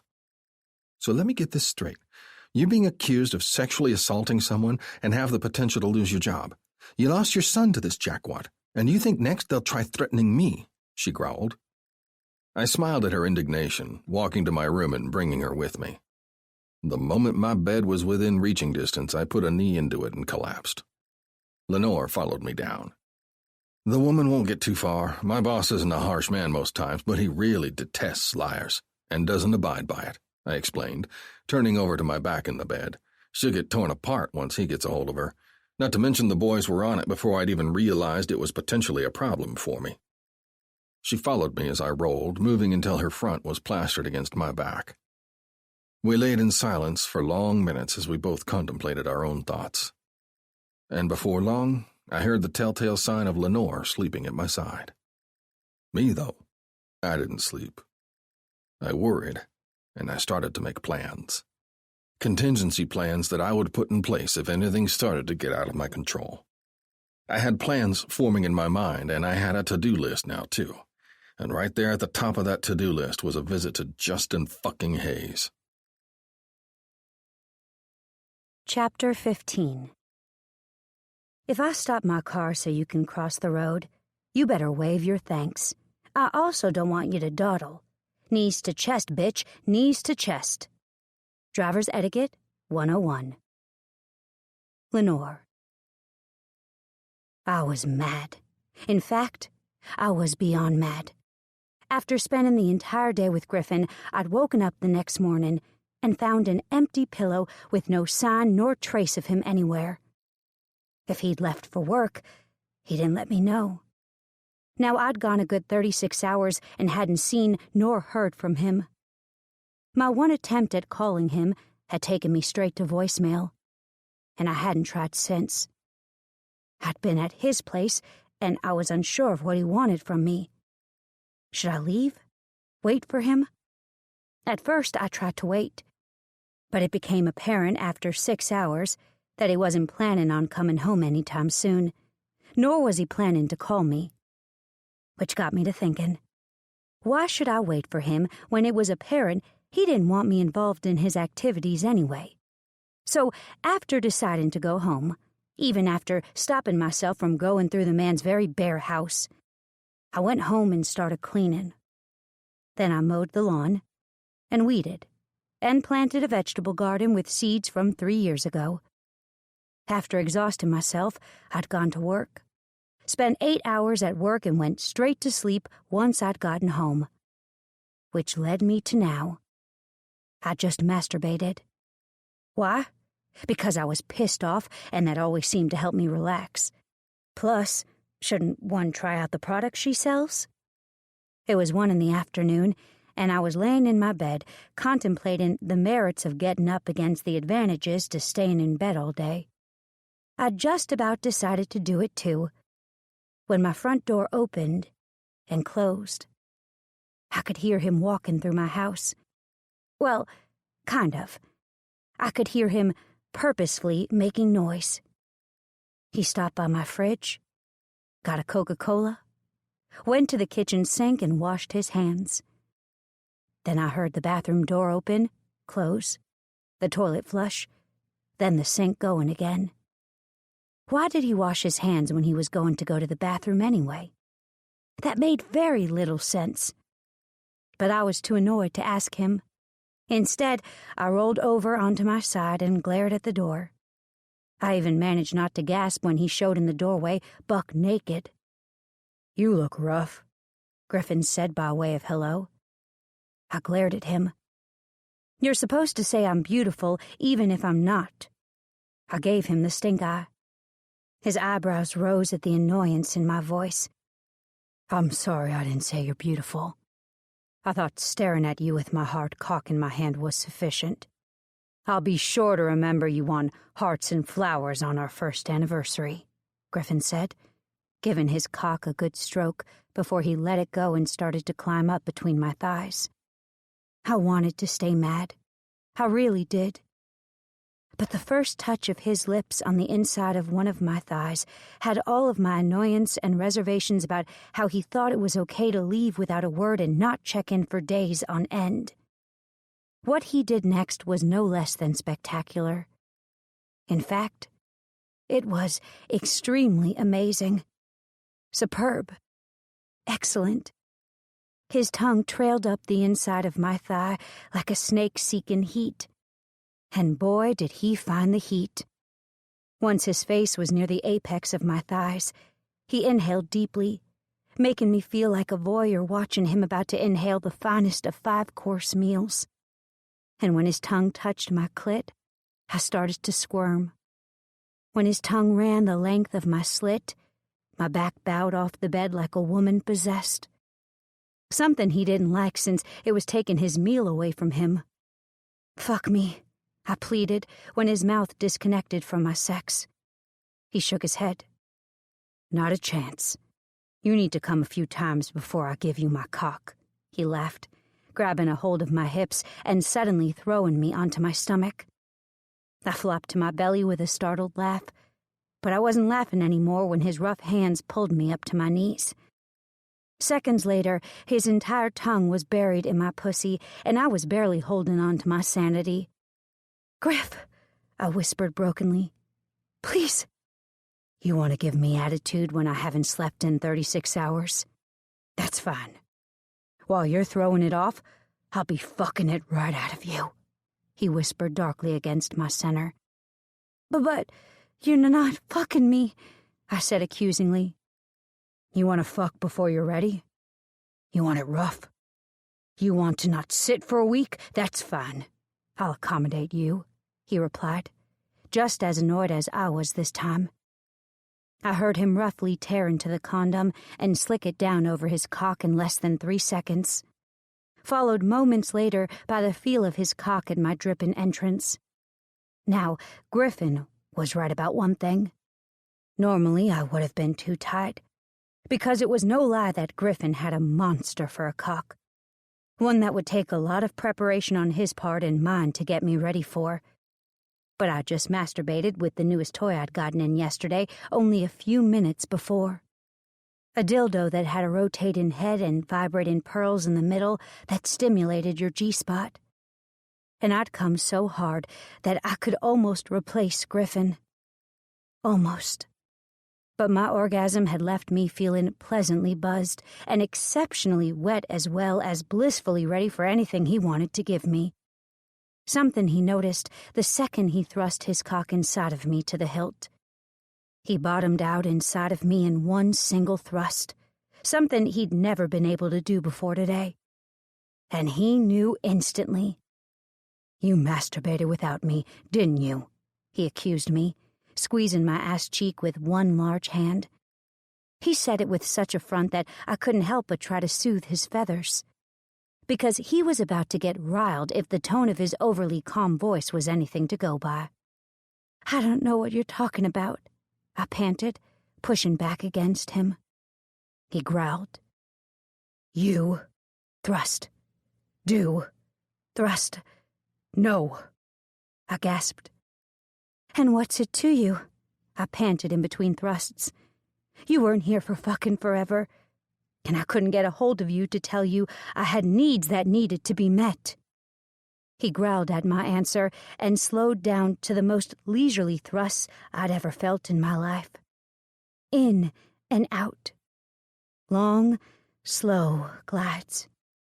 And they had me panting within seconds of him showing me just what it meant to be teased by Griffin's storm. His bent ankle came up so that he was resting his foot next to my knee, and at first, I didn't think it was that big of a deal. It was different, yes, but nothing I couldn't handle. Then the small dildo, the one I'd used last night on myself, was suddenly wagged in front of my face.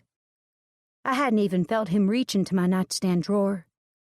So the appearance of the hot pink, slim-line dildo nearly whacking me in the nose had me pushing back on his cock in surprise, which in turn hit a spot deep inside of me that I liked. So I did it again. All the while, the pink vibrator touched me on the nose. "Suck it into your mouth," Griffin ordered. "Get it wet for me." I blinked. I had given the thing a good wash, of course, but I was worried about just where he thought he was going to put that thing.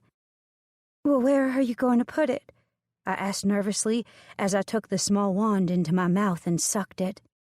I was glad I'd washed it as good as I did. He groaned at the sight, making my core even wetter for him. He laughed. "You need more attention than I can give you? That's why you need poor substitutes?" he asked me.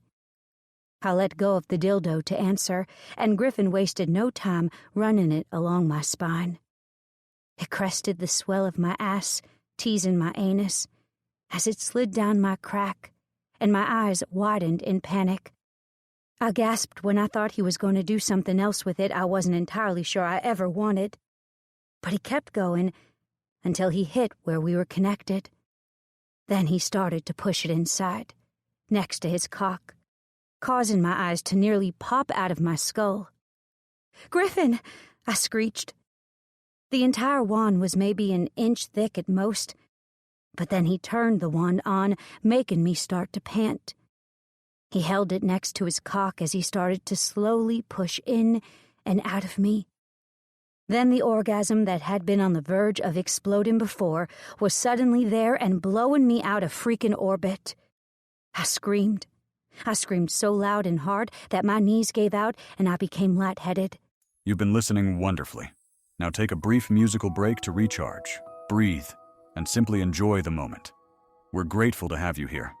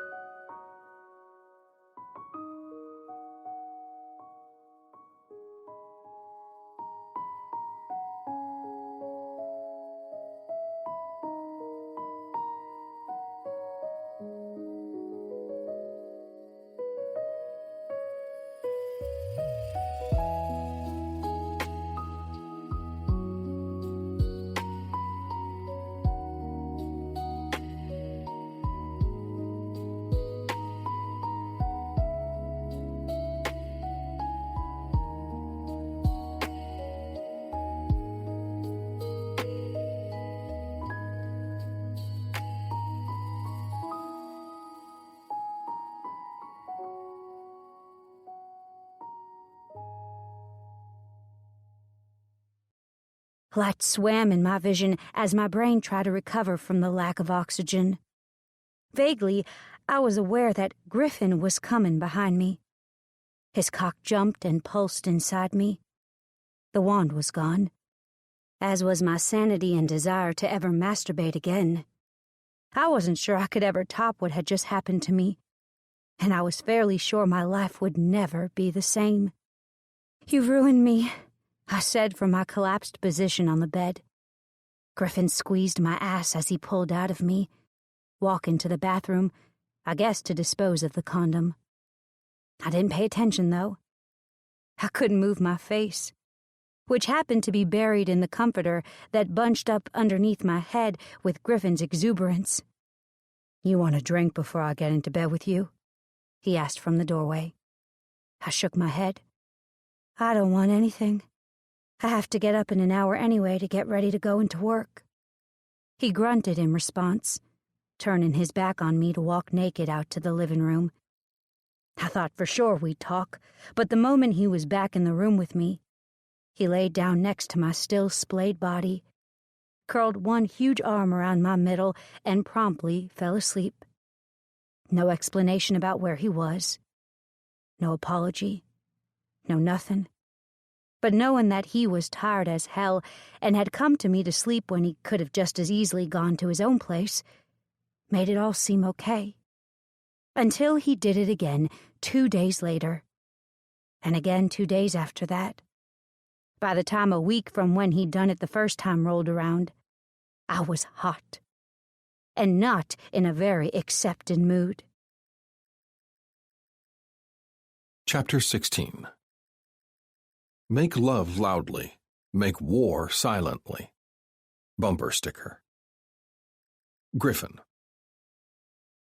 I was on day 8 of little to no sleep when I finally tracked my wayward woman down. At a bar, no less, at 11 in the morning. A bar where she was surrounded by men watching her every move.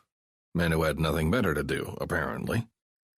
She was in the shortest skirt I'd ever seen on a woman. It was so short that it just barely concealed her underwear, and she's lucky that it did.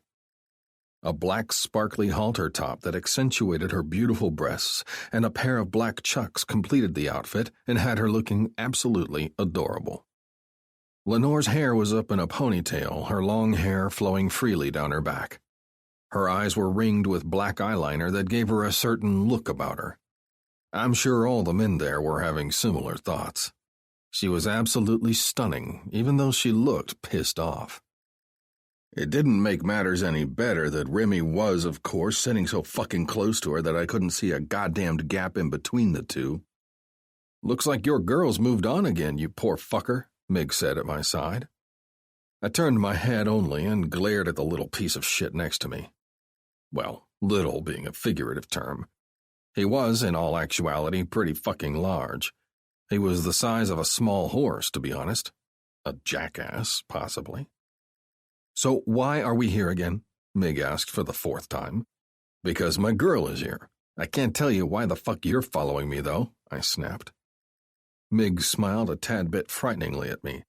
"Because someone tried to kill you last night, that's why." I ignored Mig's answer and started in the direction of my girl and the man that was about to have his ass handed to him. Except I slowed when I got close enough to the table that I could hear their conversation. "It's not ladylike to swear, Lenore," Remy said with mirth-filled eyes. "It's extremely unattractive." Lenore flipped him off, narrowing her eyes at him in the process.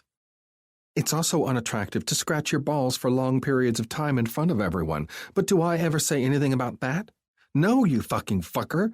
I do fucking not. So fuck off," Lenore growled. She was 3 sheets to the wind and was using fuck like a comma. I wondered what had happened to get her into such a fine mood. And I'd also have to check the urge to scratch my balls in public, since it was vastly apparent she didn't like it when men did that. "Well," I said, walking up to the table, "this is a loud conversation y'all are having."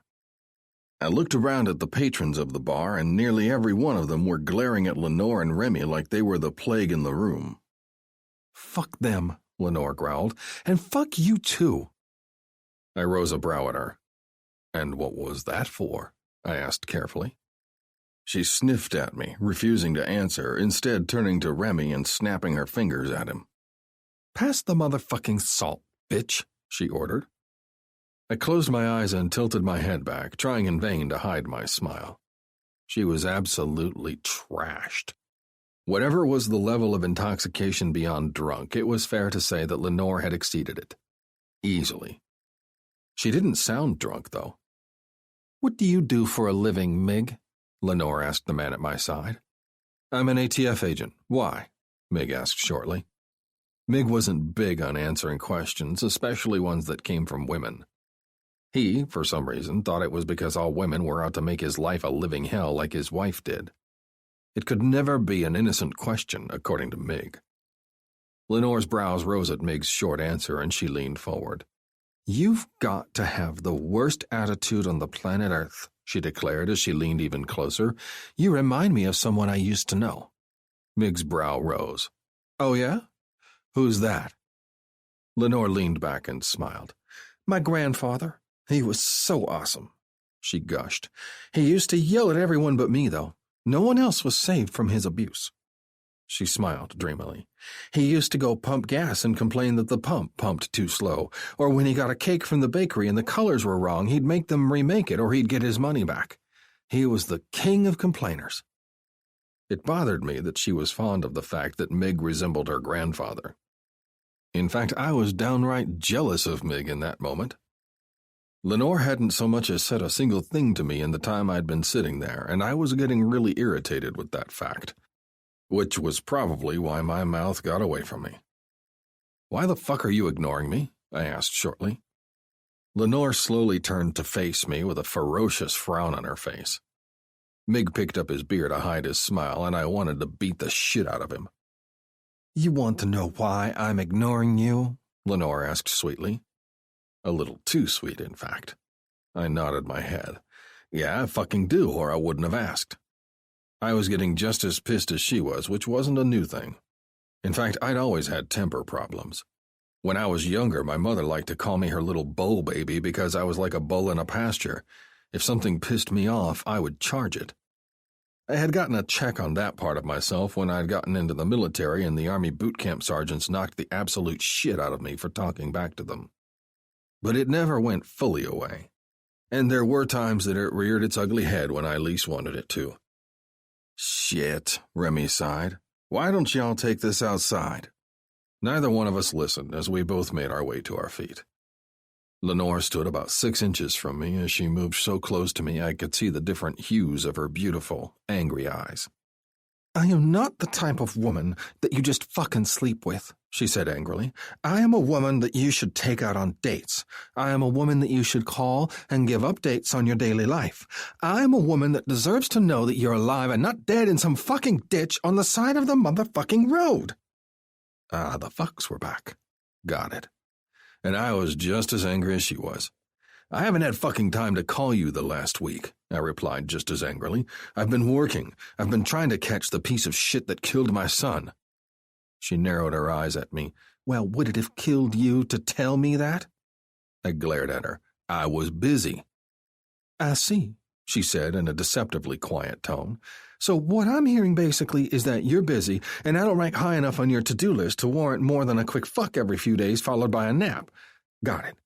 I see where I stand." She narrowed her eyes. "Unfortunately, that doesn't work for me, so I'm thinking that maybe you should leave me the fuck alone and tell your damn friends to do the same." My friends, as she called them, were protecting her and had been for nearly 2 weeks now. They'd been taking turns watching her during the day and into the night until she got home. When she got home, they used the surveillance I'd rigged up at her house to give her privacy, but they were still able to ensure her safety by keeping an eye on the feed. "My friends are there to make sure you don't get shot at like I did yesterday," I hissed, moving so close that her nose was touching mine. Her eyes widened, and I wanted to keep shouting at her, but I could tell that my words had thrown her. You were shot?" she stuttered. I fucking loved her stutter. Hell, I fucking loved her. Which was a startling realization in that moment. I hadn't loved anyone since my ex-wife. Someone that I thought I could count on forever. But I couldn't, and in this moment, when I realized how deeply I felt about this woman who was so extremely upset with me, I knew I'd have to let go of the anger I still held for my ex-wife. Oh, I could still be pissed off at her husband, but I didn't have to be pissed off at her. Because if she hadn't cheated on me, I wouldn't have Lenore. I wouldn't have just realized I loved her in the middle of a goddamn bar. Deeply. I refused to think about how Tanner's life would be affected right now. About how much I knew he'd adore Lenore. He always loved when I was happy, and right now, with the love, concern, and anger on Lenore's face, all emotions she felt for me, I knew. Tanner would have approved, and that was enough for me to realize that I loved the hell out of the woman in front of me. I pulled her in so my mouth could touch hers, and I smiled against her lips. I'm okay. It was a misunderstanding.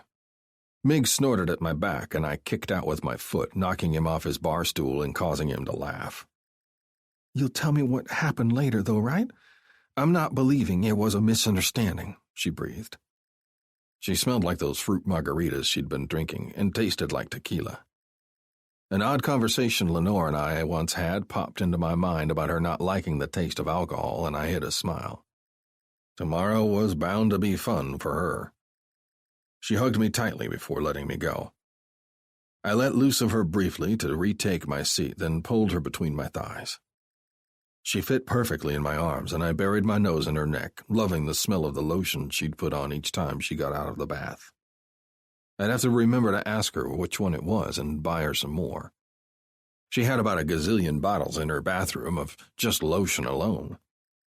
What the fuck? Remy suddenly snarled, pulling my attention to him. I saw he was gazing somewhere over my shoulder, so I turned to see what caught his attention, and my eyes widened when I saw the woman drawing Remy's gaze. Shit, I muttered, as Remy stood and started to barrel his way through the crowd of dancers. He came to a stop in front of a tall, skinny guy in jeans standing next to a horror-stricken Jenna. Then, as if in slow motion, Remy pulled back his fist and slammed it into the man's face that had been kissing Jenna. The man went down like a rock, falling to the dance floor where he'd been standing only moments before, while Jenna stared on in shock. You bastard! Jenna screamed. What the fuck, Jenna? What the ever-loving fuck? Remy bellowed in anger. What are you doing? You weren't even supposed to be home tonight, Jenna shrieked. Why are you even here? Yeah, like that was going to go over well, I thought. I'm here because they moved our rig today, he bellowed. Not that you wanted to know, since you're out practically fucking in front of the goddamn town. I would have loved to know. I bet she knew. Jenna pointed at Lenore accusingly. Lenore raised her hand to point at herself in mock horror. Me? Don't bring me into the middle of this. You are in the middle of this. How can you not see that my husband loves you? Jenna screeched. Lenore narrowed her eyes, and I tightened my arms around Lenore's waist to halt her forward progress in the direction of Jenna. Do you see what I have right here? Lenore yelled back. But she was pointing at me, patting my face as she reached up with her free hand that wasn't locked around my wrist in a death grip. I see you have a stand-in for my man, Jenna hissed. Lenore laughed. Griffin's not a stand-in for your man. Me and Remy don't have the kind of relationship that Griffin and I have. Griffin's my man, Remy's my friend. They both have my heart in totally different ways, and if you'd clear the jealousy out of your heart, you'd see that, Lenore ground out. I squeezed Lenore's waist. Although it had crossed my mind that Remy and Lenore were in love with each other, I never actually saw anything more between the two of them than a brother-sister relationship. It was a sibling-like bond that had formed between the two of them over the many years and experiences that they'd shared together. And since Lenore and Remy have been together as best friends since childhood, they had that bond that most family would have.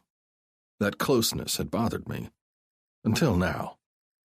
When I saw the devastation on Remy's face, saw the love he had for his wife wither and die as he realized what he thought he had with her wasn't real, that it was just a figment of his imagination. I'd experienced that very same realization myself, only I'd found out a hell of a lot faster than him. I want you to get your shit out of our house. Make sure you get all of it because you won't be coming back, Remy said tonelessly. You've got an hour. How about you get your man here to help you? But that's not enough time, and I don't have anywhere to go, Jenna screeched. By now the whole freaking bar was watching this all go down, and not one of them seemed surprised in the least that it was happening. Something Remy was quickly realizing. He turned woodenly to Lenore, and I could practically feel the grief welling off of him. "You knew, didn't you?" he asked.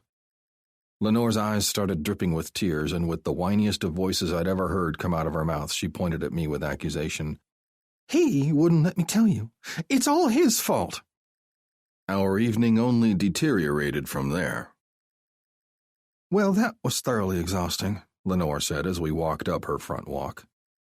I'd been pouring water into her for the last hour, so she was significantly less drunk than she had been when I'd first gotten to her.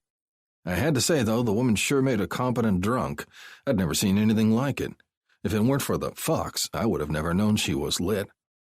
"Tell me about it," I agreed, slowing down when I saw the crack in Lenore's front door. I could hear Dugan barking wildly from somewhere in the house, and I suddenly had a very bad feeling. "Lenore," I said, halting her in her tracks, "here's my phone. Call Wolf and Meg." Carefully, she took the phone from my hands and stayed exactly where she was. She scrolled through my contacts as I removed the gun from the holster on my belt. With a two-handed grip, I kicked the front door open, revealing the massive mess inside. Lenore's living room was destroyed. Her couch was literally ripped to shreds, as if someone unleashed all of their rage upon the unsuspecting piece of furniture. The paintings that had been on her wall were shredded and broken. The movies, every single one of them, were broken into pieces. Her flat screen was smashed. The only thing left in the entire room were the lights, which lit up the devastation. "Oh, God!" She kept close to my back as I walked throughout the house, finally coming to a stop at the laundry room door where Dugan's bark was much more pronounced. I opened it softly and moved just in time for Dugan to barrel out of the doorway and head straight for Lenore. He didn't knock her down, though. He buried his head between her knees and leaned into her, seeking comfort and making sure his mistress was all right. I was happy that he was alive. It could have been easily the other way. He could have been broken, lying next to the china that was on the kitchen floor. After a quick check of the laundry room produced a similar state of destruction, I walked out into the living room just in time for Mig and Wolf to enter. "Good shake-up job," Wolf observed. I grunted in reply. "I think this means they didn't get the message you tried to send," Mig supplied dryly. "What message?" Lenore asked with confusion. I turned my glare on Mig, and I curled my lip in annoyance at his slip. "You fucker." "Griffin, don't call him dirty names because I found out you were bad," Lenore reprimanded softly. "You need to go ahead and tell me what we're dealing with, since I'm obviously in the middle of it now." Mig and Wolf had smiles on their faces about a mile wide, and I tossed them both a glare as I took hold of Lenore's hand and started walking her out the door. "You'll take care of this, right?" I asked the two men over my shoulder. They both nodded. "Good," I said, walking into Lenore's room to grab a few stray articles of clothing. Underwear, bra, shorts, a shirt. I wasn't sure if any of it matched, but it'd work for now until I could get to the store tomorrow. Once done, I went back into the living room to find Lenore was hugging Dugan's head to her belly while she looked around the room with worry. "Let's go," I said, holding out my hand. "Dugan?" Lenore asked worriedly. "What about him?" "I'll handle him," Wolf promised. "Where are we going?" Lenore asked worriedly as I pulled her to my bike. I stopped at the side of my bike and handed her the helmet I'd bought just a few days before. She started strapping it on, but kept her eyes on mine, waiting for my answer. "We're going to Alabama," I answered instantly, shoving her shit into the saddlebags next to my extra set that I always kept in there for times like these. "Now? But I'm hungry," she said worriedly. "What's in Alabama?" I straddled my bike and offered my hand in assistance. She ignored my hand and mounted behind me, placing her feet on the pegs of the bike and wrapping her hands around my middle. After shooting off a quick text to my mom, I shoved the phone into my pocket and started the bike. Proud that she'd be willing to go somewhere with me without me telling her any more details, I tossed a smile over my shoulder and pulled her mouth to mine by a hand at the back of her head. She grinned when I released her lips. Then that smile disappeared moments later when I yelled, "My mother's in Alabama!" Chapter 17. You don't always need a plan. Sometimes you only need balls and a beard, and your mama. Lenore to Griffin's mom. Griffin. Are you sure your mother wants to meet me? Lenore asked loudly over the roar of the bike. I sighed and pulled the bike over, shutting it off at the end of my mother's driveway. I stared up at the quaint white cabin with the dark red shutters. It was on stilts with the ocean at its back, stretching out for miles. The setting sun played along the white sand of the beach, making it practically glow with the beautiful red and blues covering the sky. Yes, I'm sure. She wants to meet you, and she's excited, I told her for the 40th time. What's she cooking? Lenore continued. I rolled my eyes. I don't know. I didn't bother to ask. I was bringing Lenore to my mother's. Firstly, because my mother wanted to meet the woman that was changing her little boy. Secondly, because I wanted to get Lenore away from whatever threat was looming over my right shoulder. My mom lived in near secrecy off the beaten path in Alabama. She had a quaint little cottage along a 30-mile stretch of the coast she shared with a few equally private, long-time residents. She, as well as the others that lived in this section, had excellent security. My mother needed it, and not because she was a famous chef. She needed it because my father was a psycho and liked to show up when we least expected it. At one point, my pop was a good guy. But when he came back from his last deployment, he was different. Harder. More something. Crazy was definitely part of that something. It didn't happen all at once. It slowly built and built until there was literally no other recourse for my mother, and I had to put some distance in between us. He had good days when he could hold a conversation with you and no one would be the wiser that he was troubled. It was the bad days, though, that had increased in frequency that were the problem. The days where he perceived everything and everyone as a threat to his family. And that meant the maid, my mother's brother, who was also a military man.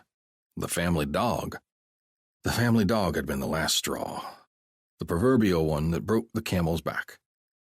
My father shot our family dog, Sparkle, right in front of me for barking at me because he wanted to be fed. My mother had then taken me and stayed at a hotel while my father was taken away by my uncle and had been gone ever since. My father knew right from wrong. He just had a problem with impulse control. When he was in the midst of one of his episodes, he would drift to a place where he couldn't control his actions and couldn't decipher right from wrong. He'd always snap out of it, and when he came back to himself, he always knew that he'd done something bad. So he didn't fight my mom. He knew he was having trouble adjusting to civilian life. He knew he needed help that we couldn't give him. I still went to see him, but only after I made sure that he was okay first. Starting up the bike, I rode the rest of the way up the driveway and shut it off beside my mom's small SUV. "Where's your head at?" Lenore asked softly. I blinked, turning to face her. "Sorry. I was thinking about my dad," I said softly. "Your dad? I didn't realize your mother was married." I nodded. "They're married, but they're just not together." "What my son is too polite to say," my mother's laughter-filled voice said from above us, "is that my husband is not well. He suffers from mood swings, he's unpredictable, and he is dangerous to be around when he's having an episode, which made it unsafe for us to live with him. I had no choice but to separate from him. He isn't allowed to come here without our prior knowledge." I turned to find my mother smiling at me and Lenore, and I let Lenore go to walk up the steep steps toward her. Once I reached the second step up, I opened my arms just in time for my mother to launch herself into them. I smiled as I smelled my mother's unique scent, roses and mint, as well as the scent of bread wafting out the open door to her house. Being in her arms always felt right, and the familiar smells made my breathing come more evenly in my chest. My mom always made it better, and it was good to be home. "You're being so rude," I teased my mother as I set her down on her feet. My mother gasped, as any good Southern lady would do, and moved around my body to skip down the steps. "I'm so sorry. When he told me y'all were coming, I got so excited to see him again that I forgot you were here," my mother cried. "My name is—" "Oh, I know who you are," Lenore smiled. "If I'd have known I was coming here ahead of time, I would have brought my mother's cookbooks for you to sign, Mrs. Dean. My name's Rayleigh, please use it. Or you can call me Mom," my mother smiled fondly. Lenore's face blushed as she surreptitiously looked over at me. "Sounds good, Mrs. Rayleigh." "Oh, I'm so excited. I have some cookbooks you can have. My office is filled with them," my mother laughed, pulling Lenore by the hand into the house. Lenore didn't even spare me a glance as she hurried behind my mother. I followed closely behind, closing the door that they'd left open behind me. My mother's house hadn't changed since I'd last been there 6 months before, after Tanner's funeral. She had someone come in once a week to clean, I was sure, but besides that, she hadn't changed it, which was weird for my mother, who was notorious for moving her couches around once a week. "Ma!" I called as I walked into the kitchen. "What's up with your—" I trailed off as I saw both Caston and Ridley in the middle of my mother's kitchen. 2 men that I'd left 3 days ago to keep an eye on a man whose days were numbered. Both had their hands full. Caston was rolling out what looked to be dough. He had a red apron on that dubbed him as the butter baby. Ridley had on a black apron that was blank, but it was so covered in what looked to be flour, so much so that it might as well have been white. The funniest thing, though, was the apron Lenore was pulling on over her head. On it, it said, "I'm the Butter Queen." I laughed. Lenore narrowed her eyes as she looked down at what had caught my attention, then sighed. "Really, Rayleigh? You couldn't have found me anything other than one that says Queen on it?" Lenore asked laughingly. My mother looked at her with confusion. "What's the problem?" Lenore smiled fondly. "Nothing. Griffin calls me Queenie and Queen because all of my things have tiaras on them, like my purse and my shoes." She placed her hands on the flour-covered counter as she spoke.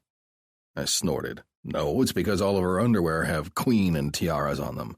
She does have the bag, but that doesn't have anything to do with why I call her—" I was shut up by Lenore's flour-covered hand coming down flat on my chest. "That's quite enough." I winked at her. "Ma, why'd you let these 2 jokers in?" I asked. I should have known they'd come. They were all worried about me. I wondered if Peake had put them up to it, or if they'd come on their own. Either way, I was thankful. I highly doubted they'd come for my mother, but in case they did decide to do something monumentally stupid, Caston and Ridley were 2 of the best in the business.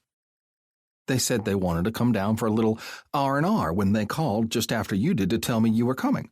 Knowing it really means they've got women trouble and want home-cooked meals that they don't have to cook themselves, I said they could come too, my mother explained teasingly, turning to the 2 men. I wouldn't put it past them to do that, but not this time. Not that my mother needed to know that.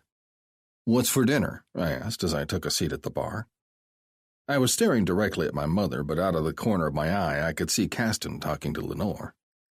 Lenore nodded and tilted her head in my direction, and I sighed. "Chicken and bourbon cream sauce, mashed potatoes, and grilled asparagus," my mother rattled off as she stuck herself into the massive fridge and came back out with a bowl of freshly trimmed chicken. "Oh, and homemade bread." "Sounds good," I said, standing up. "I have to make a few calls, and I need to go stretch my legs. I'll be back in a few." My mother nodded, but other than that didn't acknowledge me as she turned to Lenore and started telling her what they had to do first. Catching both Caston and Ridley's eyes, I moved to the door that led to the back porch and waited for the 2 men to appear at my side. They didn't disappoint. "When did y'all get here?" I asked, once the door closed behind them. "About 20 minutes before you," Ridley answered, coming up on my left while Caston came up on my right. "Notice anything off?" I asked, keeping my eyes pinned on the ocean that was less than 100 yards away. "Not a thing," Ridley said. "Your dad called when we got here, but he didn't say anything about us being here." I said. "He knows you, though. He knows you're not a threat to his woman." Dad had my mom's place wired. He watched who came and went from her place, which was inevitably why I didn't have a problem with her place not being watched since the beginning of this shitfest. My father did it religiously. He may not be allowed to live with his wife, but that doesn't mean he's not going to keep her safe. But Caston and Ridley had to think something bigger was going on here for them to come down here without asking me. "You think it's going to get bad too, don't you?" I asked. Caston was the one to speak, and he didn't sound very encouraging. "It's not that I don't trust your instincts," Caston said, "but something else besides the death of your son is going on here, and we think you're too focused on that to see the bigger picture." I winced, but I couldn't say he was wrong. "So what's your gut got to say?" I asked. "My gut says that they're going to get this bill passed by any means possible, most likely because they have someone huge backing this. Bill fucking Gates huge," Ridley said. "And nothing's sacred. Not a kid's life, not a cop's life, not anyone's life. And they've proved it with your son and tried to prove it to you 3 days ago. I couldn't argue that point. This went beyond just my son, and I knew that. But I couldn't get past it. My son was more important to me than some bill being passed. If I wasn't careful, they'd take me out before I could prove who did it. Did you get anything out of the shooter? I asked, turning to Ridley. Not a damn thing. Kid was only 20 and was homeless until about 2 days before he tried to shoot you, Ridley answered. Took him into Paul, who booked him for attempted murder. Found out his name is Alex Lively of Tyler, Texas. He was approached about a day before he tried to shoot you. Paid $1,000 to do it with a piece that the woman provided him. And the woman? I asked. No name. Kid's young and never thought to even ask her. He showed me the roll of bills she gave him, though. I could see why he didn't care what she looked like. Kid was in desperate need of some rehab. He had needle marks all over his body, indicating he'd had a problem for some time. It would have been easy for someone to see that he was an easy target, Caston said. I didn't doubt it. I'd been at a coffee shop of all places, trying to keep awake with some good coffee when I was approached from behind as I headed out to my bike that I'd parked in an alley. I'd been working the same gun trafficking case that I'd caught a lead on 4 days prior, and I'd been working on little to no sleep. I had been contemplating the merit of a few hours of sleep compared to trying to talk to the man we'd caught with a shipment of guns passing over the Louisiana-Texas border on Caddo when I'd felt a weird tingling at my back. I turned just in time to knock the gun away from the kid that had had it pointed at the back of my head. Had the kid not hesitated, I would have never noticed as he stepped out from behind the dumpster, aimed at my head, and fired. But he had hesitated, and I'd realized something was wrong in time to stop him from blowing a hole in the back of my head. My eyes wandered along the beach as I finally let myself realize how close I'd come to dying. Possibly by seconds only, and it was a humbling experience. Thought the house was owned by some old folks, Caston wondered. I followed his gaze to find a kid, all of 2 years old at the most, walking straight towards the water, chasing after a football that had gone about a foot into the surf. But the longer it was in there, the further and further the rolling water took it out. Shit, I hissed, shucking my boots from my feet. The next thing to go was my gun as I laid it all on the deck at my feet, took the stairs at a leap and a bound, and started running. My shirt was gone by the time I hit the bottom of the stairs, and I looked down the beach to see if any of the adults sitting around were paying attention to the kid. They weren't. By the time I'd sprinted halfway there, the kid had gone into the water to about ankle deep. By the time I hit the wet sand, he was in up to his chest. "Stop!" I yelled at the boy. You know the tone. Everyone does. It's the sound of a parent's voice, worried and frantic, telling a kid to stop doing what he's doing and freeze.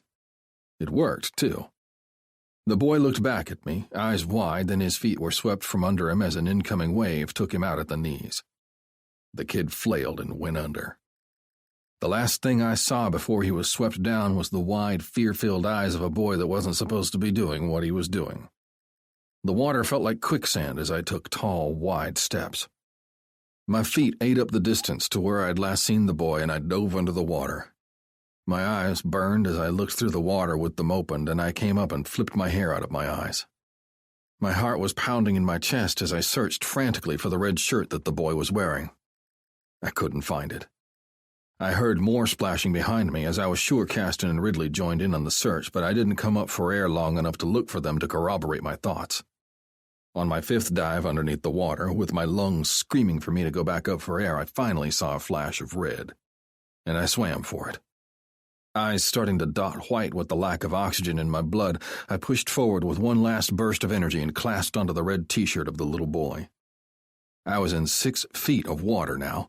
By the time I had him in my arms and pushed off to the surface, I was nearly seconds from passing out myself. I hit the top of the water and burst through the surface, taking in deep pulls of air as fast as my lungs could hold them. I pulled the boy up with me, but he did nothing more than flop back into the water face first. I wanted to throw up. I was holding a little boy in my hands that wasn't breathing. The last time I'd done that, it had been with my own son. Shaking off those thoughts, I turned the boy over to his back and let his head rest on my shoulder as I paddled into the beach at a diagonal angle. "He got him!" someone yelled from the beach. I didn't look. Instead, I kept swimming, happy as fuck when I got close enough to the beach where I could walk in. The moment my upper body was out of the water, I held the boy in my hands like one would a baby and started to breathe for him. I covered his mouth with mine, pinching his nose as I gave him a small breath. Was I supposed to give half breaths, or were they full? Would I burst his lungs if I gave too much? Those thoughts sifted through my brain as I did what I could as I hurried to the dry sand. The moment I was completely out of the water, I dropped down to my knees and placed the boy's body down onto the sand. Caston was there the moment I had him completely on the ground. "I've got compression," he said urgently. So we both worked together to do CPR on a boy no more than 2. Somewhere behind me I could hear Ridley on the phone with 911. I could also hear my mother and Lenore crying. I didn't look up at them either. Instead, I focused on breathing for the little boy that looked eerily similar to Tanner, puffing breath into his lungs. And when he started to choke, I started to cry. The lifeguard pushed me back, and I went willingly as I let the professionals take over. Then I heard the father say, "Well, that was lucky." And I snapped, turning around to glare at the stupid man. The man who still had his beer in his hand. "You stupid fuck!" I bellowed. "What the fuck kind of father drinks his fucking beer while 3 men who you don't even know rescue his kid?" I was in the man's face, and the man was looking at me like I was stupid. "You had it."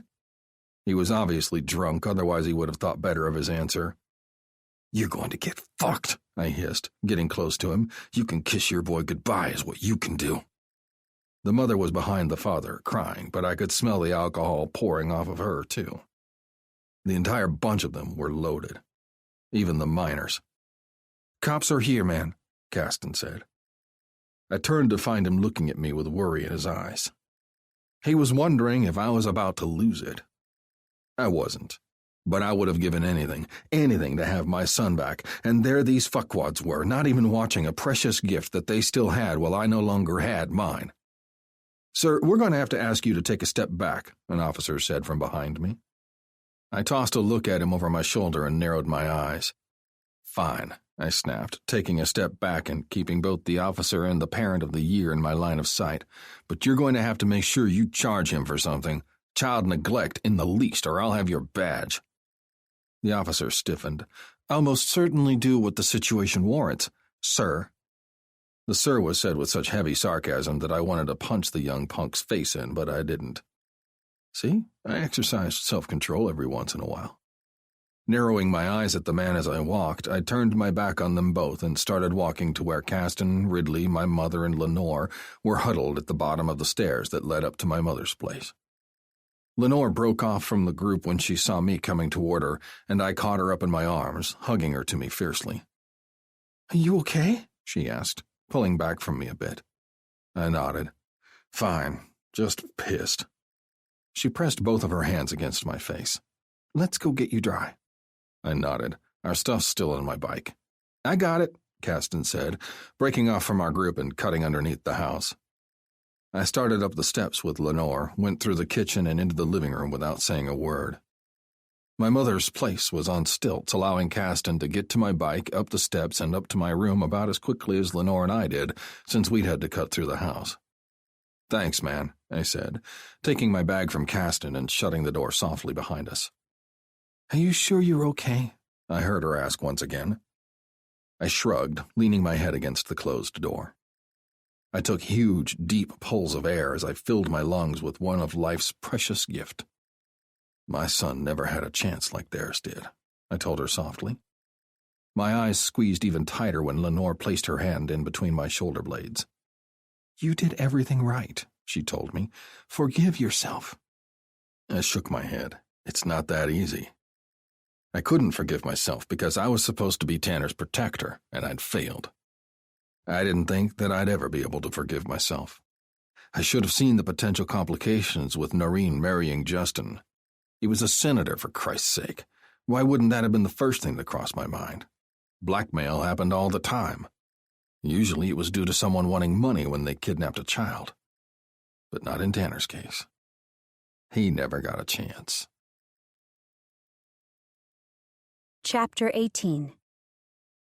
Moving in with a woman is much like saying that her vagina is good enough that you won't consider other vaginas anymore. Man fact. Lenore. After getting Griffin into the shower and laying down with him, he fell asleep almost instantly. He was exhausted, I could tell. I looked over at him, surrounded by the white sheets that his mother had decorated the bed with. It was about 2 hours after he'd fallen asleep, and he hadn't moved a single inch since his eyes had fallen shut, when I realized I couldn't lay there any longer. His mouth was slightly open, and he was snoring very lightly. Both of his hands rested on his bare chest, right under each pectoral. I studied his defined chest. The tapered muscles that formed a V leading down to his pubic area that was only covered by a thin sheet. The security light from outside highlighted the shadows under his eyes, as well as the sharpness of his cheekbones. With a start, I realized that he'd lost weight over the last week, enough for me to realize that his face was slimmer, noticeably slimmer. His hand twitched, causing me to look down, and I saw that he was covering the tattoo on his ribs with his hand. The one that said one simple word: Tanner. My heart ached for him. If I could give him anything, it would be his son. But I wasn't a miracle worker, and all I had to give him was me. My support, my heart, my shoulder to lean on. I could hear muted voices coming from somewhere beyond the closed door, and I eased out of bed as carefully as I could as not to wake him. He needed his sleep more than he needed to eat right now. I, on the other hand, was hungry. Almost from the moment I'd walked into the house and smelled the delicious aroma of bread. We'd made the 5-hour trip all the way there without stopping, and now it was nearly bedtime and I hadn't eaten since brunch that morning. Which was why I slipped out of the room and raided the fridge, heating up leftovers and gobbling them down while standing. I'd waved to the men in the living room on my way past and got nods in return. After arriving back to the room fully satisfied, I glanced at Griffin. He hadn't moved so much as an inch since he'd laid down. I took a step toward the bed and leaned over it, placing a soft kiss on his forehead before standing once again. My sore body made itself known then. Riding 5 hours on the back of a motorcycle hadn't been as fun as I'd thought it would be. My ass had fallen asleep within an hour, and my legs had been close to follow. My lower back hurt, and my stomach muscles were sore from clenching them tightly when a car would get too close to us. I turned to the small bathroom off of the room and closed the door silently once I'd crossed the threshold.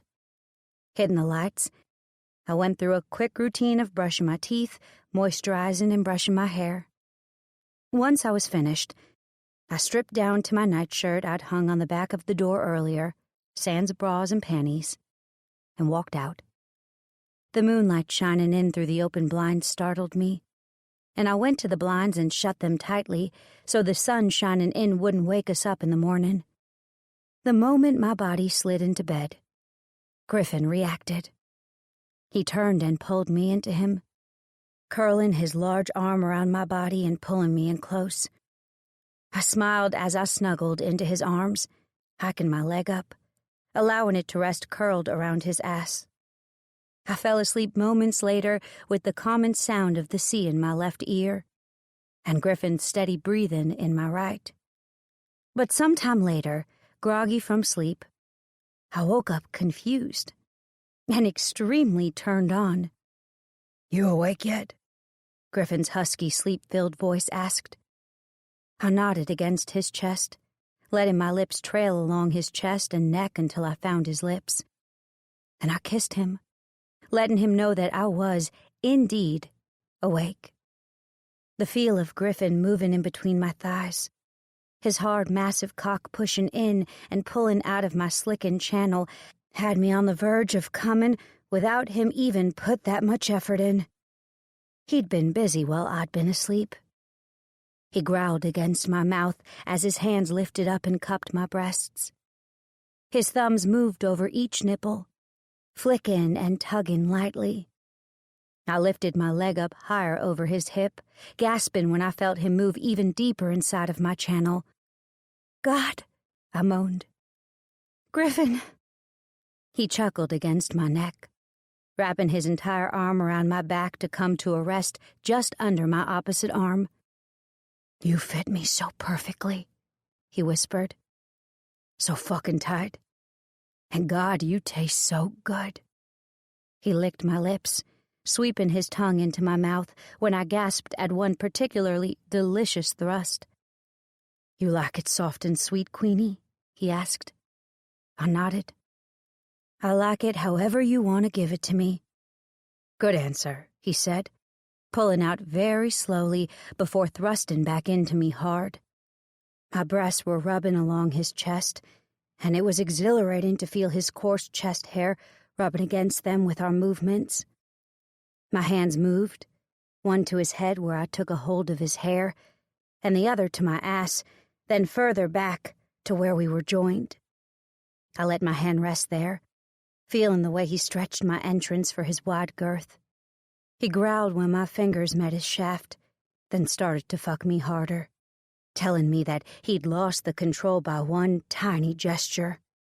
"You know what I love about you, Queenie?" he asked me, panting against my lips. "No," I gasped. "What?" "That you enjoy me so much. You let yourself go, and let me take care of you the way I know you need it. You enjoy whatever I want to do to you, and you trust me implicitly to give you what you need," he answered, rolling to his back and pulling me with him to rest on his chest. "I trust you with not just my body, but my heart as well, Mr. Storm," I whispered, bending down and gyrating my hips down on his hard cock. He urged me faster, pulling down and pushing up at the same time, taking me higher and higher until, on one particular thrust, I started to come.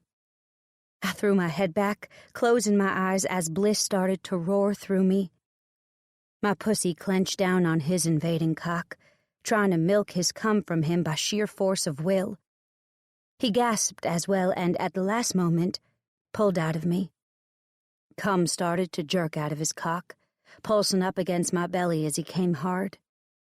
I collapsed on top of him, pressing my now sticky stomach against his sweaty one, and tried to recover from the orgasm he'd just given me. "Woke up and your hot pussy was pushing against my cock," he rumbled. I smiled. "I've come to like not sleeping in any panties. Seems it works out well for you, too." He chuckled. "That it does." He rolled me over and got up, turning the light on in the bathroom as he saturated a washcloth to clean up with. Once he tackled himself, he came back to me and cleaned me up as well, before tossing the wet cloth in the corner of the room next to the laundry hamper. "You're gonna pick that up tomorrow, right?" I asked sleepily. He laughed, the rumble of his chest vibrating my face as he did. "Yeah," he said. "Been cleaning up my cum rags since I was 13, darling." I snorted and would have replied, but the sudden stillness of the room had the man underneath me going on alert. "Did the power go out?" I asked, listening hard. I could no longer hear the groan of the air conditioning, nor the soft whir of the ceiling fan. Griffin got up and shoved his foot into the sweats that he'd been wearing earlier, picking up his gun from the nightstand. "Stay in here," he instructed, shoving what felt like his phone into my hand. "Text Caston." With that, he was gone, and I was left alone wondering what the hell had just happened. Was there someone in the house? Power went out all the time, and I never acted like he'd just done.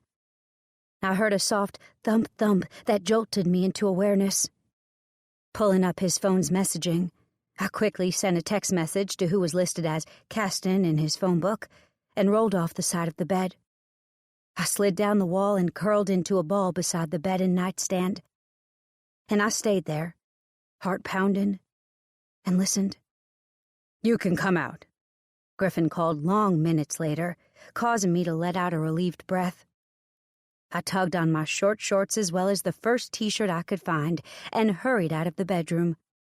The three men in the living room were encircling something big and bulky on the ground. I couldn't see what it was until I got right next to them. and gasped in realization when I saw what was laying there. "What's going on?" I asked, taking a step back. "Fucker broke into the house," Griffin said shortly, nudging the man on the ground with the bottom of his foot. The man was unconscious, I assumed, since he wasn't moving and all. "So," I said, waving the light on my phone around the room. However, I froze when I saw an older man standing next to Rayleigh. He had his arm wrapped around her protectively, and Rayleigh was leaning into his side, watching with concern in her eyes. Was that Griffin's dad? What was he doing here? "Dad?" Griffin asked, just now seeing the man standing next to Rayleigh due to my light. "What are you doing here?" Rayleigh smiled and looked down at her feet. Griffin's dad's face transformed into a shit-eating grin. "My wife's here, boy," was his answer. "And you're lucky I was, or you would have had a lot more than just him to take care of." I shook my head and turned back to the intruder, as Griffin took a step in his father's direction. "What do you mean more?" "Where are they?" Griffin asked. "Go check it out." That was said to Caston and Ridley, who immediately split apart and went in opposite directions of the house. "Outside," he said. "Likely wishing they were dead if they're not already." Griffin's parents moved out of the room to get dressed, leaving only Griffin and I with the room's unwanted occupants. My eyes moved to the man on the ground while Griffin pulled out his phone to make a call. The invader was pretending to be knocked out, I knew it. So I studied him closely, keeping my light trained on the man while Griffin argued with someone on the phone. It was a good thing I did too. With everyone's attention but mine diverted, he spit something out onto the carpet, and my eyes widened in disgust. I didn't warn anyone yet, though. I wanted to see what he would do. And it was good I did, or I wouldn't have seen the nod, then the shake of his head. "What did you just do?" I asked the man sharply. He closed his eyes and feigned sleep, but I wasn't born yesterday.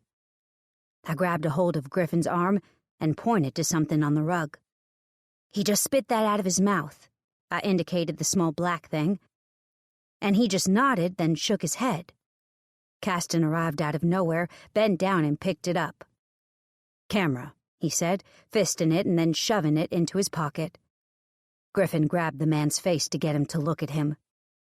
"You're gonna want to wake up, or what I do to you will seem like child's play in comparison," Griffin snarled. Then the stupid man said 4 words that changed the course of his life. "I killed your son," the man said, opening his eyes and smiling at Griffin. Griffin's hands tightened on the man's face. "You're lucky that right now I actually want to hear what you have to say. And I want to hear all about it," Griffin growled menacingly. "Then I'm gonna fuck you up so badly that, if you survive, you'll be shitting into a bag for what's left of your life." The man didn't react at all, but I could tell he wanted to. He wanted to tell Griffin that he was crazy. And maybe he was. But one doesn't mention that they killed your pride and joy and not bring the crazy out. "I did. I enjoyed it, too. I liked the way his small body jerked as the AK-47's bullets tore through." He wasn't able to finish because I suddenly found myself in motion. The lamp that'd been on the bar next to me was suddenly in my hand, and I was swinging it at that stupid little shithead's face. The lamp itself was made of solid metal. It consisted of a shaft about 4 inches thick all the way down, and I'd admired it from the first moment I'd seen it. The use of it as a weapon had never entered my mind when I'd first admired it, though. The lamp met the man's head, knocking him unconscious for real that time. My chest heaved. I was glad the fucker had stopped talking. Griffin had enough visual evidence of his son's death without adding even more to it. I dropped the lamp on the floor, and it rolled until it came to a rest against Griffin's bare foot. He was looking at me like I'd grown a second head. "What?" I asked, slightly out of breath. And the most brilliant of smiles appeared on his face, followed by him standing up and capturing me around the waist, slamming his mouth against mine. "I fucking love you," he growled against my lips. "You say that now? When I beat up some man?" I asked, voice coming out high and squeaky. "Yeah, I say that now because I can't hold it in anymore. I've loved you since you sold me a dildo I didn't need," he said roughly. "This is a fucking camera. How about we break up the love fest and figure out just why he needed video evidence of what went on in here?" Griffin's father interrupted us. Griffin didn't acknowledge his father as he stared at me. "Waitin'." "What?" I asked. He narrowed his eyes. "Fine. I love you too. Happy?" I asked. He nodded and set me down on my feet. "Cass and take her into our room to get dressed completely. Socks and shoes. Jeans if you have them," Griffin ordered, completely in professional mode now. "What about you?" I asked as I started to back towards the hallway. He looked up, and the last view I saw of his face was a seriously scary one. "I won't be needing new clothes. Yet." Chapter 19. I started my day waking up in a pool of my own blood. Is that how you'd like to end yours? Lenore. Period day 1. Lenore. I sat down heavily in the chair of the Uncertain Saints clubhouse, tired beyond belief. And I hoped I never had to make that trip to his mother's in a 2-day time period again, anytime soon. It was torture. My ass would never be the same. At least it didn't feel like it. I was surrounded by all of the Uncertain Saints, and not one of them had a happy look on their face. "Lenore's store was hit last night, and the prospect took a bullet to the cheek, but stopped them from doing any serious damage to the store. Luckily, it just grazed his cheek. He's currently at the hospital getting that looked at. Your place was a little less than an hour later, but a couple of Ridley's deputies had been in the process of doing a drive-by, so they weren't able to set the place on fire like they'd originally intended." Peake started, looking very tired. "Lenore's place was burned down. Nobody even saw it happening until it was fully engulfed due to the time of night." "Dugan!" I yelled somewhat frantically.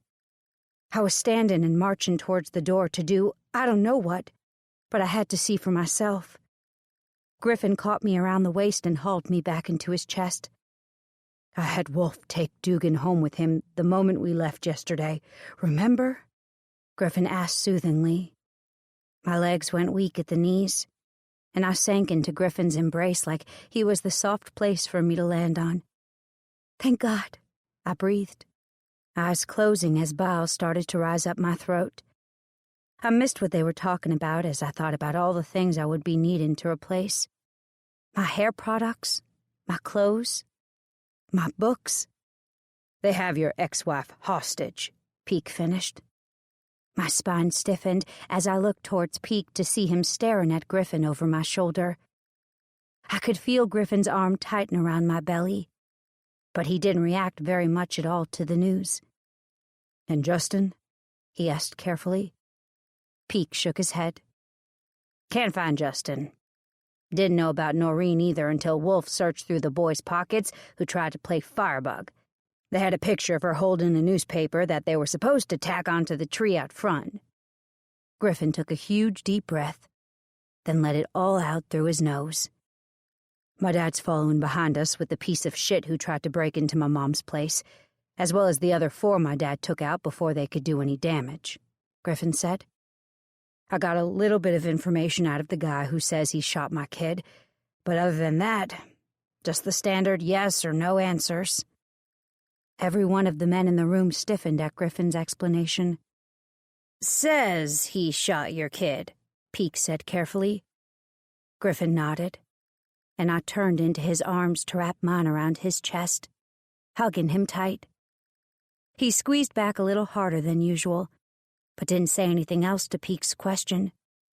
"Well," Griffin's father said as he came into the room, I got an A+ in the art of interrogation during Desert Storm. I think it's time you let me at him, my boy." Griffin's eyes closed, and he took a deep breath. I want that fucker to suffer. I want him to know what it feels like to be missing a part of himself that is so integral that he no longer knows how to live a normal life. "Can you give me that?" he rumbled darkly. Grunts followed around the room, but it was Peek who answered, not his dad. "I can give you that," he said simply, "but you won't be in on it. You'll be as far away as you can. We don't need your emotions to play a part in this. We need a solid head with clear thinking. This isn't over yet. We have a few of their men, but they still have the upper hand because we don't know who they represent and what they're trying to accomplish. Yet. I think we should just burn every one of those motherfuckers. I know someone that owns a funeral business. He has a really nice cremator," Meg said darkly. I think my eyebrows rose to my hairline at that comment. Jesus, these men were bloodthirsty. Not that I blamed them. Griffin was their brother, and that meant that Tanner was important to them, too. Nobody's going to do anything to them. I got my boss working on his end to identify all these men. 4 of them have already been identified as gun transporters on multiple gun shipments, Griffin said, finally letting me go to walk to the table. He opened a file folder and took out 4 photos. These 4 are already in the system. They only need one more charge, and they're back in jail for the rest of their lives, Griffin continued. The one that I wasn't able to get charges filed against was the one that shot my kid. Well, I've got you covered there, Wolf said, opening his own file folder. Mickey Ramsey, 32. At the scene of your son's shooting, 3 witnesses said they were able to identify a tattoo on the suspect's left wrist, he said, dropping a picture of a butterfly on the table. This is the same picture you sent me last night of the man, as well as the identifying characteristics. I looked at the one I'd seen Griffin send last night, then at the picture of the butterfly that witnesses had described to the police officers, and then had a sketch artist draw. It was an exact match. With his admission to killing your son to a room filled with people, we've got him locked down, Wolf said. Already have Ryder on the charges. Ryder, I assumed, was Wolf and Griffin's boss, but I could be wrong. I'd never heard the name before, but who else would be on the charges? While they spoke, I thought about the last day and a half. We'd been to Alabama and back in less than 18 hours. 5 armed men had tried to break into his mother's house and kill us. Someone had burned down my house and had tried to burn down my business. Tried to do the same to Griffin's house. Honestly, I was just plain tired. Tired of shitty people in this world making life harder than it should be. My phone interrupted my pity party, and I was glad. Those thoughts could only lead me into darker thoughts, and I most certainly didn't want to go there. Not yet, anyway. Hello? I answered my phone, making everyone in the room pause to allow me to speak. I winced when I heard Dr. Parsons start right in. You were supposed to have an MRI today, but they said you didn't show for your appointment, Dr. Parsons said. I closed my eyes and scrunched up my nose. I forgot, I said, pinching the bridge of my nose. Can I reschedule for tomorrow? Today. They have an opening at 1 p.m., he said shortly. I looked at my watch. That's 30 minutes from now. I know. They had another woman scheduled, but she perished before she was able to make it to the appointment. Sad, but effective since you need it done. You can't put these off. This is non-negotiable. We need to see if this mass has grown any, and we have to be on top of it. If we miss it even a month, and it triples in size, it'll get invasive, and we won't be able to do a thing about it. I sighed. I can be there. Thank you, Dr. Parsons. I hung up and turned to Griffin, who was watching me now with his arms crossed over his chest, and a scowl on his face that would make most grown men quake in their boots. You missed your appointment, he asked for confirmation. I nodded. Yeah, but he scheduled me at 1. He nodded. One of them will take you. I shook my head. No, y'all are busy. I can drive myself. Griffin was already shaking his head in disagreement. No, not now. They burned your house down last night. They sent men after us today. You're going with someone. End of story, he said pointedly. I rolled my eyes. Fine. He nodded. Who wants to volunteer? None of them raised their hands. I wasn't upset, though. Babysitting duty wasn't as fun as kicking bad guys' asses, apparently. I'll take her, Griffin's father said. I blinked. I said worriedly. Griffin grinned. Dad, I know you're trying to help, but you aren't trained like you used to be. You're getting soft.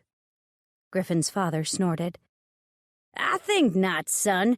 I can take you. Griffin raised his eyebrow at his father. Yeah? He asked, moving to his sidearm faster than I could blink.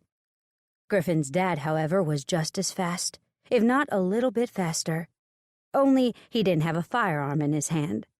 He'd thrown a knife across the room, and it landed in the wall about 2 inches shy of Griffin's hand. You were saying? Chapter 20. I wish I was lucky enough to count sheep when I fell asleep like I did when I was a kid. Now I count my failures. Hard truth. Lenore. Call me Carrick, Griffin's father ordered. I nodded. Okay. I looked down at my hands, but used my peripheral vision to study him. He'd insisted on driving, so I'd handed him the keys to my car that had miraculously shown up outside the clubhouse, and got into the passenger seat without another word. Now, to answer your question that I can see in your eyes, no, I'm not crazy, he answered. I rose my eyebrows at him. That's not what Griffin said when he was telling me about you and why his mother had to have security. Carrick grinned. I didn't say I didn't used to be crazy, but it's been a lot of years. And he hasn't seen me in 10 of them. At least until the day of Tanner's funeral, Carrick said softly. I've been on a cocktail of anti-anxiety meds, depression meds, and I've been going to therapy for damn near 12 years now. I'm about as stable as the next person, I guess, Carrick explained. I smiled, staring down into my lap. So you never met Tanner? I asked softly. Carrick shook his head. No, although I knew about him. Rayleigh gave me updates on him, gave me pictures. I bought him birthday and Christmas presents. I just wasn't there because Griffin didn't trust me. Are you upset about that? I asked quietly, turning to study him. He looked a lot like Griffin, only he had a lot more laugh lines. His hair was completely gray, no longer the lovely shade of blonde that Griffin's was. He had the same blue eyes, only in a face that was Tanner. He had the same bulky build and the same sense of style. And I liked it. I liked that the two of them were so much alike. In the 15 minutes or so I'd been riding with him, I realized that Griffin and Carrick were a lot alike. No. Well, I berate him for doing the same thing with his kid that I wanted to do with my own, he asked seriously. I shook my head. Yeah, I guess so. He winked at me. You'll know what you're capable of doing once you have a child of your own. Like that papa of yours, surviving that gator attack. I raised a brow at him. How do you know about my father? I asked curiously, turning my attention back to the road in front of us when a downpour started to take over the world around us. The skies opened up and thunder boomed overhead, making me grateful I had a large umbrella in the back seat the size of a small Texas town. He grinned. I've got eyes and ears everywhere. Just because my son lives 5 hours from me doesn't mean I don't know what's going on in his everyday life. I nodded in understanding. Wish I could have done more for him once Tanner was gone, though, he muttered to himself, his statement barely audible to my ears. I would trade places with Tanner in a heartbeat if it'd make Griff smile like he used to. Although, I saw a glimmer of the old Griffin this weekend after he saved that baby. I smiled. He's pretty amazing, my man, I confirmed. And I'm happy he's smiling again, too. Carrick pulled into the hospital and parked in the very back of the lot, as close to the exit as he could without being in the ambulance bay. I smiled to myself, realizing once again how much they were alike. "Will they let me come into the room with you?" Carrick asked hopefully. I shrugged my shoulders. I have no clue, but my guess would be no. It can't hurt to ask, though, I pointed out, getting out of the car and grabbing the umbrella from the back seat. He nodded and followed me into the hospital, staying a foot behind me nearly the entire way, getting wet when he didn't have to. Once at the check-in station, I gave the lady my name and took a seat where Carrick indicated. Once again, at the closest point to the exit, with our back to the wall, facing the door. Like father, like son. I didn't have to wait long, though, which was a rarity for this hospital. "Can he come in with me?" I asked the lady. She shook her head. "He can wait in the hall outside the MRI room, but he can't be in the room with you." I nodded. "That'll do, thank you." 20 minutes later, I was laying inside a huge, hulking machine, trying valiantly to tune out the annoyance of the machine clicking and clanking away. At first, it wasn't too bad, but the longer you sit there, the harder it becomes to ignore. And by that point, I had a splitting headache that I was sure would turn into a migraine from hell in less time than it would take to snap my fingers. A loud roar of what I assumed was thunder and not the machine sounded overhead, and I sighed when everything around me went black. Seconds later, lights came on, and an odd, eerie glow filled the room as the emergency lights blinked on. The machine, however, was done for. I assumed it wasn't needed during a power outage, so I looked down the tube, pulling my head out of the lovely cage that held me still. "Can I get out?" I called loudly. Nobody answered, and I started to freak out. I'd never been what one would call claustrophobic, but being in this tube wasn't really that great for my nerves in the first place. So I started to shimmy out, using my heels for purchase, until I was out of the tube and able to sit up. And I wished I'd never come out. Especially when I saw a man wearing a black mask and gray scrubs pointing a gun at me. My eyes darted around, and I saw the bodies of the medical staff on the floor behind the glass of the observation room. "What?" I didn't get to finish my sentence, because in the next instant, he pulled the trigger, and I fell backwards, hitting my head on the large machine behind me. I raised my hand up to my head, wincing in pain as my hand met something warm and wet. I pulled my hand away to look at it, and saw red smearing my fingers.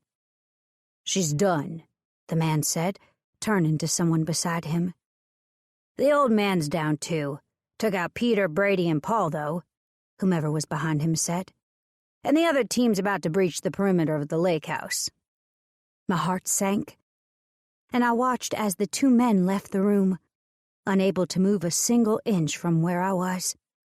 I must have had a concussion or something from where I hit my head, because I couldn't make my brain work correctly, couldn't make my mouth speak the words that were screaming to get out. The only thing that did seem to work were my eyes, and I watched the door for long moments after the men exited the room. I wasn't sure how long it was when I saw the door inch forward a couple of inches, and Carrick's gray head popped through. He was on the floor like me, and the moment he saw me, his eyes went wide. I blinked at him, and he dropped his head to rest on the ground for a few long seconds before he started to painfully crawl inside. There was something wrong with his legs. It was almost like they were broken. His arm was at an odd angle, but nothing else looked wrong, until you looked beyond his legs. There was a smear of blood following behind him, staining the floor in dark red streaks as he pulled himself towards me. "You alive?" he asked once he was within a few feet of me. I blinked. "That a yes?" he asked. I blinked again. "Good. Because if you're not alive, we're gonna have problems." I blinked again. He nodded and rolled over to his back, painfully. "Shot me in the back, and I broke my arm in the fall," he muttered. He must have read the question in my eyes, because I knew I didn't speak it. He pulled out his phone, and he spoke all of 4 words into the speaker before he passed out from what I assumed was blood loss. There did seem to be quite a bit of it now, but it may be because I was bleeding too. "They shot us. Radiology. Shot us? I wasn't shot. Was I? I didn't feel shot. My head did hurt, though. But that was because of the way I'd fallen back, wasn't it? I didn't know how long I sat there, slumped against that machine. Could have been 2 minutes, or 50. I didn't know. But I'd never been so happy to see a doctor in his white coat before in my life. "2 in here, too," he yelled. I smiled. Or at least I tried. Because I knew I'd make it now. I'd held on. And Griffin would be here soon. Chapter 21. When shit hits the fan and everyone around you is losing their mind, find the silent guy, the one that looks calm enough to take a nap. He's about to fuck something up, and you'll want to follow him. Rule of thumb.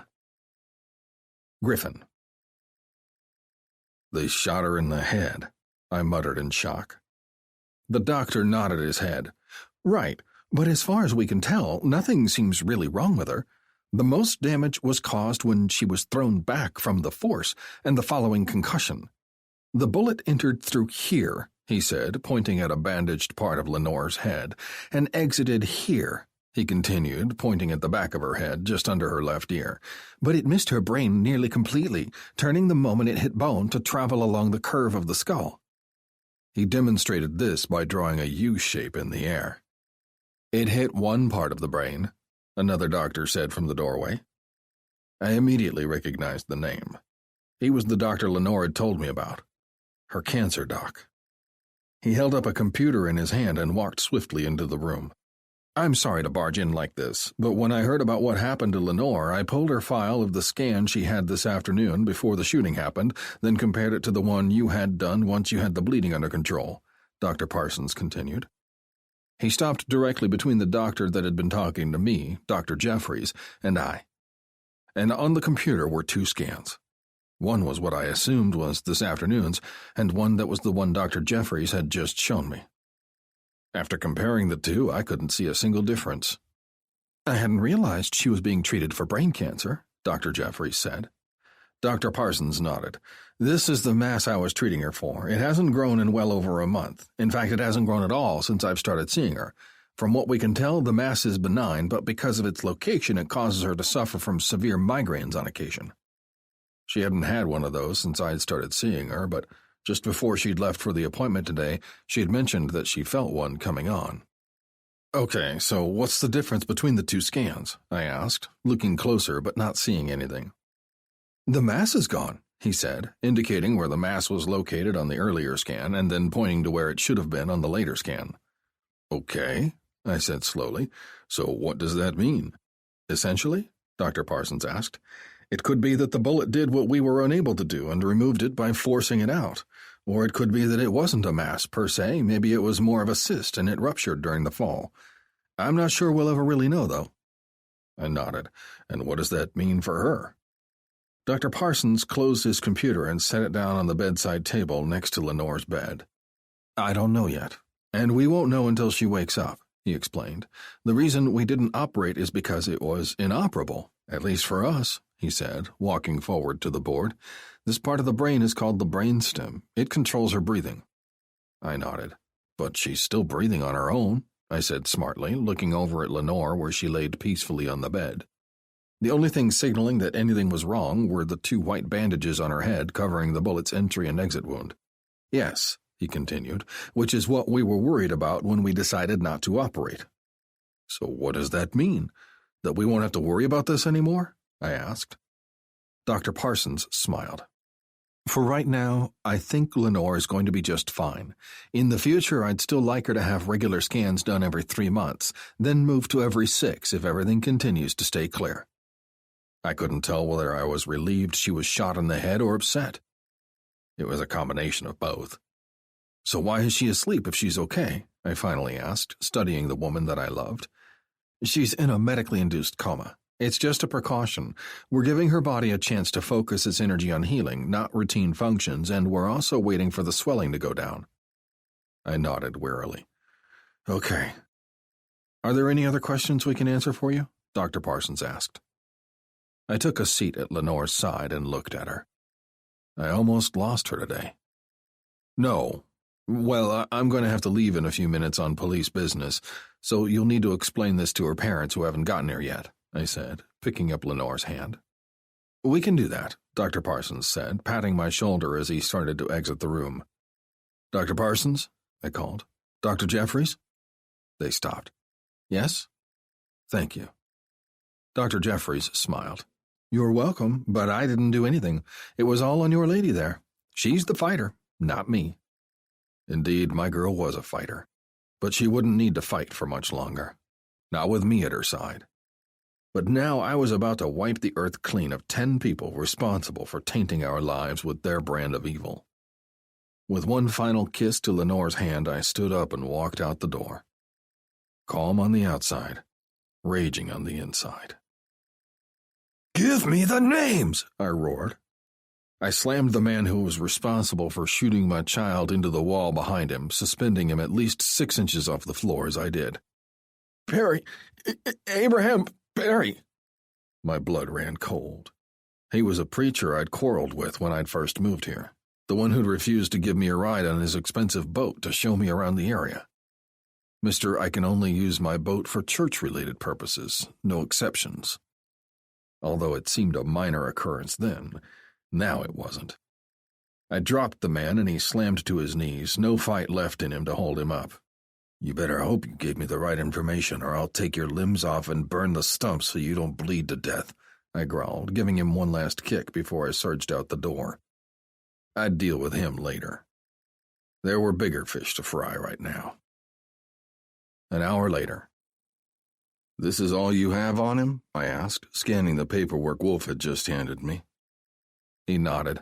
This is all we'd been able to get on him. He's a fucking preacher for Uncertain's only fucking church. I shook my head. Good cover, to be honest. Would know everything about this town, too. So how's a preacher able to afford a boat like that? Seems hellaciously suspicious. I nodded. We had our man. Wolf nodded. We've been watching him since that killer gave you his name. Got the approval from the boss man as well as the warrant, leaving me with the power to do almost anything I want to. I grinned a tad manically. Good. Let's go. 30 minutes later, the entire team was dressed and ready to penetrate Perry's house. I knocked on the door, not worried that they'd bother to look through the hole. I didn't care if they saw me. I was ready for them, too. The first man I saw when I entered through the door to Abraham Perry's place was the man I'd seen on the security cameras across the street from the hospital. The one who'd thrown the black mask in the trash can when he thought he'd been far enough away from the security cameras. And I'd give him credit. He had been, at least from the hospitals. He hadn't been from the drug rehab place across the street who'd been battling a bunch of petty thefts. I didn't even pause to think. I pulled my .45 out, aimed it at the man's chest, and fired. He stumbled back as the bark of the gun sounded in my ear, then fell slowly to the floor as he clutched his chest in his hands. 2 more men ran through the door, weapons drawn, but the 2 men at my side, Meg and Wolf, took them down too. The next 2 on the outside of the door's entrance were smarter. They fired through the walls. What they failed to do, though, was aim for where we were actually standing, which wasn't in the line of fire. Lesson 1 in tactical training. We were down on the ground, and the moment they poked their heads around the wall, they were taken down. That's 5. There's only 6 reported in the house, and most likely he's already in the panic room, I said through my mic that connected me to the other 4 men that had come with me. Caston, Ridley, Wolf, and Mig confirmed my thoughts as they scanned the last few rooms. Finally, we came to the very last room where the panic room was supposed to be, according to the information we'd been able to extract from the friend that gave us Abraham Perry's name. "Bet it's wired," Wolf said, looking around the room. "He knows we're here. I'll bet he has a hidden latch here somewhere." The five of us moved throughout the room, pulling everything off the walls and bookshelves. I went to the desk and upended it, smiling somewhat evilly when I saw the small button on the floor where the desk had previously occupied. "Got it," I said, pressing the button. The bookshelf that spanned the entire width of the room started to move to the side, revealing a plain white room beyond it. Then the shooting started. I dove behind the desk I'd upended, and the rest of the men found their own cover behind various chairs and couches. We didn't waste time in opening fire. Men that came out shooting had something to hide. "Does he have a fucking machine gun?" Wolf yelled as the bullets started to tear through the room. Boom, boom, boom. Over and over and over, the shots came, not slowing down whatsoever. "Sounds like he kept one of those belt-fed AR-15s he was trying to unload in Arkansas a few months ago," I yelled. We knew eventually the ammo would run dry. All we had to do was hold on until that happened. Or we would have, had the man handling the AR known how to handle a gun. Apparently, he only knew how to sell them because only moments after the shooting started, a scream of pain and panic filled the room. I chanced poking my head around the heavy wood desk and started laughing when I saw Perry on the floor, crying because he'd burned his hands.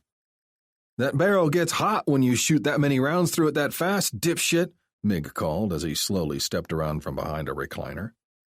I moved from behind the desk and approached the men slowly. Even though our intel told us there were 5 men in the house, there could have just as easily been more. And I wasn't one to take the words of common criminals. But luck was with us. As Mig got to the man first, he cleared the room and moved the AR away from Perry's blistered and bleeding hands. "That looks like it hurts," Gaston said, kicking Perry's hand with one steel-toe booted foot. Perry screamed.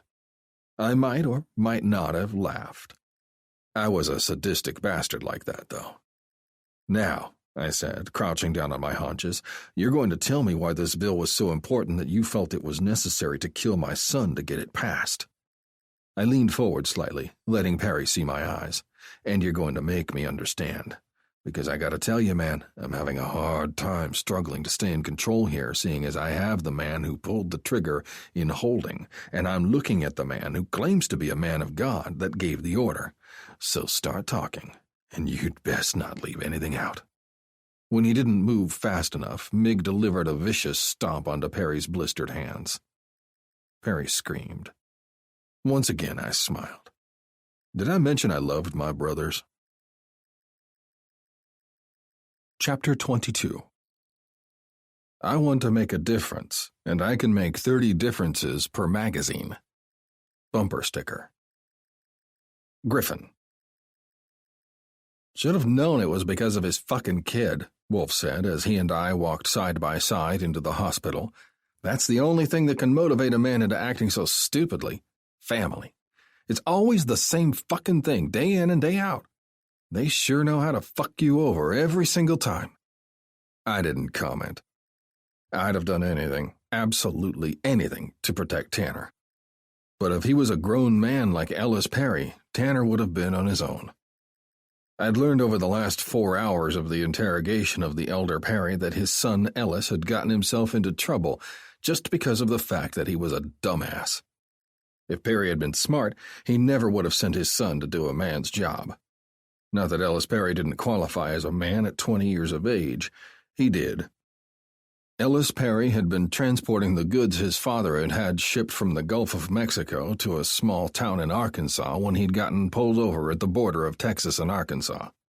All would have been fine had he not left a small packet of weed out on his front seat. Ellis, thinking the best thing he could do in this situation was not to lie, had told the officer that it was weed when he'd asked about it. So the officer had arrested him, then his car had been searched for other illegal contraband. The officer thought he'd be getting more drugs. He'd been wrong. He'd found over 50 AR-15s in crates that had been hidden by the camper over the truck bed. It had made the young officer's career, and had ruined Ellis Perry's life. So his father did what all fathers want to do, but most don't act on. He'd protected his son and had started threatening people to get what he wanted. When that didn't work, he moved to blackmail. When that still didn't work, he moved on to killing someone else's son to get his point across. Needless to say, it had worked. Justin had caved immediately.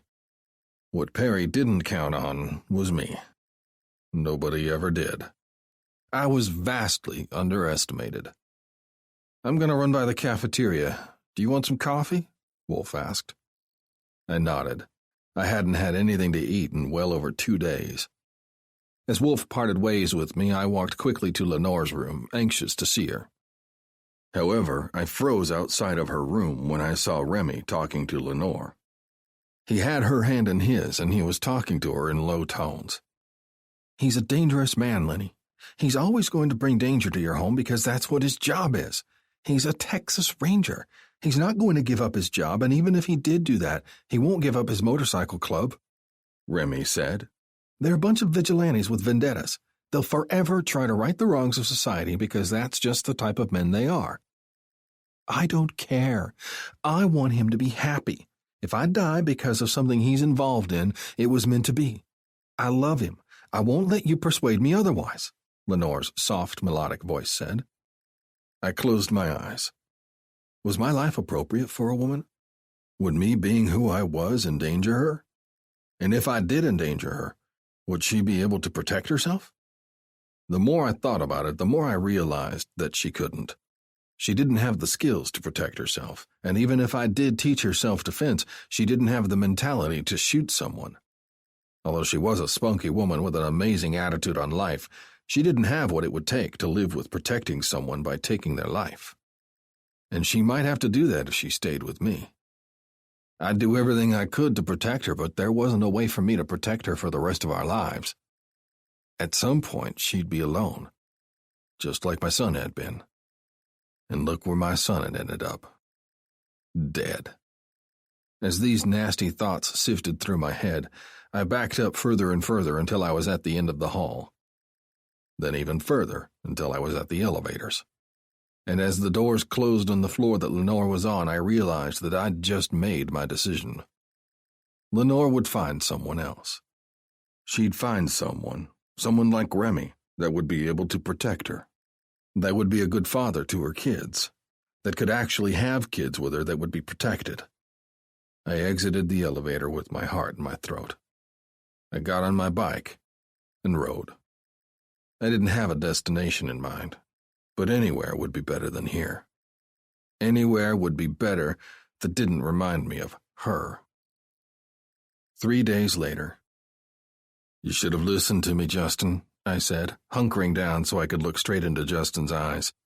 "You should have done what I said, but you didn't." I moved my knife to run along the fucker's throat. The tip of the knife dragged along his delicate skin, leaving a faint white line as it did. It didn't cut the surface of his skin, but it did let him know I was serious. "I want you to know," I said, putting both of my elbows on my knees, "that I will forever be watching you. When you get out of this prison in 15 years, I'll be there waiting to take you home. I'll be with you every step, ensuring that you never live another happy day for the rest of your years." Justin squeezed his eyes shut. "I'm sorry," he cried. "Thank you for saving my wife." I glared at him. At one point, she was my wife, too. She may be a bitch, but nobody deserves what you had a hand in doing to her. No thanks needed. I shook my head, dropped the knife into the cup holder of my work car, and got out. I dragged Justin out, pulling him into the police station by his arm. Once I was at the desk that would allow me to turn over my suspect, I gave one last word of advice to Justin before I left. "Make sure you watch your back. Wouldn't want some overzealous inmate doing anything bad to you." With that parting comment, I left, smiling. The next 15 years would be absolutely terrible for him, and I promised about 4 prisoners cigarettes once a week if they insured it. Money well spent. 1 day later. I stared at the man who'd shot my child. Stared at him so long that his body was strung tight with tension. "I'm tying up loose ends," I said finally. The man was a cocky little asshole. One who'd been hired by Perry to fake a drive-by shooting and had given the man what he'd thought was a fake gun. The man hadn't known what he was getting into. But that didn't negate the fact that his hand had been the one holding the gun that had killed my baby boy. His finger had pulled the trigger. Whether he'd meant to do it or not was beside the point. It was time for him to be a man. Own up to his mistakes. You should have told the cops what had happened in the first place instead of running to that piece of shit Perry. He didn't protect you, and you shouldn't have been protected in the first place. You should have realized that this whole goddamn thing was fucking wrong, that it wasn't right. If you needed money, you should have gone and gotten a job like the rest of the world has to do, I growled. Ellis Perry's best friend, Carter Womack, looked like he'd been through 1,000 wars. And he had. Let's go, I said, pointing to the police station. Make sure you tell them what I told you. The club had had him locked up at headquarters for days while we extracted every single bit of information from him. Now that we no longer needed him, it was time he went to where he was forever going to be. His court appearance was just formality. He'd be going to prison. He'd spend the rest of his life behind bars. Or he'd die. I'd given him that option, but he'd asked to be put in prison so he could think about his sins for the rest of his life. And I was happy to oblige. Not that I believed him when he said he wanted to think about his sins for the rest of his life. The little fucker thought he'd get out, that someone would break him out if they had to. That wasn't going to be the case in this instance, though. The man didn't deserve anything less. None of Perry's goons did. I wouldn't stop until every last one of them either died or spent the rest of their lives paying for what part they played in my son's death, whether directly or indirectly. I didn't believe in karma. Karma was something that people that weren't willing to defend themselves believed in. Karma was the coward's way out. Life's a bitch, and karma comes in the form of my fists for those that think they can get away with taking the easy way out. One day later. Keep up your meds, I said to my father as I opened the door to the car. My father glared at me as he stood up, wincing only slightly as he put weight on his weak leg. He'd been shot in the back, just above his left hip. The bullet had clipped a nerve as it passed through, and Dad was still having trouble putting too much weight on it without it collapsing out from under him. Hence why I'd brought him to my mom, which had been where he wanted to go in the first place. Apparently, they'd been carrying on right under my nose for years, and neither one had thought it important to tell me. He has to stay off his leg as much as possible for the next week. He needs to start physical therapy within the next 4 days. Here are his papers, I told my mother, as my father walked away from both of us. My mother smiled up at me. The smile quickly died as she caught the look in my eyes, then narrowed her eyes. "What's wrong with you?" she asked softly. I shook my head. "Nothing you can fix. Gotta go." I ignored her urging me to wait and instead walked back to my side of the car, dropped my ass into the seat and took off down the road, getting out of there as fast as the gas pedal would let me. Where? I didn't know. But again, anywhere but there. Chapter 23. I hate being sexy, but I'm a bearded man. I can't help it. Fact of life. Lenore. Karma was a bitch, and I hoped Griffin's balls rotted off. I hated crying. It made my head hurt. But right now I couldn't make myself stop. I'd been crying for 3 hours now. I'd gotten out of the hospital to find myself dropped off at Griffin's house. Allison had picked me up, and she'd taken me to Griffin's house, where there was no sign of Griffin anywhere. Allison handed me a rhinestone-encrusted tiara keychain and had waved goodbye in less than 20 minutes. Woodenly, I'd gone into Griffin's house and was flabbergasted at what I saw. The entire place was furnished. No more did it have second-hand knockoffs. Now the whole place was decorated in the rich colors that I loved. Blue, teal, light brown. The kitchen was redone. The floors were wood instead of linoleum. And on the table, in the very middle, was a note. "The house is yours. Allison got a crew to update it for me. I put it in your name as of last week. ILY. Be safe. G," I'd read aloud. And now here I was, eating a gallon of ice cream with Dugan laying at my feet. The fridge had been stocked with all of my favorite things. Whole milk, chocolate syrup, my favorite brand of vanilla ice cream. After walking throughout the entire house and realizing that Griffin had sufficiently erased everything that was him out of it, I sat down on the couch with my ice cream and started to think. I was wearing a pair of Queen underwear, an exact replica of the ones I'd lost in the fire, eaten straight out of the bucket. I was sitting on the new couch, really missing Griffin's old one, and wondering what in the hell I was supposed to do. First things first, I had to find him. I wasn't supposed to be doing much walking around due to the gunshot wound to my head, but desperate times called for desperate measures. I should have known the man would do something like this. Mr. I'm no good for you. I thought we'd gotten past that, but apparently we hadn't. I'd woken up only minutes before nurses had said a large, sexy man, fitting Griffin's description, had shown up at my door with flowers. From what I could conclude, Griffin had heard Remy's warning to me to stay away from him. Whether he heard my declaration of love or not was yet to be seen, but I knew how Griffin's mind worked. He'd already felt terrible for my being shot. I hadn't had to see him to know that he was feeling that way. Griffin was a martyr.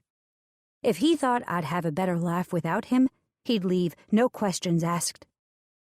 To top it off, he'd heard Remy, a man he'd felt threatened by since the very beginning, telling me to be aware that Griffin would always have trouble following him. And I just knew Remy's words were the tipping point of his guilt. Oh, so slowly, I stood up and made my way to the back bedroom that used to be Griffin's to find pants. I'd always wondered why he'd not used the master, but I'd yet to ask why. I made a mental note to do so when I finally got him back where he belonged. I opened the first drawer I came to and nearly hit my knees at seeing exact replicas of my favorite pants, replacing the ones that perished in the fire. Except they were brand new without that little stain at the front pocket. I continued to dig, finding that he'd replaced nearly every single thing in my wardrobe down to pinpoint accuracy. He'd spent the last 2 weeks being a very busy boy. These actions were not the actions of a man that didn't care for his woman any longer. These were actions that say he loved his woman. And I finally realized that there may be an easier way to get him to come back to me without me looking for him at all.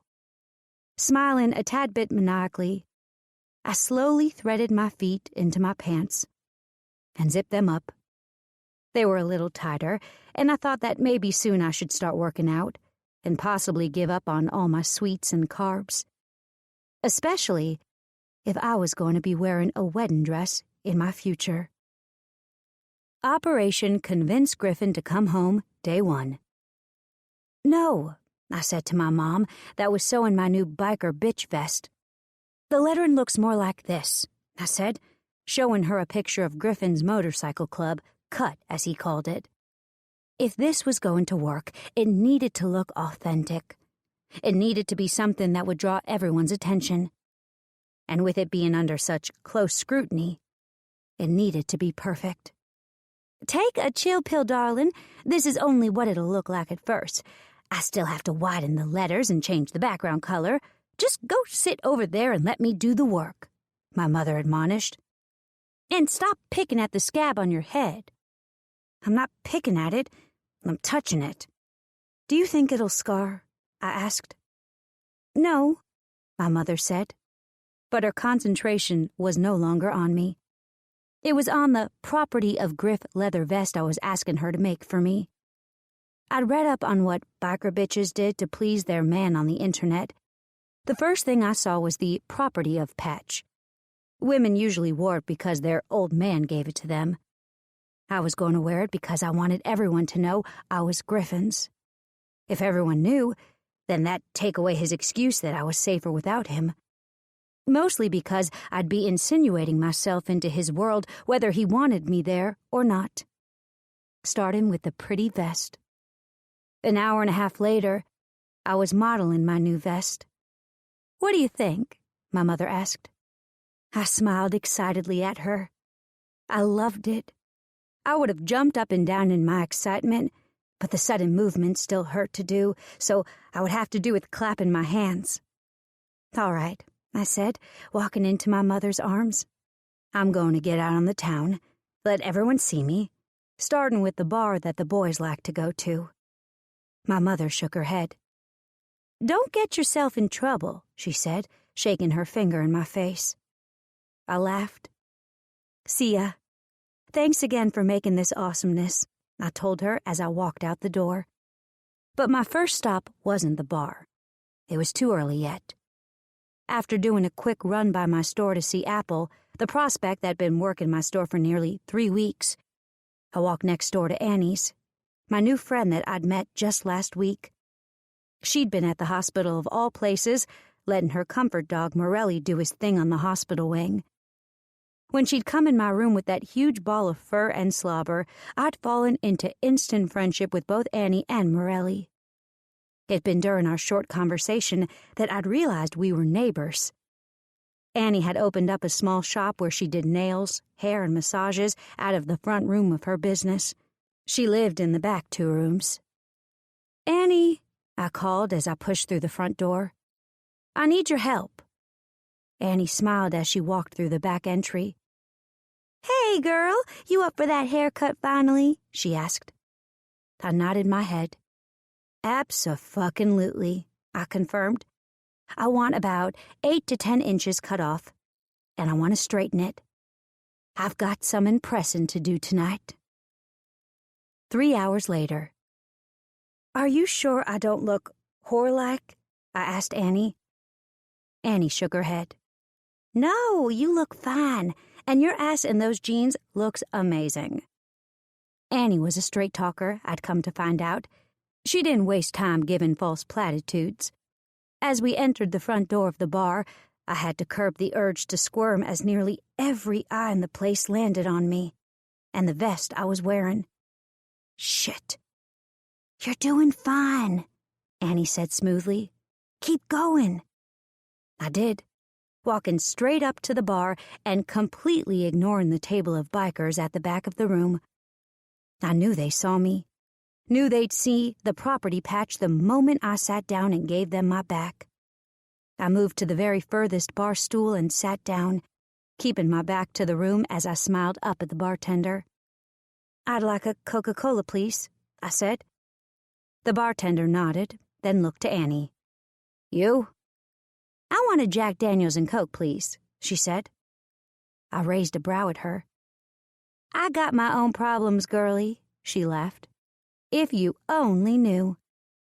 I waved my hand in the air. "I've got nothing but time."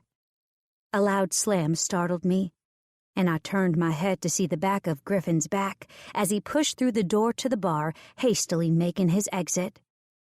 I smiled. Day 1 seemed to be a success. Operation Convince Griffin to Come Home, Day 2. "Now what are you going to do?" Annie asked me from her perch on the new couch that Griffin had bought. It was so comfortable, and I couldn't wait to snuggle with him on it. "Well," I said, "I wore the vest to get gas today, and to the supermarket, as well as to my shop to check in on Johnny. I'm out of places to wear it to." "How about a photo shoot?" Annie suggested. "With just the vest and your underwear." I raised my eyebrows at her. "Well, that could be kind of fun. Do you know someone that does photos like that?" I asked. She nodded. "I do." I just shook my head. "Well, you're just a jack of all trades, aren't you?" She nodded. "Photography is my passion. The other stuff is just things I needed to learn how to do to make the pictures I take beautiful." That made a lot of sense, how those would go together. "Okay. Where do you want to do it?" Griffin. Operation Convince Griffin to Come Home, Day 6. "You've got a package at the office," Wolf said. "I set it on your desk in your office." I blinked. I was never at the office, or at my desk for that matter. Most of my work was done from the field or from home. It wasn't often that I even saw the inside of those 4 walls. "Who's it from?" I asked as I walked out to the boat. I was staying on Peake's houseboat. It was cowardly, but it was the only way I knew that Lenore wouldn't follow me. I figured the bayou gave me a little bit of added protection from any surprises on Lenore's part. If she didn't know where I lived, she couldn't show up unannounced, and I wouldn't have to break my promise to myself to protect her from me. It was bad enough that she looked so good in the property patch she'd had made. With my name on her back, I felt like I was on top of the fucking world. When she'd entered the bar wearing that and those tight jeans molded to her ass, I'd nearly lost my nerve and broke my promise. But I'd somehow managed to gain enough composure to leave before I did anything stupid. But the last week hadn't been easy. She was actively trying to kill me, I was sure of it. First the vest, then the provocative clothes. The new look with her beautiful long red hair cut to mid-back had nearly brought me to my knees. Then she'd told Johnny she no longer needed him to work anymore because she was taking the store back over. Yesterday I'd had a box of things delivered to me via Johnny, who was now working for her part-time and getting paid. When I'd opened the box and saw the fleshlight, lube, and porn DVD starring, you guessed it, a hot redhead, I knew I wouldn't be able to stay strong for much longer. Now I was at the point where I was just seeing how far she was willing to go. And an hour later, as I arrived at the office and walked into my office to see the package, I knew I didn't have anything left in me to resist her. "Holy fucking shit," Wolf exclaimed. I covered the photos, the beautifully provocative photos of my woman, and shot Wolf a glare. "Get the fuck out of my office," I snapped. Wolf held his hand up. "Sorry, I was just seeing if you wanted to go over a case with me, but I can tell you have a lot more sexier things on your hands." Indeed I did. And a hard-on to go with it. Chapter 24. Always love a woman for her personality. They have multiple, so you can choose. Griffin's Secret Thoughts. Lenore. With a panic attack slowly starting to rise further in my chest, I stepped into the boat that would lead me to the houseboat Peake had pointed out to me a few short minutes ago. I told Peake I didn't need his assistance and woodenly walked down the dock. I got in the small motorboat and expertly started up the engine. I knew he'd gotten my package. I'd watched from across the street as he hurried out of the office, the package containing my photos under his arm and a sizable erection in his pants. Only he didn't come to me. He'd gone first to the clubhouse, then out onto the lake, never letting the package go the entire time. Now here I was, riding to my death. But I needed Griffin, and if I had to overcome my fear of the stupid Caddo Lake, then I'd freaking do it. So I spun the stupid 4-horsepower motor's throttle around and tried not to vomit as I moved swiftly to the boathouse. I turned my head to look back, unsurprised to see not just Peake on the dock, but Mig, Wolf, Ridley, Caston, and Allison. I gave a small wave with my hand that was on the throttle, and smiled when every one of the badasses waved back. Allison squealed and jumped up and down, waving with her whole body. I laughed shakily as I turned back around, watching as the boat came closer and closer. And when the boat was about 10 feet away, Griffin appeared from the cabin, and his eyes widened. He almost looked green by the time I turned the motor off and drifted right up to the boat. The bow bumped against the rubber bumpers on the houseboat, and the small flat bottom rocked. I clutched the seat and froze slightly, but Griffin's awe-filled voice shook me out of the panic that I could feel roaring at me at about 190 miles an hour. "You're so fucking stubborn," Griffin yelled, getting down on his knees to grab the handhold at the front of the flat bottom. I narrowed my eyes at him. "Stubborn?" I snapped. "Who are you calling stubborn, you stubborn ass?" Griffin's eyes smiled, but his face stayed flat. "What are you doing here?" he growled. I stood up and launched myself at him. He caught me, but in turn had to let go of the boat to do so. We both fell to the deck of the houseboat in a heap, but it didn't stop me. I smashed my mouth down on his and moaned at the taste of him on my lips. His mouth was just as demanding as mine, and suddenly I was flipped beneath him, no longer the initiator, but the receiver. As in, he gave it to me, and I was expected to take it. And take it I did. I wrapped my arms around him, pulling him even closer to me. His mouth took mine as his hands hastily started to yank at my skin-tight jeans. I lifted my hips to help him as he started to shove them down my hips. At the same time, I started to pull the shirt up and over his head, but his cut got in the way of me doing that, and I growled in aggravation. He pulled away from me, his beautiful eyes shining with laughter as he took out first one arm, followed quickly by the other. Then he hooked a hand in the collar at the back of his neck and swiftly pulled his white t-shirt over his head, tossing it onto the deck at our sides. I was thankful for the sides on the houseboat, which not only kept me from seeing out, but also the others, who I was sure were still avidly watching from the dock, from seeing in. In the next second, Griffin was descending down my body, leaving sexy, wet kisses on my ribs just under my breasts. Once he reached my belly, he pushed my shirt up and over my breast, looking up my body as he slowly kissed each hip, one after the other. Then his mouth moved even further down to my bare sex, a bare sex that I just waxed completely for him. "I like it," he growled, then started feasting on me. My back bowed as he sucked my clit into his mouth, circling the little bundle of nerves with his tongue as he did. I gritted my teeth and raised my hands to grip a metal object above my head, not bothering to look and see what it was. Mostly because all of my attention was on how Griffin's head moved between my legs, how his lips glistened with my wetness, how his eyes sparkled as he watched me watch him. The whole entire thing was fucking erotic as hell, and I couldn't wait to do this over and over again. But soon I stopped thinking, as two large fingers sank into my pussy, filling me up as he went deep. "Motherfucker, you're ready for me already," he said roughly. I nodded my head. "I haven't had you in a very long time. Stop depriving me." He chuckled as he gave my pussy one long, languid lick from anus to clit, then kept moving up my body. He went up onto his knees as he unbuttoned his pants, then pushed them over his hips. And I swallowed thickly as he pushed them far enough down for his erection and low-hanging balls to swing free.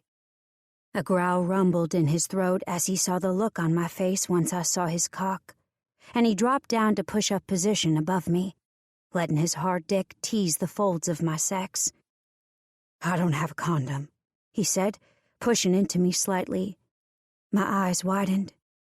"Then why'd you let me get this far?" I bellowed. He smiled. "You're my woman?" he asked. I nodded my head. "I'm your woman." "You want my babies?" he asked roughly. Joy surged through me. I nodded. "I want nothing more in this world than to have your babies. To be with you for the rest of my life," I said, placing both of my hands on his bearded cheeks. I was gifted with a brilliant smile, the same one that appeared on his face the moment he saw me riding in the boat towards him, and I loved it just as much now as I did just a few long minutes ago. With the utmost care, he guided his cock back to my wet entrance and slowly sank inside. My eyes widened at the feeling of him so bare and hot inside of me. He filled me up to the point of pain, and even further to the point where I thought I couldn't take any more of him. But I could, and I did. He leaned forward and placed his mouth on mine, smothering my moan and filling me up until he was completely sheathed inside my heat. "God," he rasped, leaning forward to rest his forehead against my temple. I realized he was being extremely careful not to hurt me in any way. He knew that my head still pained me, also knew that I was supposed to be cautious, and that didn't surprise me. The man was extremely good at being in the know. "Take me," I pleaded. He moved his head, his face a line of concentration and determination.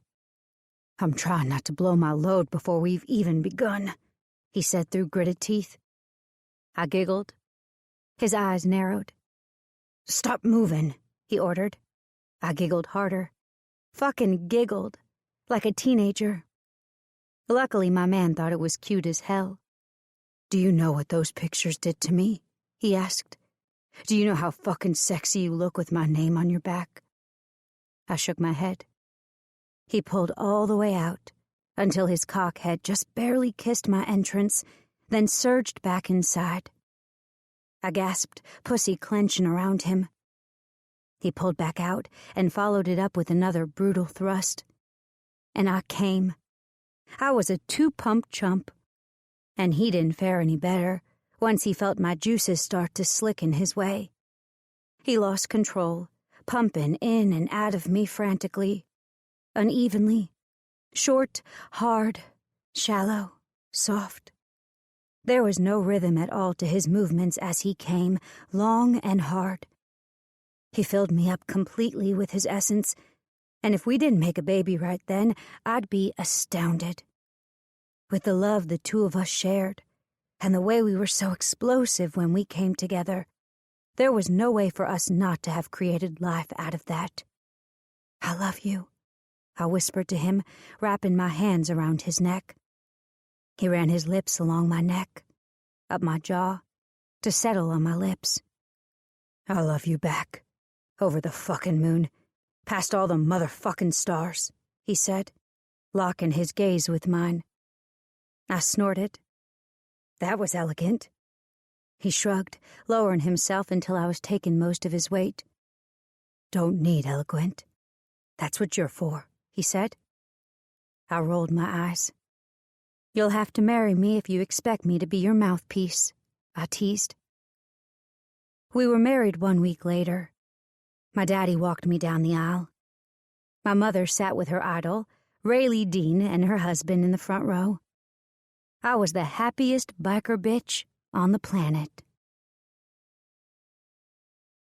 Epilogue. What do you marinate your meat in? Pussy. Lenore. 1 week and a day later. "I could totally get used to this marriage thing," I whispered, rolling over onto my belly and burying my face into the pillow. Griffin rubbed my ass up and down, laughing as he said, "It's only been a day. How do you know you'll like being married to me? Any more nights like the one we just spent together will obviously make me happy. All you have to do is give me one of those once a month, and it'll be worth it," I teased. Griffin snorted in amusement, and I opened my eye that wasn't squashed into the bed and stared at him. "What's so funny?" I mumbled, letting my eye drift closed once again.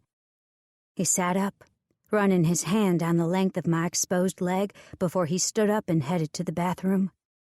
We'd foregone condoms since the boat, and consequently, I had a mess that needed to be cleaned up, which was why a red rag hit the exposed skin of my thigh, causing me to screech as the coolness clashed with my overheated skin.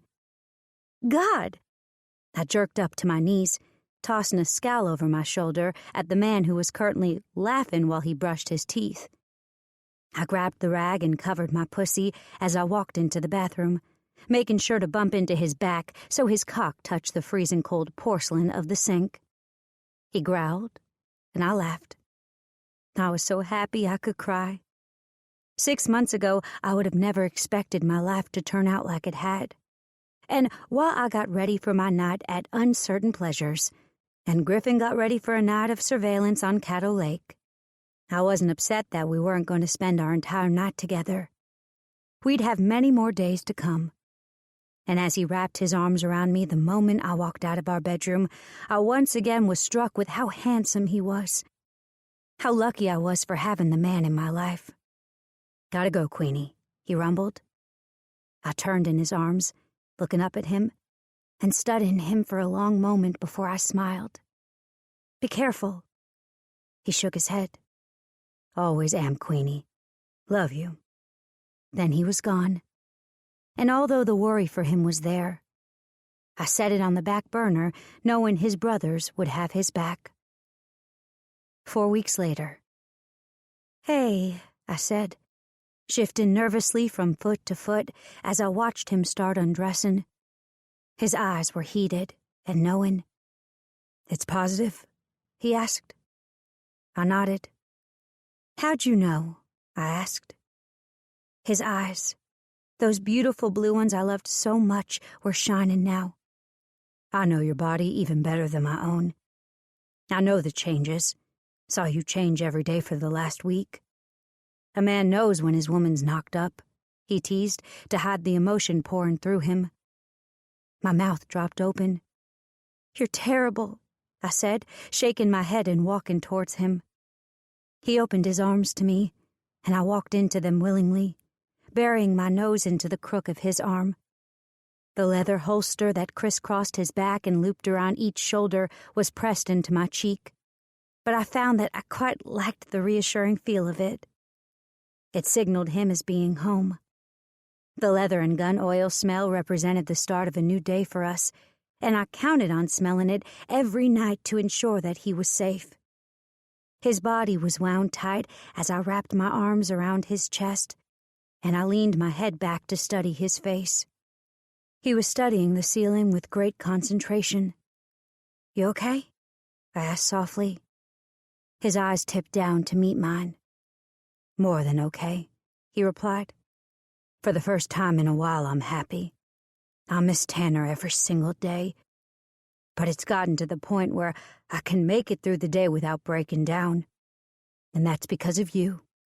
Of this." He pressed his large palm lightly against my belly, and the tears pooling in my eyes spilled over and ran down my cheeks. "Don't cry," he whispered, pressing kisses to my cheeks where the tears were streaming down my face. "This baby's gonna have one hell of a guardian angel in Tanner. Tanner always wanted a brother and sister. And for some reason, that only made me cry harder." 6 months later. I swear, sometimes I don't even realize I've gotten as far away from reality as I have. There I was, sitting on the kitchen floor, eating the cheesecake that just fallen off the counter onto the floor, thanks to a very rambunctious Dugan. "Damn it," I said, looking down at the pile on the floor. "I really, really wanted that." Luckily, I'd just swept and mopped the floor, otherwise I would have really been crying instead of doing what I was doing. It was shameful, sure, but it was a cheesecake. One doesn't simply pick a cheesecake up off the floor and throw it away. If you're a true lover of all things sweet, like I was this pregnancy, then you didn't waste one single bit of the good stuff. You did what you had to do. Which was why, as I was sitting on the floor and heard the loud pipes of Griffin's motorcycle pulling into the drive, I didn't bother to get up. Dugan was in the corner, looking at the pile of cheesecake with longing eyes, but I kept tossing him glares to ensure he didn't think he was out of the proverbial doghouse. The front door opened, then closed, and I took another scoop of cheesecake with my fork before looking up. The moment Griffin made it into the kitchen, he stopped and stared. I'd admit, this was even weird for me, but again, it was cheesecake. "I guess I don't really ever have any idea what to expect from you," Griffin said, walking up to me. He dropped down onto his haunches next to me, gave me a quick peck on the lips, then walked to the counter where he poured himself a glass of whiskey. Neat as always. He was so predictable. "One day you're going to have to drink something other than whiskey neat. Maybe you should branch out. Have a beer first," I teased, licking the fork I was using, then pointing it at him. He grinned unrepentantly. "If it ain't broke, don't fix it," he said by way of answer. The front door to our place opened, and I looked up just as I'd scooped up another bite to see Mig enter with a thunderous scowl on his face. It disappeared the moment he laid eyes on me, though. His eyes went from my fork filled with a scoop of cheesecake, to the floor where the cheesecake splattered, to me, and then he smiled. "I can always count on your weird wife getting me out of my funk," Meg said, walking around me to Griffin. He held out a file folder, then grabbed a fork out of the drawer that held the silverware, then hunched down and scooped up a piece of cheesecake. "These pregnancy cravings are a bitch," Griffin supplied as he took the file folder from Mig. "Good shit. Too bad it's on the floor," Mig said, pointing at the pile with his fork. I smiled up at Mig, taking in his dark eyes and black hair. The black leather vest covering his shoulders denoted him a member of the Uncertain Saints MC. Then I looked at his eyes and studied the black bags underneath. "You okay, Mig?" I asked worriedly. He scooped up another bite of cheesecake before answering. "This case, it's bad," was his answer. He didn't expound, and I didn't ask. I realized rather quickly that the easiest way to get along with him was to give him what he wanted instead of arguing about it. "How'd your date with Annie go?" I asked instead. He smiled. "Good." That was it. But that was all I needed. The two of them had had fun, and there'd be more dating going on in the future. "Hey," Meg asked suddenly. "How'd your appointment go?" Griffin's eyes went to me, and he stared at me in concern. I'd forgotten to tell him I had an appointment today, and the only reason Mig had known was because he'd seen me coming out of the hospital as he was going in. "It went well. They didn't do an MRI this time because I'm pregnant. They only did a blood test. It came back clean," I answered quickly. It'd come back clean every single time I'd had an MRI or any blood work done. The bullet that had entered my brain had taken out the mass on one fell swoop. Even my doctor said he couldn't have been more precise. And I counted myself lucky. The mass was gone. I was healthy. My baby was healthy. I was married to the man I loved. Speaking of the man I loved, Griffin looked at me like he wanted to spank me, and I smiled at him. He narrowed his eyes. "All right, baby. I've got to go meet the boys. You want help cleaning this up before I go?" he asked, indicating the cheesecake. I shook my head. "No, I'm going to finish what I want of it, then clean it up. I love you."